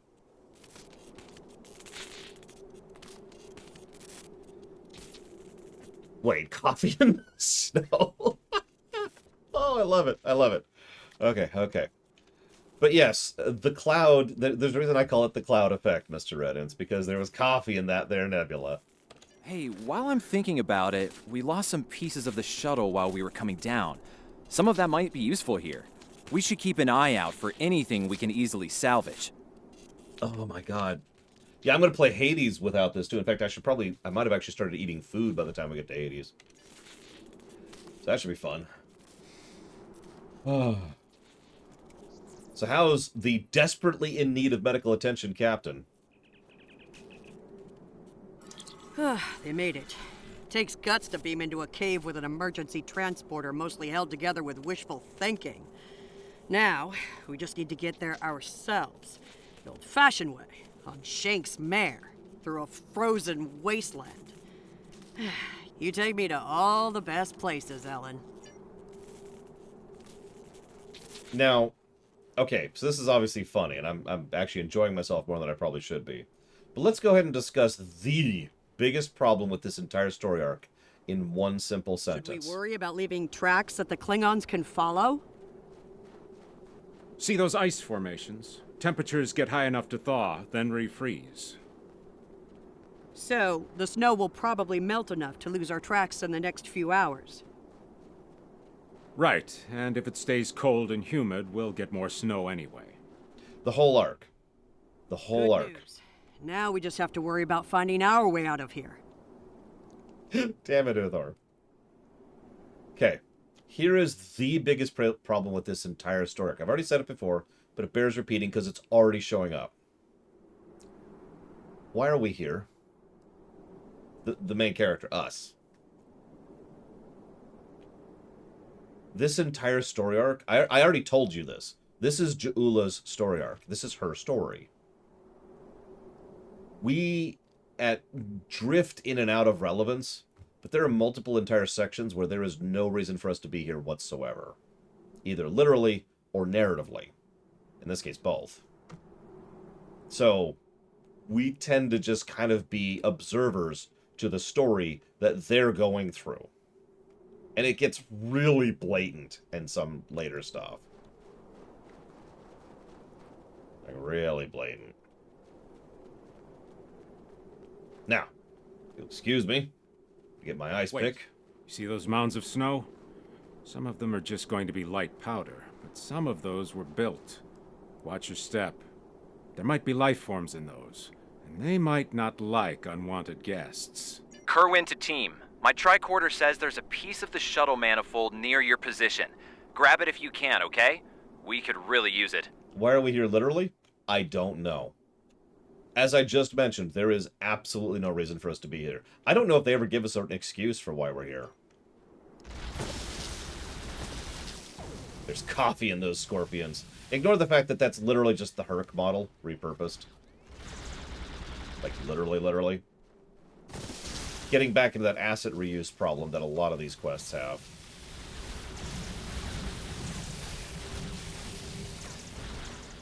Yeah, that's the Herc. It's really obvious since we were literally just fighting them. It's the little Herc, the attendants, but that's Herc. Oh wow, I'm dead. Oh Jesus Christ, I'm back here. The map was well made. I mean, it's very white. Blinding! Okay, I'm sorry. I won't do that again. Although it's admittedly hard to avoid the blindingness here.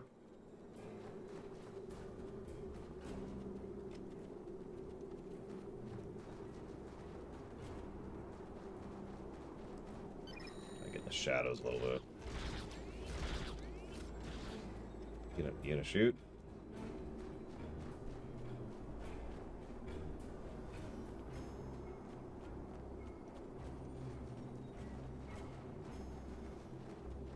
Yeah, by the way, so I've already mentioned this, but if we're playing this on any other character, this is just a holodeck mission. With very little tangible reason for doing it. It's literally just, you should go do this holodeck program. Why? You should go do this holodeck program. Okay, and then we just run through some historical holodeck programs for no reason. We got your widget, Kerwin. Never mind the beasties. Which is how I saw these quests, Sorry about by that. the way. I wonder if they were staying close to it for warmth. Well, most of them. Good work. Keep it coming. We're gonna need a lot more tricks to survive. Man, look at that beautiful map. That's...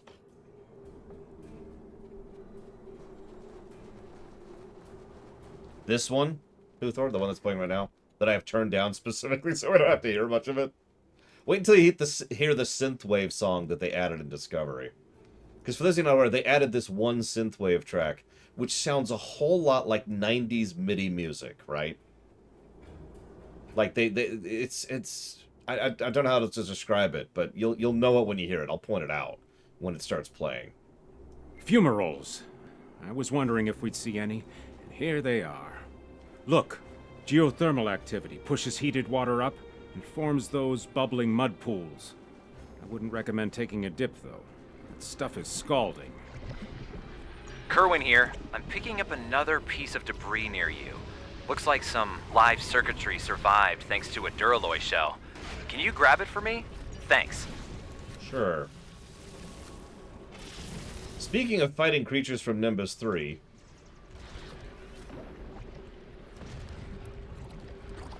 That's the one, Reggie. That's the one. They use it on several missions. I do too, DZ Maven. I keep hearing Curlin here. I bet they did that on purpose, because they love that joke. By the way, hi, DZ Maven. Sorry I didn't say hi earlier. I was busy ranting about how crap this part of the game is. It really is just random nonsense. See that? Over by the rocks? It's gonna get worse. That's the worst thing. It's going to get worse. Yeah, I think it's another piece of the shuttle. Can you believe that? Just process that for a second.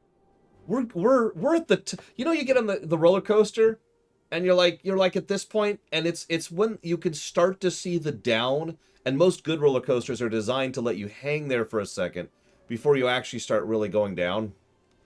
That's where we're at. We're like looking down at the pit we're about to fling ourselves into. What are these marks in the ice? Tracks of some kind?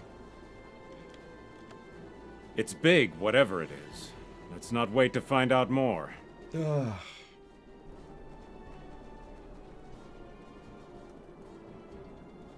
I love this game to death, and it is absolutely getting the sushi Thought tag. I'd be happy to That's see a codified cave, at this point. but God here we damn. are.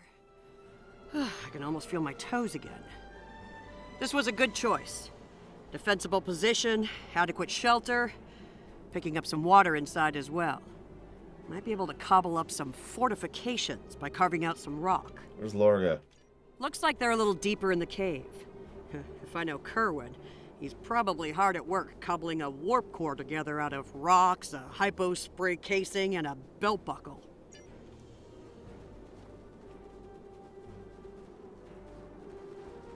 Don't worry, there are some good moments after this, I think. I can think of two that I'm actually looking forward to. Exactly two. There might be more. We'll see. Captain Lorca's life signs are stable for now. His medical unit is functioning normally, and he didn't suffer any further wounds during the crash. Good. At least he's alive. I'm sure glad that the person who needed emergency medical attention that was so urgent that we had to immediately launch a shuttle to go save his life survived the shuttle colliding with the ground like a freaking cannonball. Some good news for a change. Nice work, everyone. Let's set up camp. Kerwin, see if there's a way to send a coded distress beacon. To Pev, we need to know if there's anything we can use to survive around here. Oh yeah, remember this whole plot was kicked off by virtue of the fact that our medical facilities on our ship were not up to the task of helping him to survive. The thing that we're doing now while being in a cave with a box of scraps. Nice. That'll be warm and cozy for a while.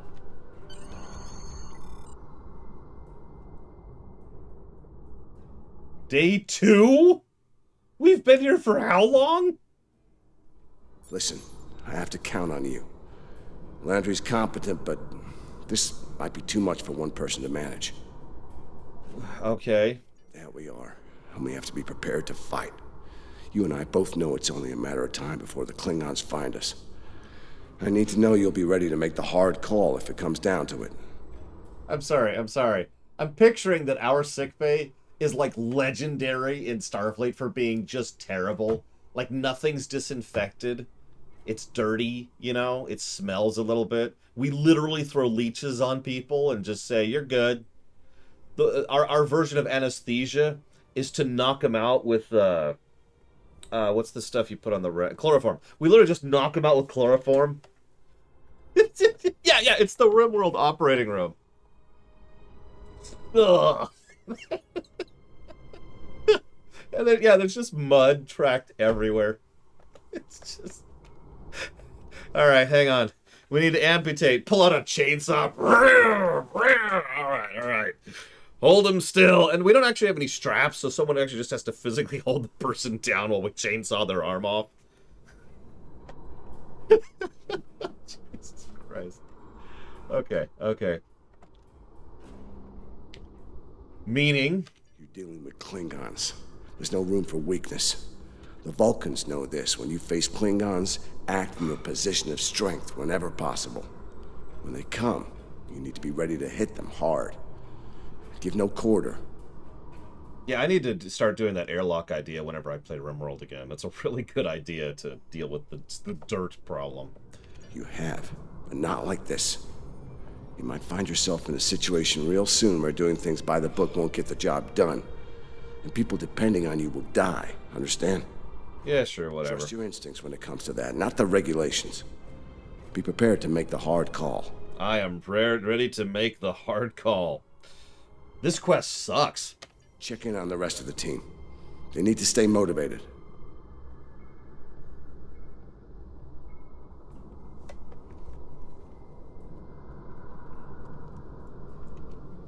It's not luxury accommodations on Ryza, but at least the cave's secure. We need some more food. If something indigenous proves to be edible, our emergency rations will get us through a few days, but that's all. How you doing? I'm here. Watching the Baran go. That was a hard hit for all of us. We lost a lot of friends up there. Right now, I think we need to get warmer. This cold's taking a toll, even in the cave out of the wind. Maybe Kerwin could figure a way to insulate the walls a little. Now, normally I'd talk to you, learn more of your backstory, but I don't give a damn. Good morning. I'm still working on this transmitter. It's pretty banged up, I'm afraid. If only we had some more spare parts, but I'll make do. And to think, I was considering becoming a holonovelist before I joined Starfleet. Good thing I picked up a few skills with transmitters and recorders.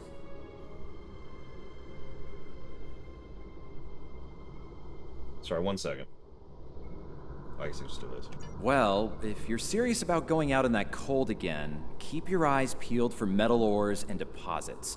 Anything with magnesium, sulfur, or other reactive ores. Stuff like that.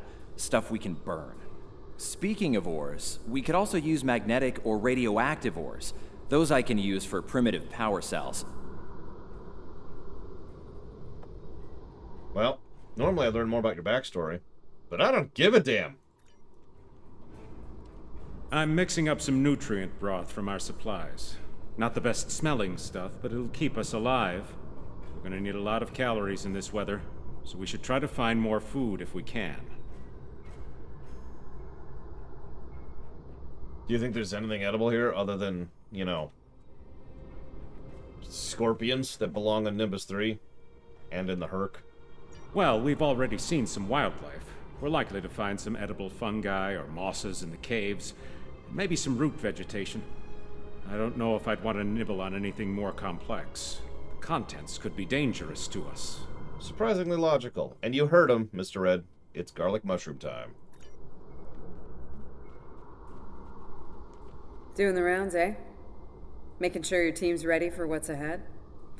Good call. I'd do the same. What's ahead? Yeah, Not a lot of good news there. Stranded on a frozen rock, no rescue in sight, and the sky belongs to the Klingons right now. Klingons!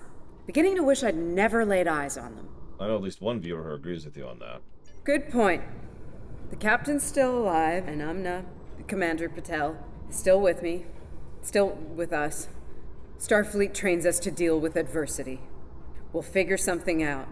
For now, let's see if we can scrape what we need to survive from this rock while we're here.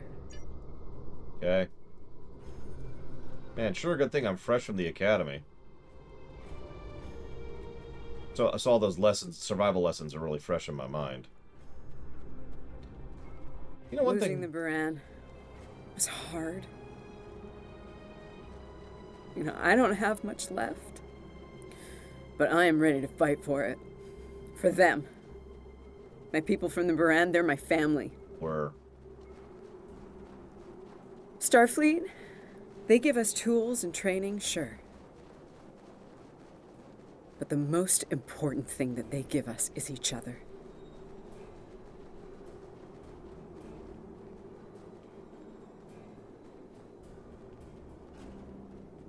No, at the moment we're just a captain. Actually, I think technically we're a lieutenant.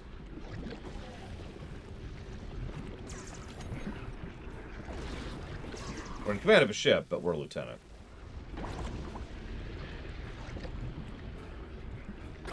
Listen, I'm not made of shuttles, Reggie, okay?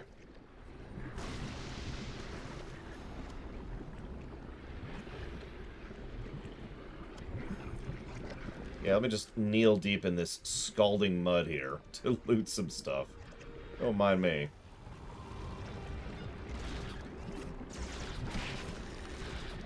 That's a good point, Warp Core. Hang on, technically speaking, we don't have a planet right now, do we? Oh.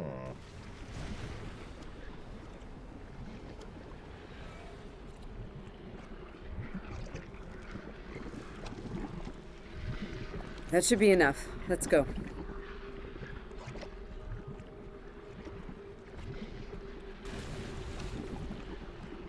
Backtracking more than meets the eye. Autobots go to make a quest as bad as they can possibly Very big! do the worst they I'm can. pretty sure I know what made those marks in the ice now.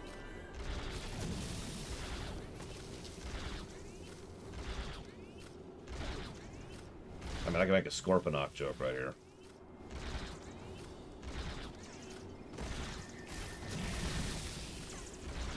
It's a good question. We better hope none of those come to visit the cave.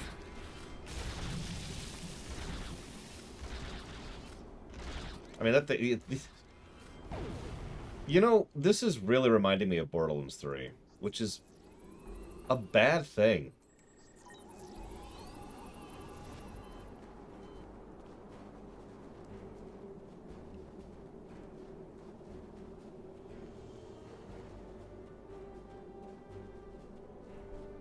Honey, I'm home. They're all dead. Eaten by, you know, good. scorpions. Wait till you see what I've done with the cave. What you got there? Magnesite? Ah, indium. We can use that. I'll take those off your hands. The indium can give us some power. Just don't loiter around it. It's radioactive. I can probably use the magnesite to make some explosive charges. You know, just in case. The attempts to make the characters interesting and the failure thereof, Warp Core. Explosives. In a cave like this. That's not one of your best ideas, Kerwin. Even if we don't collapse it on our heads, we'd probably trap ourselves. We'd be stuck, unless we could burn a new way out with our phasers. Sealing off the cave entrance and finding another way out is superior to being devoured by those ice creatures you mentioned. Put the explosive near the tunnel entrance. See if you can rig up a remote detonator. Better to have the option and not need it than to need it and not have it. Okay, credit for logic. I should have just enough parts to make a short-range radio detonator for the explosives. I can work on that while someone else sets up these canisters. With the magnesium as an accelerant, and some of the gelled thruster fuel from the shuttle, they'll go up once a charge is applied to them. Well, hopefully we'll never actually have to use these explosives.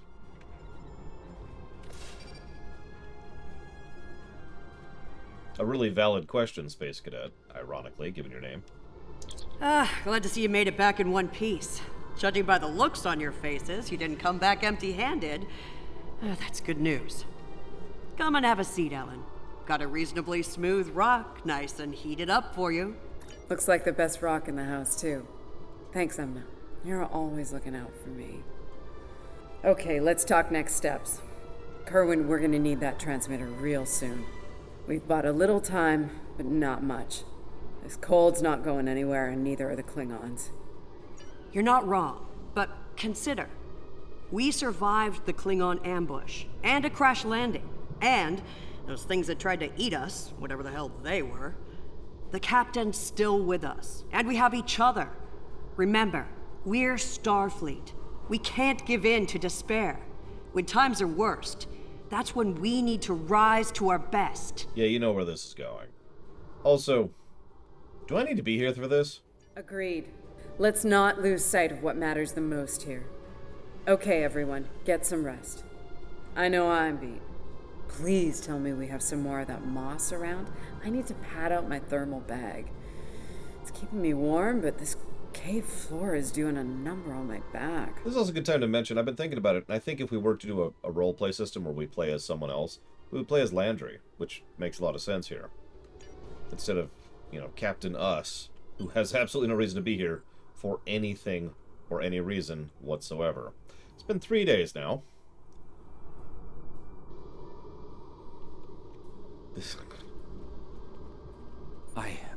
I think we're in business here. The distress beacon's operational. It actually works. I mean, it's ugly and full of hacks, but we can send out a distress signal with the beacon now. Yeah, our ship should be in literal seconds a distance range from us right now. Also, we've been here for 3 days. Hold on. If we use the beacon, won't the Klingons receive the signal too? If they're still trying to find us, they'll know exactly where we are once we turn that on.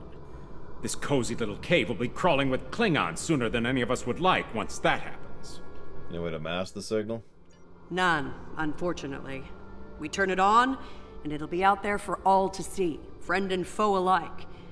We're hoping that Federation ships at Pryor's World will hear it and respond before the Klingons do. It's a risk, but one we need to think about taking soon. Also, I hate to jump in. I know sensors aren't as advanced in the Discovery era as they are in the TNG era, but they should probably have no real problems finding a crashed shuttle. They probably couldn't detect us in this cave, but that shuttle's just out there. Like, in walking distance of us. Agreed. They know we crashed. And unless they gave up the chase, they're still out there. And they will come running the moment they detect this beacon. Count on it. So, we need to be ready to deal with them, and buy ourselves enough time for Starfleet to get here and extract us from this godforsaken ice ball. Yeah, okay. To a point, they'll eventually bottle us in and use grenades or chemicals. We have to make it too costly for them to hunt us down. Catch them before they catch us. Ambush them. Okay. Here's the plan. They'll beam down at the shuttle wreckage and start searching from there. Their teams will eventually track our route, so we hit them on the way. We'll ambush them at the snowdrifts, then fall back, fighting our way towards the cave. Make them pay for every meter. We don't have to stop them.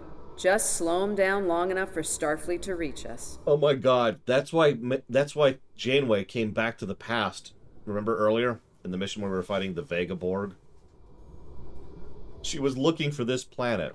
Because what's about to happen historically is we're going to destroy this planet, taking all the iced coffee with it as part of our fight against the Klingons. And she's like, I have to save some of it before it's gone. I have to. Meanwhile, this is also coincidentally when the Klingons discover coffee and think, this is pathetic. But if we add a little cinnamon, and thus Raktajino is born. Let's take position by the fumaroles and make the Klingons come to us.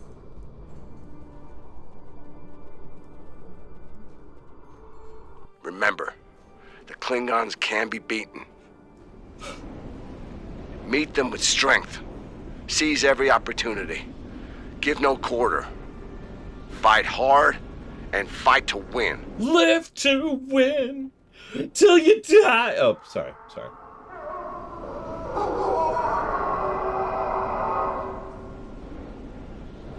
Check on Mastiffs. They're hunting us. Hold on. We didn't set the beacon yet. How did... Okay. I wasn't joking about the cinnamon thing. The only thing anybody seems to agree with about Raktajino is that it tastes like coffee with cinnamon. You gotta have faith of the heart. Did you bring an entire kennel of Mastiffs who aren't splitting up at all? They're all coming towards this one area.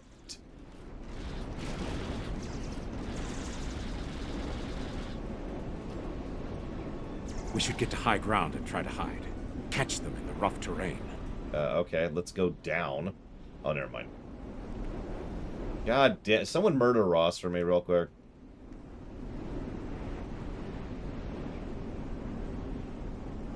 Oh, I think we know the answer to that one, Uthor.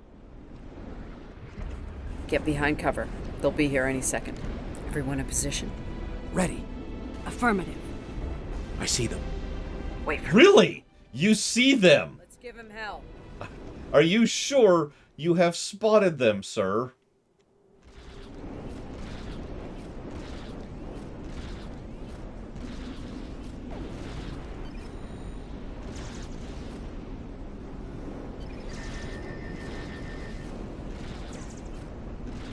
What's the difference, Ross?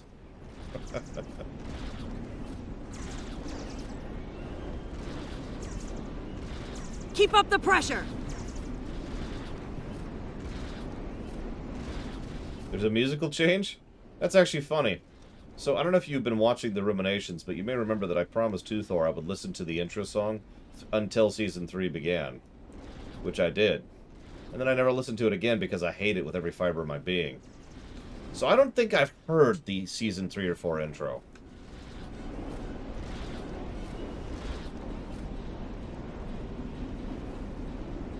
Possibly ever. Like, in my entire life. What is hitting me? Of course I listened to Mirror Darkly's intro. That intro's legit. Hell, I even talk about it in the Rumination.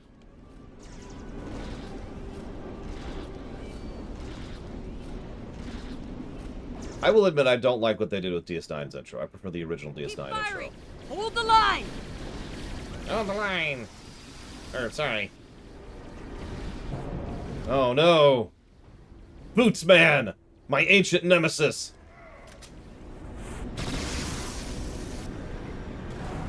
Voyager's intro is the best. That was close. You alright? Hey, dude. Maybe don't stand up in the middle of a fire. Okay, he's dead.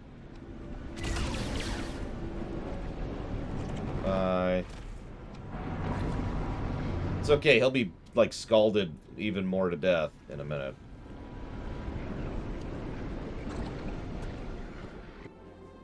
No, Kurland. I mean, Kerwin. Kerwin's down! Kerwin, there! Oh, we're done. They're homing in on our signal. Head toward the cave before they flank us. Flank us from where? There's just a frickin'... Okay.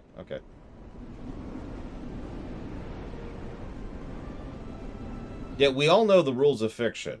If you stand up in a fight near an edge, like a cliff or a roof or whatever, the rules of fiction dictate you're about to die and then plummet dramatically over the edge.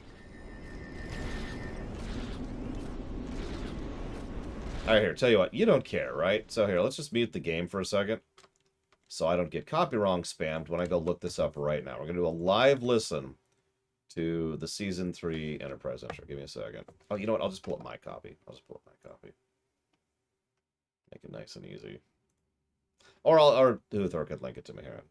Give me a sec. Blah, blah, blah, blah, blah. Is it going to play?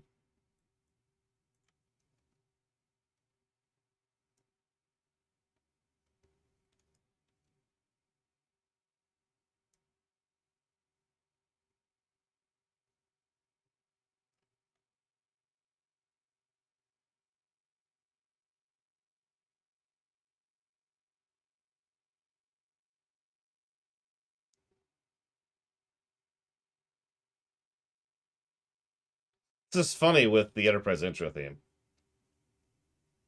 No. What's his face?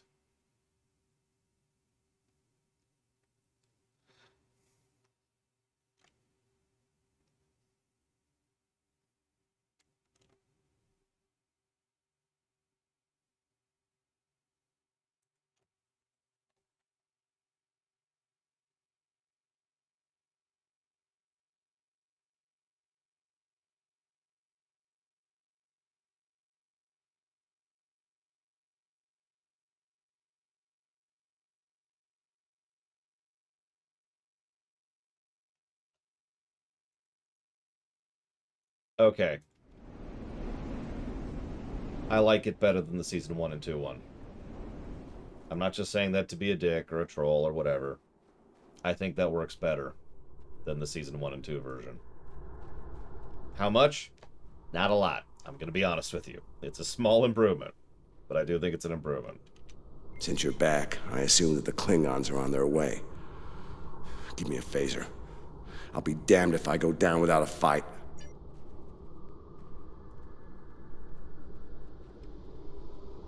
We don't know yet, Blade Traval.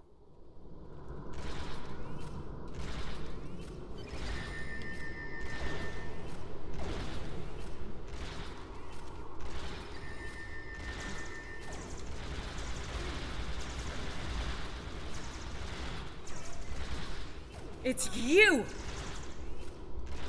A car of House Mokai. I am gonna kill you! It seems I have you cornered, Starfleet. Your minions died honorably. But your captain is, how do you say it? A high-value target.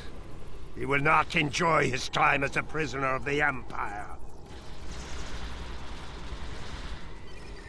Ah, my troops will deal with you. Jolly Chu! Get used to that, by the way. We fight a car at least 2 more times I can think of off the top of my head. Every single time he's like, oh no, I'm being defeated, I run. In fact, they call it out in-universe. It's literally his tactic, is to beam away as he's losing a fight. It's so bad.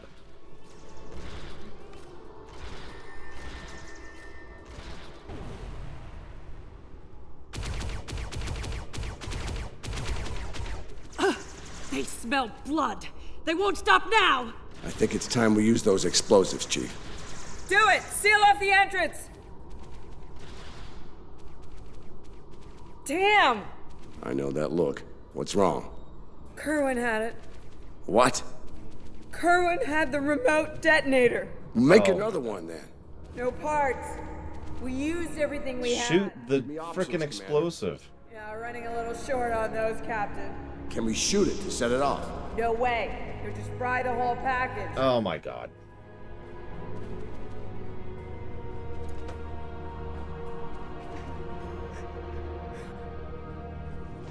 Something with a tricorder, then. Maybe? I don't know. What the hell?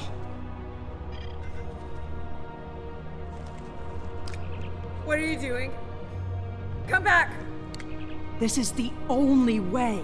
Has to be done manually. Wait! No! No, you can't!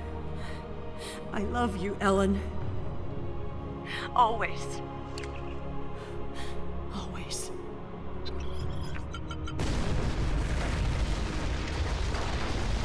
You had like 8 seconds from when you were fiddling with that damn thing to go away from it. Amna, where are you? Can you hear me? Amna? Landry! Amna, tell me where you are! Please. Come back. Commander!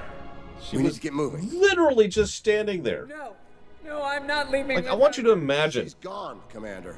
On your feet, soldier. Do not let her sacrifice be in vain. Run over. This has to be hit manually. Boop. And then you just stand there.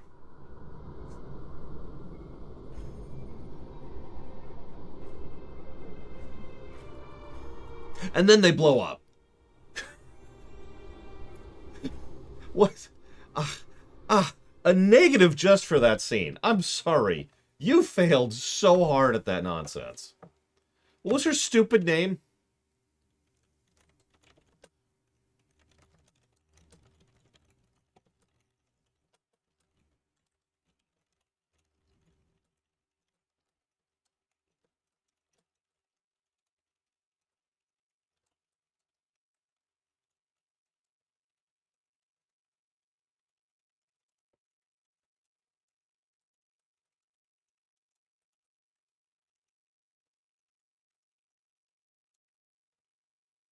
Like, and it's what's funny is it would be relatively easy to make that work. Rephrase the scene for a second. So rewind. Landry's arguing with Lorca. Whatever her name is, Ellen, I guess. Amna. Looks at her, and like takes a moment, like just looks at her for a second, gets that last look in, then rushes up, runs to the bomb, doot, boom. That's it. That's all you'd have to do to fix that scene. Done. Instead, they had to go with it's the only way. I have to make this sacrifice.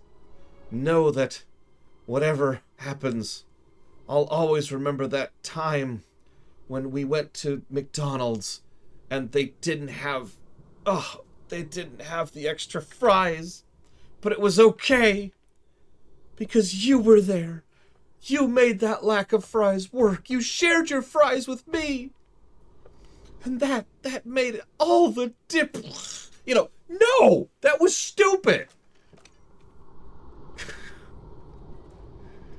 Let's get out of here. I have given this quest 2 negatives so far. My god. Oh my god. Real fries were the friends we made along the way. Oh, I need to talk to Lorca. Sorry. Are you coming, buddy? Damn. It'll take a while for the Klingons to make it through the rockfall. Let's make sure we're ready when they do. No, that's pretty easy to climb over. I'm pretty sure they could follow us in like 40 seconds. What the? Oh, that's interesting. Okay, hang on. I can fix that. Hang on. We might have just lost the internet. Come on. There we go. Yep, okay, wow, that's bad. Alright, hang on. We just had a small power blip there, which reset the resolution on Star Trek Online.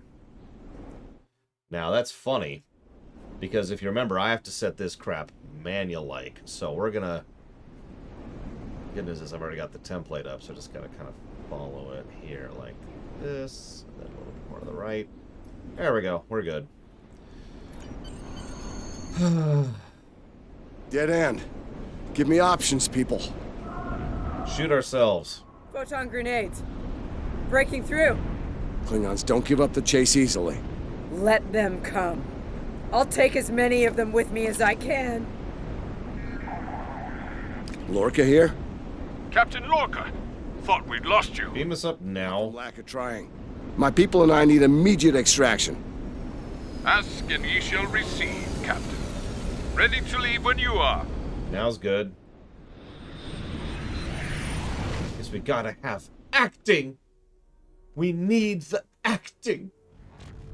You don't understand. Personal log. Commander Ellen Landry.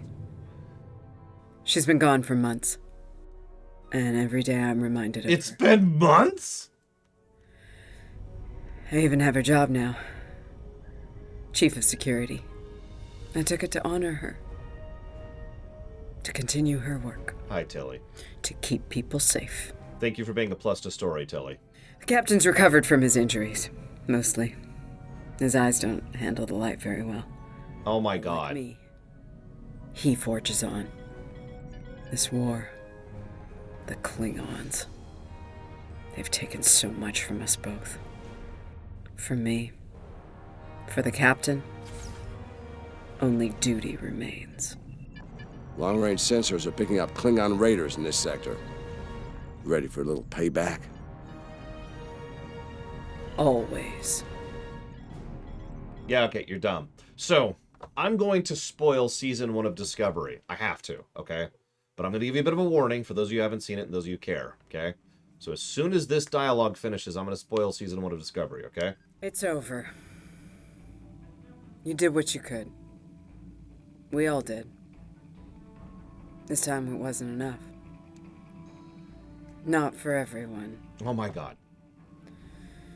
I've heard from the surgeons at Starfleet Medical. They're optimistic about the captain's recovery.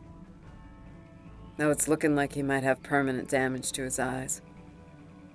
Could have been a lot worse. They let me speak to him for a while, and he asked me to pass his thanks along to you. I'm glad he's still with us. We're gonna need officers like him to get through this war. Officers who are willing to do what must be done to stop the Klingons, no matter what the cost. Right, okay. So, spoilers. You've had plenty of warning, but just in case, I always like to do the 3 count. 3, 2, 1. So, Lorca's from the Mirror Universe in Discovery Season 1. It's a fairly large plot twist. It's actually one of the better plot twists in Discovery Season 1. They do a decent job of setting it up and laying it out and making it work. Whether they do anything good with it after that, that's a little bit more debatable. But most people I know, including myself, tend to think that that build-up and that payoff of that moment is good. So, here's the thing. The reason I'm bringing this up is because this game and these writers didn't know that. And nowhere, yes, Joludo, nowhere is that more obvious than in the fact that they invented this injury for him to go through so he has permanent damage to his eyes to explain why he's squinting all the time. And I had to comment on that. Not that I'm actually throwing shade at the STO writers, but really emphasizing just how much this wasn't supported, is the way I want to phrase that. And I'm going to be as blunt as I can. One of the traits that is required to be a good manager, whether it's of a project, a nation, or a team, is you need to know when we can't do this properly, so we shouldn't do it. And that is ultimately the biggest flaw of this entire story arc, is that it literally should not have actually happened. Congratulations, Lieutenant. We have a situation at the Delta Volanus cluster. One of our research stations there managed to get a partial distress signal off before it was jammed at the source. I need you to get out there and get eyes on the situation. The Klingons are getting bolder since they acquired cloaking technology, but an attack that far into Federation space is bold, even for them. Find out what's going on and render any assistance they might need at the station, if it still exists. I have a mission for you. Alright, who's ready for Warp Slug?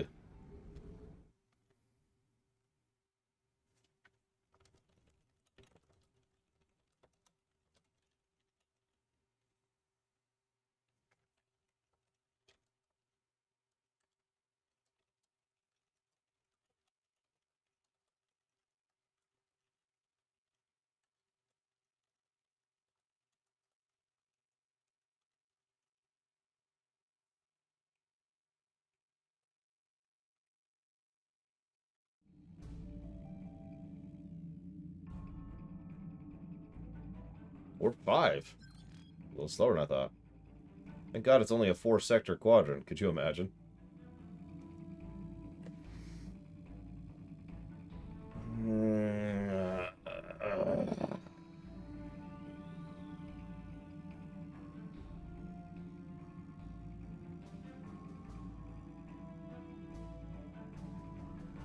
I gave that quest. We just did 3 negatives total. Which I stand by the way.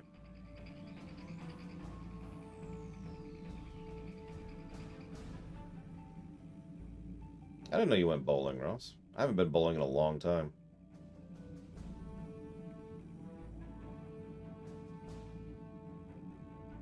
Nah, that's good, Huthor. We'll be there in a few minutes. Oh, that mission just... Yeah, that was bad. That was so bad. I take it back. Maybe we've already peaked. Or troughed? I'm not sure how to phrase that. Maybe it's already, we've already hit the bottom, right? How much more do we have here? So we've got, just the 2. Okay, cool. I don't see anything in the question queue. Oh, soft lock stories. Nope. Most annoying game-breaking bug I got hit by. You know, I usually don't run into game-breaking bugs. I suppose the most annoying would be when we ran into that bug in KOTOR, I believe it was, when we're trying to do the spacewalk on the ship, and it was pseudo-uncompletable.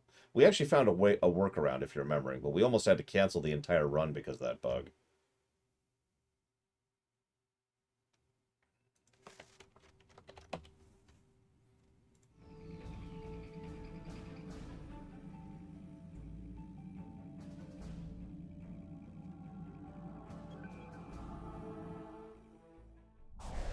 Oh god, yeah, the XCOM 2 bug. That was bad. That was a bad one. So for those of you who weren't there for that, oh god, it was actually really complicated, but what it boiled down to was because we had cloud saves turned on, we nearly lost all progress in XCOM 2. We had to revert to an earlier save, which thankfully we had access to, and then disable cloud saving, otherwise we would have been completely soft-locked. It's actually I remember that because it's the exact moment in which we decided to give enforced Iron Man mode save styles a default negative in every game ever, because it was a discussion we had at the time, and again, the objective, you know, tangible consequences that can happen for bugs or glitches or whatever is why that's always a negative, why it has always been a negative sense. Thank you, DZ Maven. Sorry, I've been watching too much of this. It's been breaking my brain. I appreciate the sub. Thank you. If you want to put that towards something, please let me know. Oh my god.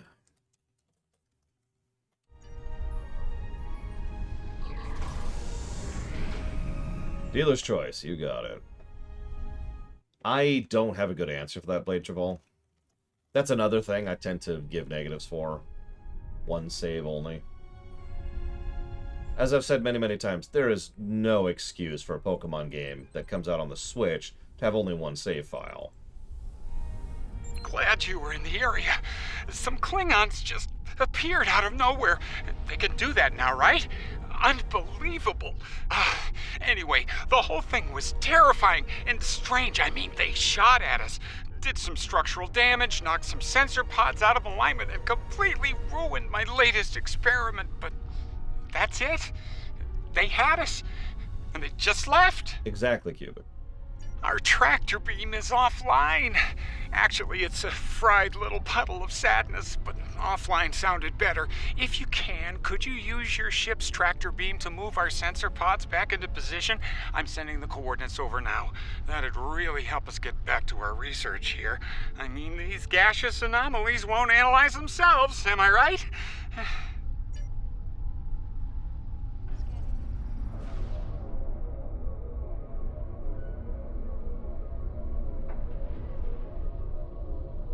Okay, Sensor Pod Alpha is back online.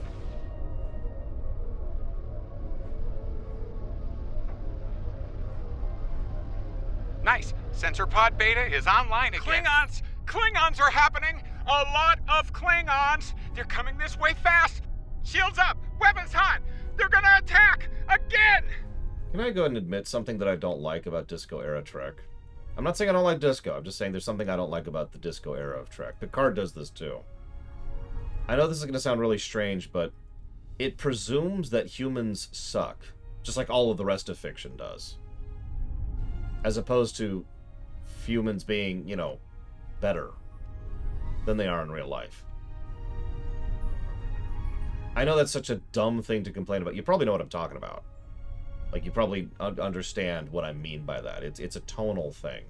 And they have this recurring element of having humans just being normal people, like they are in real life.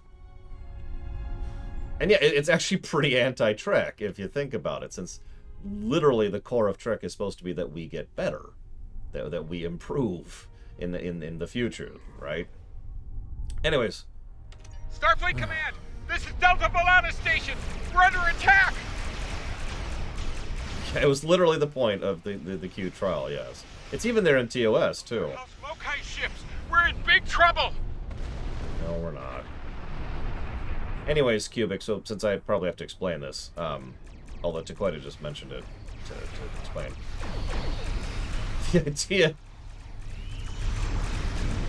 The idea here is that we were not doing Iron Man mode. We were actually doing player-enforced Iron Man mode. I was letting death stick. I wasn't reloading saves, right? And the whole point is we ran into a game-breaking bug, which we barely were able to fix. The reason I bring that up is if we had been playing in Iron Man mode, we wouldn't have been able to fix it. It would have not have been possible, and we would have just lost the entire run. So, that led to that discussion, and here we are. This is Kensington. Sounds like the Klingons are making a push in that sector. We're sending some backup your way. Command's still analyzing these attacks, trying to figure out what the enemy is up to there. In the meantime, I need you to hold that system and protect the station.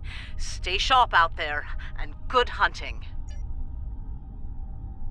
I suppose that's a matter of debate, Uthor, but I would argue that... no, I would argue that most of the people, even in TS9's era, are still people who are acting from a place of being better, for lack of a better way to put it. Rather than acting out of greed or malice or selfishness, we see people who are cowards or are scared, or people, but are still trying, or making the attempt. Like, Leighton's attempt at a coup is a perfect example of what I'm talking about. Did he do that because he wanted to conquer the Federation? No. Did he do that because he was power-hungry? Or evil? No. And that's kind of the thing I'm talking about. Hey, it's the Glen again. This is the Glen. Heard you could use some help. The target has arrived. All ships, fire to disable! Siege of Era 558 is actually a perfect example of what I'm talking about, to be completely blunt. Quark can speechify all he wants to. Especially since he himself is subject to the very thing he was, Let me walk this back a second. Losing main power. We could use an assist here.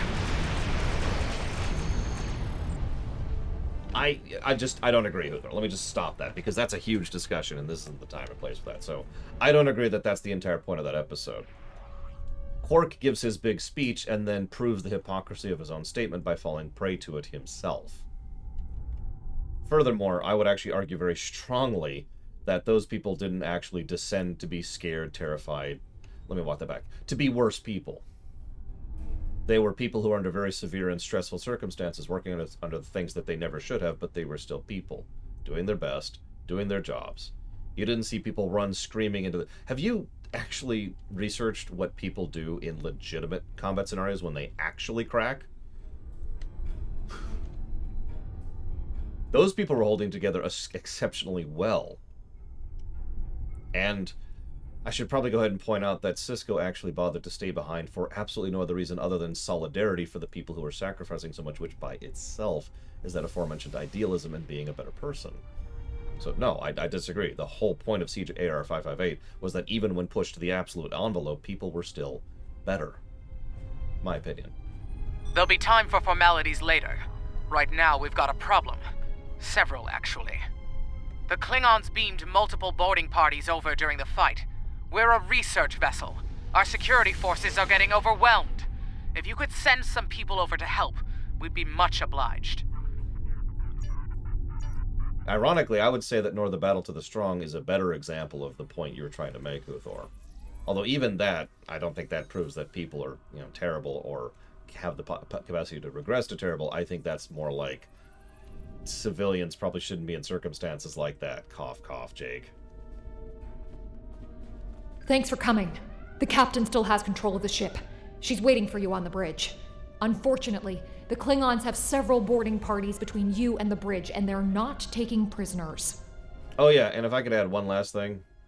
That's one of the reasons I like Trek when it actually is well written. I guess that's a dumb thing to say, but what I mean by that is just because a human is better doesn't mean they're perfect, right? Leighton still tried a coup. People down in Era 558 were still severely damaged and getting rather violent, to the point where they were actually using a knife to kill Jem'Hadar. There was still the issue with Jake freaking out over the situation, etc. So, it's not like they're perfect. They're just better.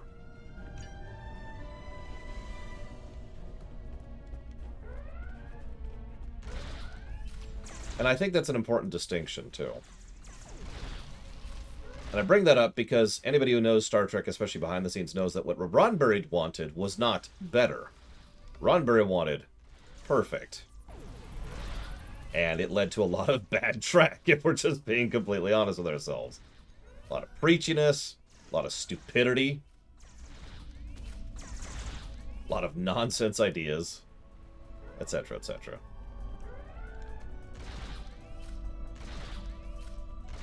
I know there's a lot of examples of that, but one of my favorite examples is from all the way over in Season 3, I want to say. When there's the kid whose mother, who's a Starfleet officer, dies in the line of duty.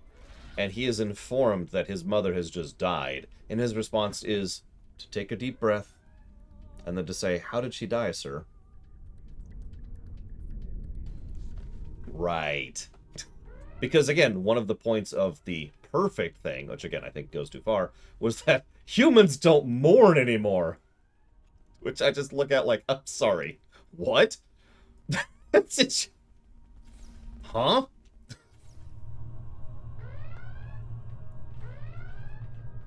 God.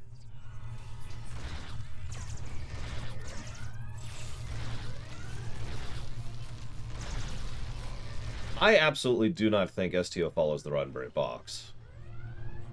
But then again, I've also said several times that I think STO follows the Trek ideal. You made it. Good. We have a lot of work to do here. The Klingons have done extensive damage, especially to our power systems. Mr. Strahl is doing what he can to get main power back online. Care to give him a hand? Oh, I know, Justin. I've seen that interview. Read, or I guess it's a better way to phrase that. Read that interview.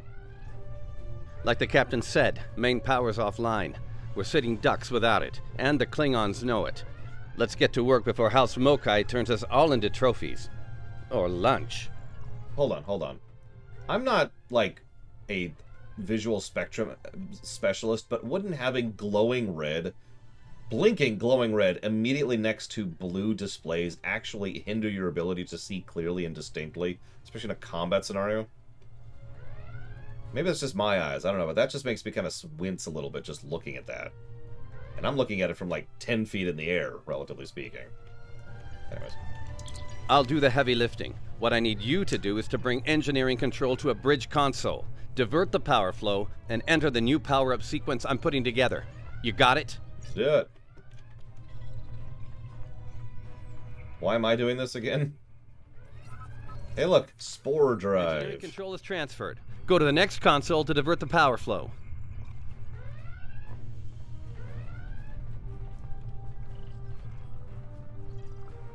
I mean, that just sounds like we're saying the same thing with different words at that point, Uthor. Yeah, apparently we've joined the Sith. Holy crap. Power flow is diverted. I mean, look at this bridge. Power-up sequence next. Seriously, look at this bridge for a second. I mentioned I don't like the cinematography on Discovery. I also don't like the set or prop design, or the lighting design. I really don't like what they do with the lighting design. And I know what you're thinking, but Lar, what's good lighting design? Season 3 of TNG. They actually got I've talked about this in Rumination. They got a brand new gentleman as the lighting director, and he did so much good work with the sets of the Enterprise D. And that was good. It looked good. It was an excellent look that had distinction, but was good for the audience, but was good in universe, and it was awesome. Like, it would take me a while to really explain it, so just trust me when I say that it was extremely good lighting design. Then we see Discovery, and it does this stark thing, which is really, really a part of how they try to emphasize really darks alongside really brights in order to make things pop, but it just looks wrong. And again, this isn't just the game we're playing. If you've actually seen Discovery, you know what I'm talking about.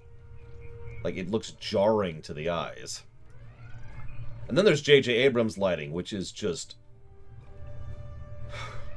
bad, to put that as bluntly as I possibly can. Nice work. We're not out of the woods yet, though. Our next stop's the engineering lab. I need to get our shields back online and secure some classified data down there. Believe me, We don't want the Klingons getting their hands on it. See, that's where we disagree, Huthor. Not the progress thing, the first thing you said. I guess it boils down to the age-old sentence. What is Star Trek to you? And in my opinion, Discovery and Picard are not Star Trek. And I have no problem saying that, because that's just what Star Trek is to me. Because if you ask 50 people what Star Trek is to them, you're going to get 50 different answers, right? The Voyager bridge, I think that's actually the same lighting director, but yes, I do. Not as much, if I'm being completely honest. What's direction, Cubic Skull? Sorry, I shouldn't. You can tell I'm bored because I'm sitting here talking about lighting design and ideology instead of the mission we're on. These are dull as dishwater at best. Like this, I'm not actually joking. This is as good as a lot of these missions are going to get. Meaningless.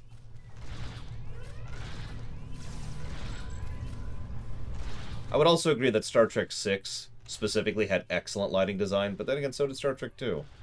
For basically the same reason.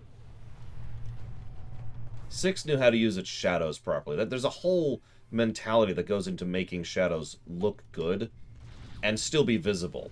Like, a lot of people don't understand that just because an area is dark doesn't mean you want to make it non-visible. Huthor could probably tell you about this because he does graphics design work. There's ways to make darkness look good without just removing light from the equation. Enterprise's lighting is passable. Ironically, I would say Enterprise's lighting didn't get good until late Season 3, right about when they started changing the staff behind the scenes. Because then we have Season 4, which actually looks quite good. But Season 1 and 2 is mostly just there. Helm's Deep, good example. Not sure how she pulled it off, but that Klingon put a security field up between us. Hi, Ja'ula. Ja'ula? The Ja'ula? This day just keeps getting worse. Look, I need to drop that security field. She's trying to steal that data I told you about on the bridge. We can't let that happen. Watch my back in case any more Klingons pay us a visit. Okay. Oh, thank God, Junkarosh. Most impressive, Starfleet. This tech will win the war for us. Oh my God. This will bring supremacy to my house and the Empire. Please keep these loans of dialogue in line. Pineapple! What? Pineapple! She blocked access! I can't bring down the security field! Yep, she's better at manipulating the systems of an enemy ship than the person who works on that ship does. Because she's just that good. God, I hate Ja'ula so freaking much. No, just Pineapple. We're just at Pineapple. Yeah, sorry, of a classified enemy ship. Remember, this thing and its warp drive, or its tardigrade drive are supposed to be like a whole thing. Damn, she's good. Locked me completely out of the security system. I can't get the field down. Fine, she's not the only clever one in the room.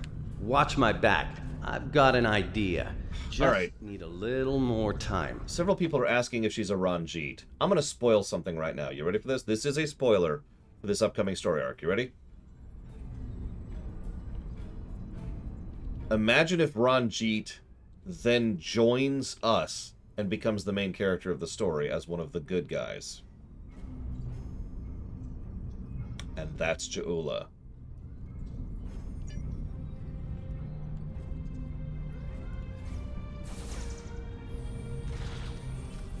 That's why I keep saying Pineapple. I just gave it away, so whatever.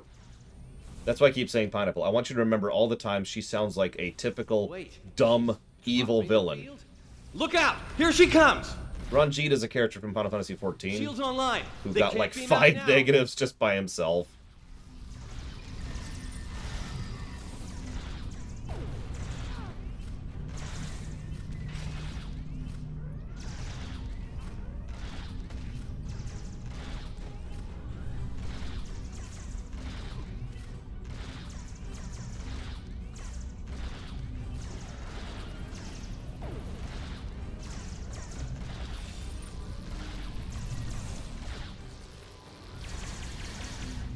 As of this moment in time, keep in mind we're only a few quests in, Ja'ula is already 2 negatives.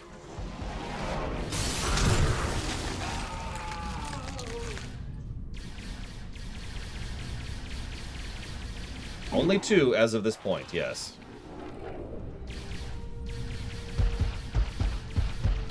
But yeah, she is the definition of a Mary Sue. She is very Kai Lang. She will just straight up win or escape despite everything multiple times. Looks like the Klingons aren't fond of our house guest. Shame, really. It's nice once you get to know it. And how did... Okay, whatever. Well, I have good news and bad news. Bad news first. Always bad news first. The good news is I managed to corrupt a number of critical data files before she stole them. There's only 2 people in the galaxy who can figure out that mess now, and neither of them are Klingons. Fine. The bad news, well, there's plenty of uncorrupted data in there that the Klingons shouldn't have. It was classified for very important reasons. We need to stop her. Of course, if half of what they say about Jula is true... It is. She's so amazing. I want chat to play along with me here a little bit. Could you come up with some, what do you call them? Chuck Norris jokes? Or rather, non-jokes for Jula?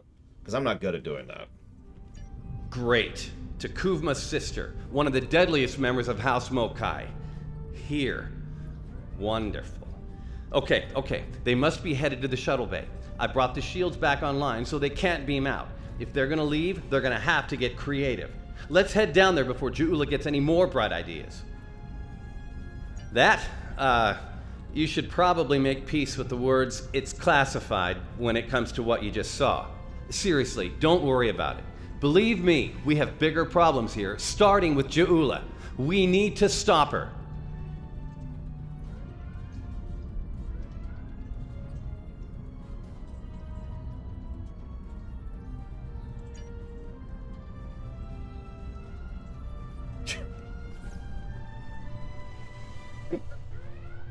The Borg walk up to Jula and say, "Resistance is..." Whoa, never mind. We'll leave you alone. I'm going to read some of these out loud. Jula does not bring honor to her house. Honor is so afraid of her, it comes by itself. Jula was attacked and poisoned by a Mugatu. And a few days later, the Mugatu died. I'm loving it. I'm loving it.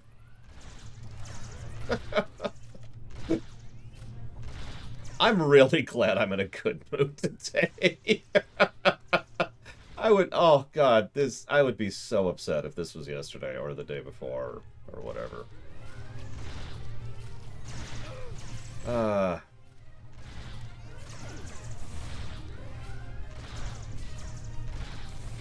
Oh my goodness.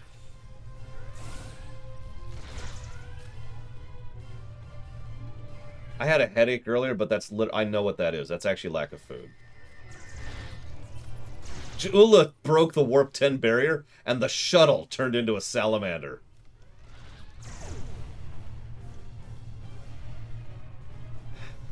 I like that one, Space Cadet. Fakir, not Fakir, what's his name?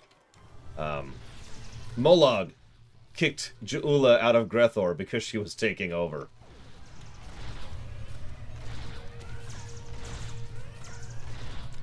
I really hope we'll finish it tomorrow, or possibly Sunday. I'm not sure what my schedule's at right now. But we'll see. It would be really nice if we could start up Hades Monday, but it'll probably be Tuesday at the latest. Jula's got me!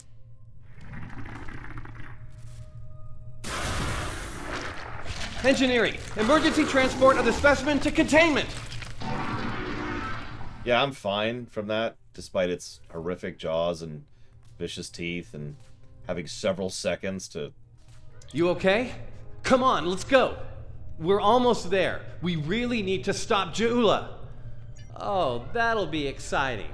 Let me add that to my calendar. Right after we stop the insane Klingon with our top secret data. Less monster, more Klingon, okay? Now let's go. We're almost to the shuttle bay. Keep moving. Yeah, this voice direction, like, STO has bounced around in quality of voice direction, but it made a noticeable upturn during the DS9 arc. And the Delta arc, frankly. There were a couple of exceptions, but the bad were the exceptions, instead of the norm.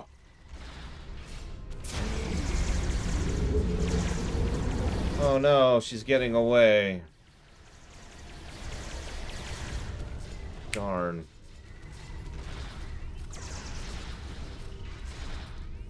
And yeah, I'm not even going to talk about the dialogue, although actually I need to talk about the dialogue because it's crap. Dialogue, question mark.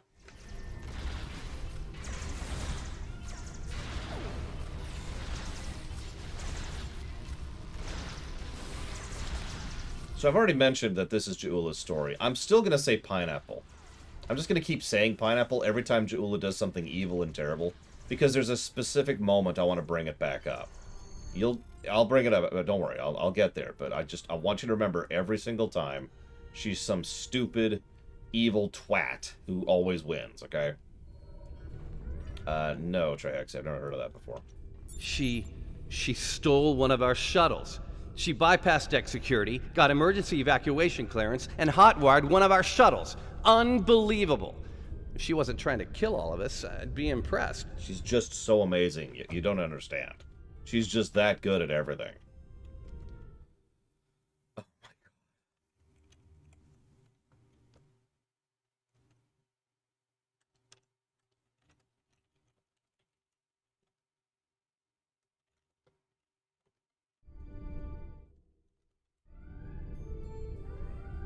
Well, that's a short-range craft. There must be a Klingon ship out there waiting for her. We might get out of this yet. Now head back to your ship. See if you can find where she went. We'll do the same here.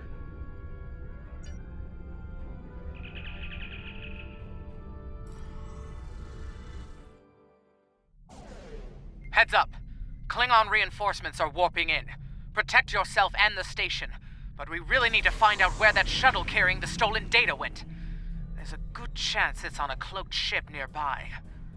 Hate to play the "that's classified" card here, but you know the drill. Sorry. Take it up with Admiral Kensington if we make it through this. For now, let's focus on those Klingons out there trying to kill us, okay? Yeah, sure. I mean, after all, that's so classified you won't tell me about it. And yet, that random Klingon woman was able to bypass your everything effortlessly in seconds.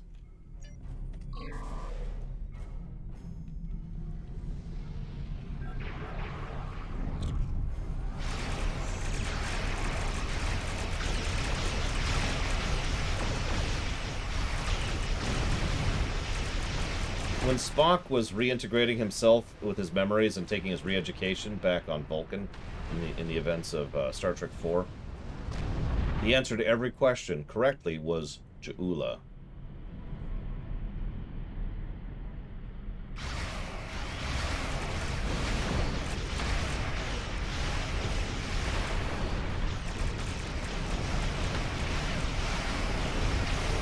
See you around, Devo. Feel better. Or else. How do you feel, Ja'ula? And it was a valid answer.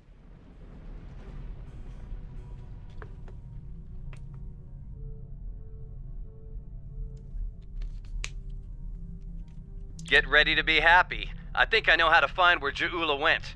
Then talk.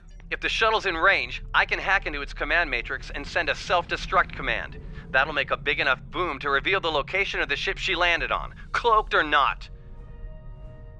How did she get away in a shuttle that can't go to warp? Yeah, about that. If the shuttle's in a ship, it'll be tough to get a signal through the shields, the jamming, and the cloak. Tough, but not impossible. Get me close enough, I'll make it happen. We just need to start sifting through this big haystack for one angry little needle. Leave that to us. You protect the station. Is this seriously another... Oh my god. Do you notice the quest design from a gameplay perspective is actually kind of getting worse? I mentioned this during the home quest at the end of the DS9 arc. We're just kind of holding the line. Again, by the way, we literally just held the line, and now we're holding the line. Again.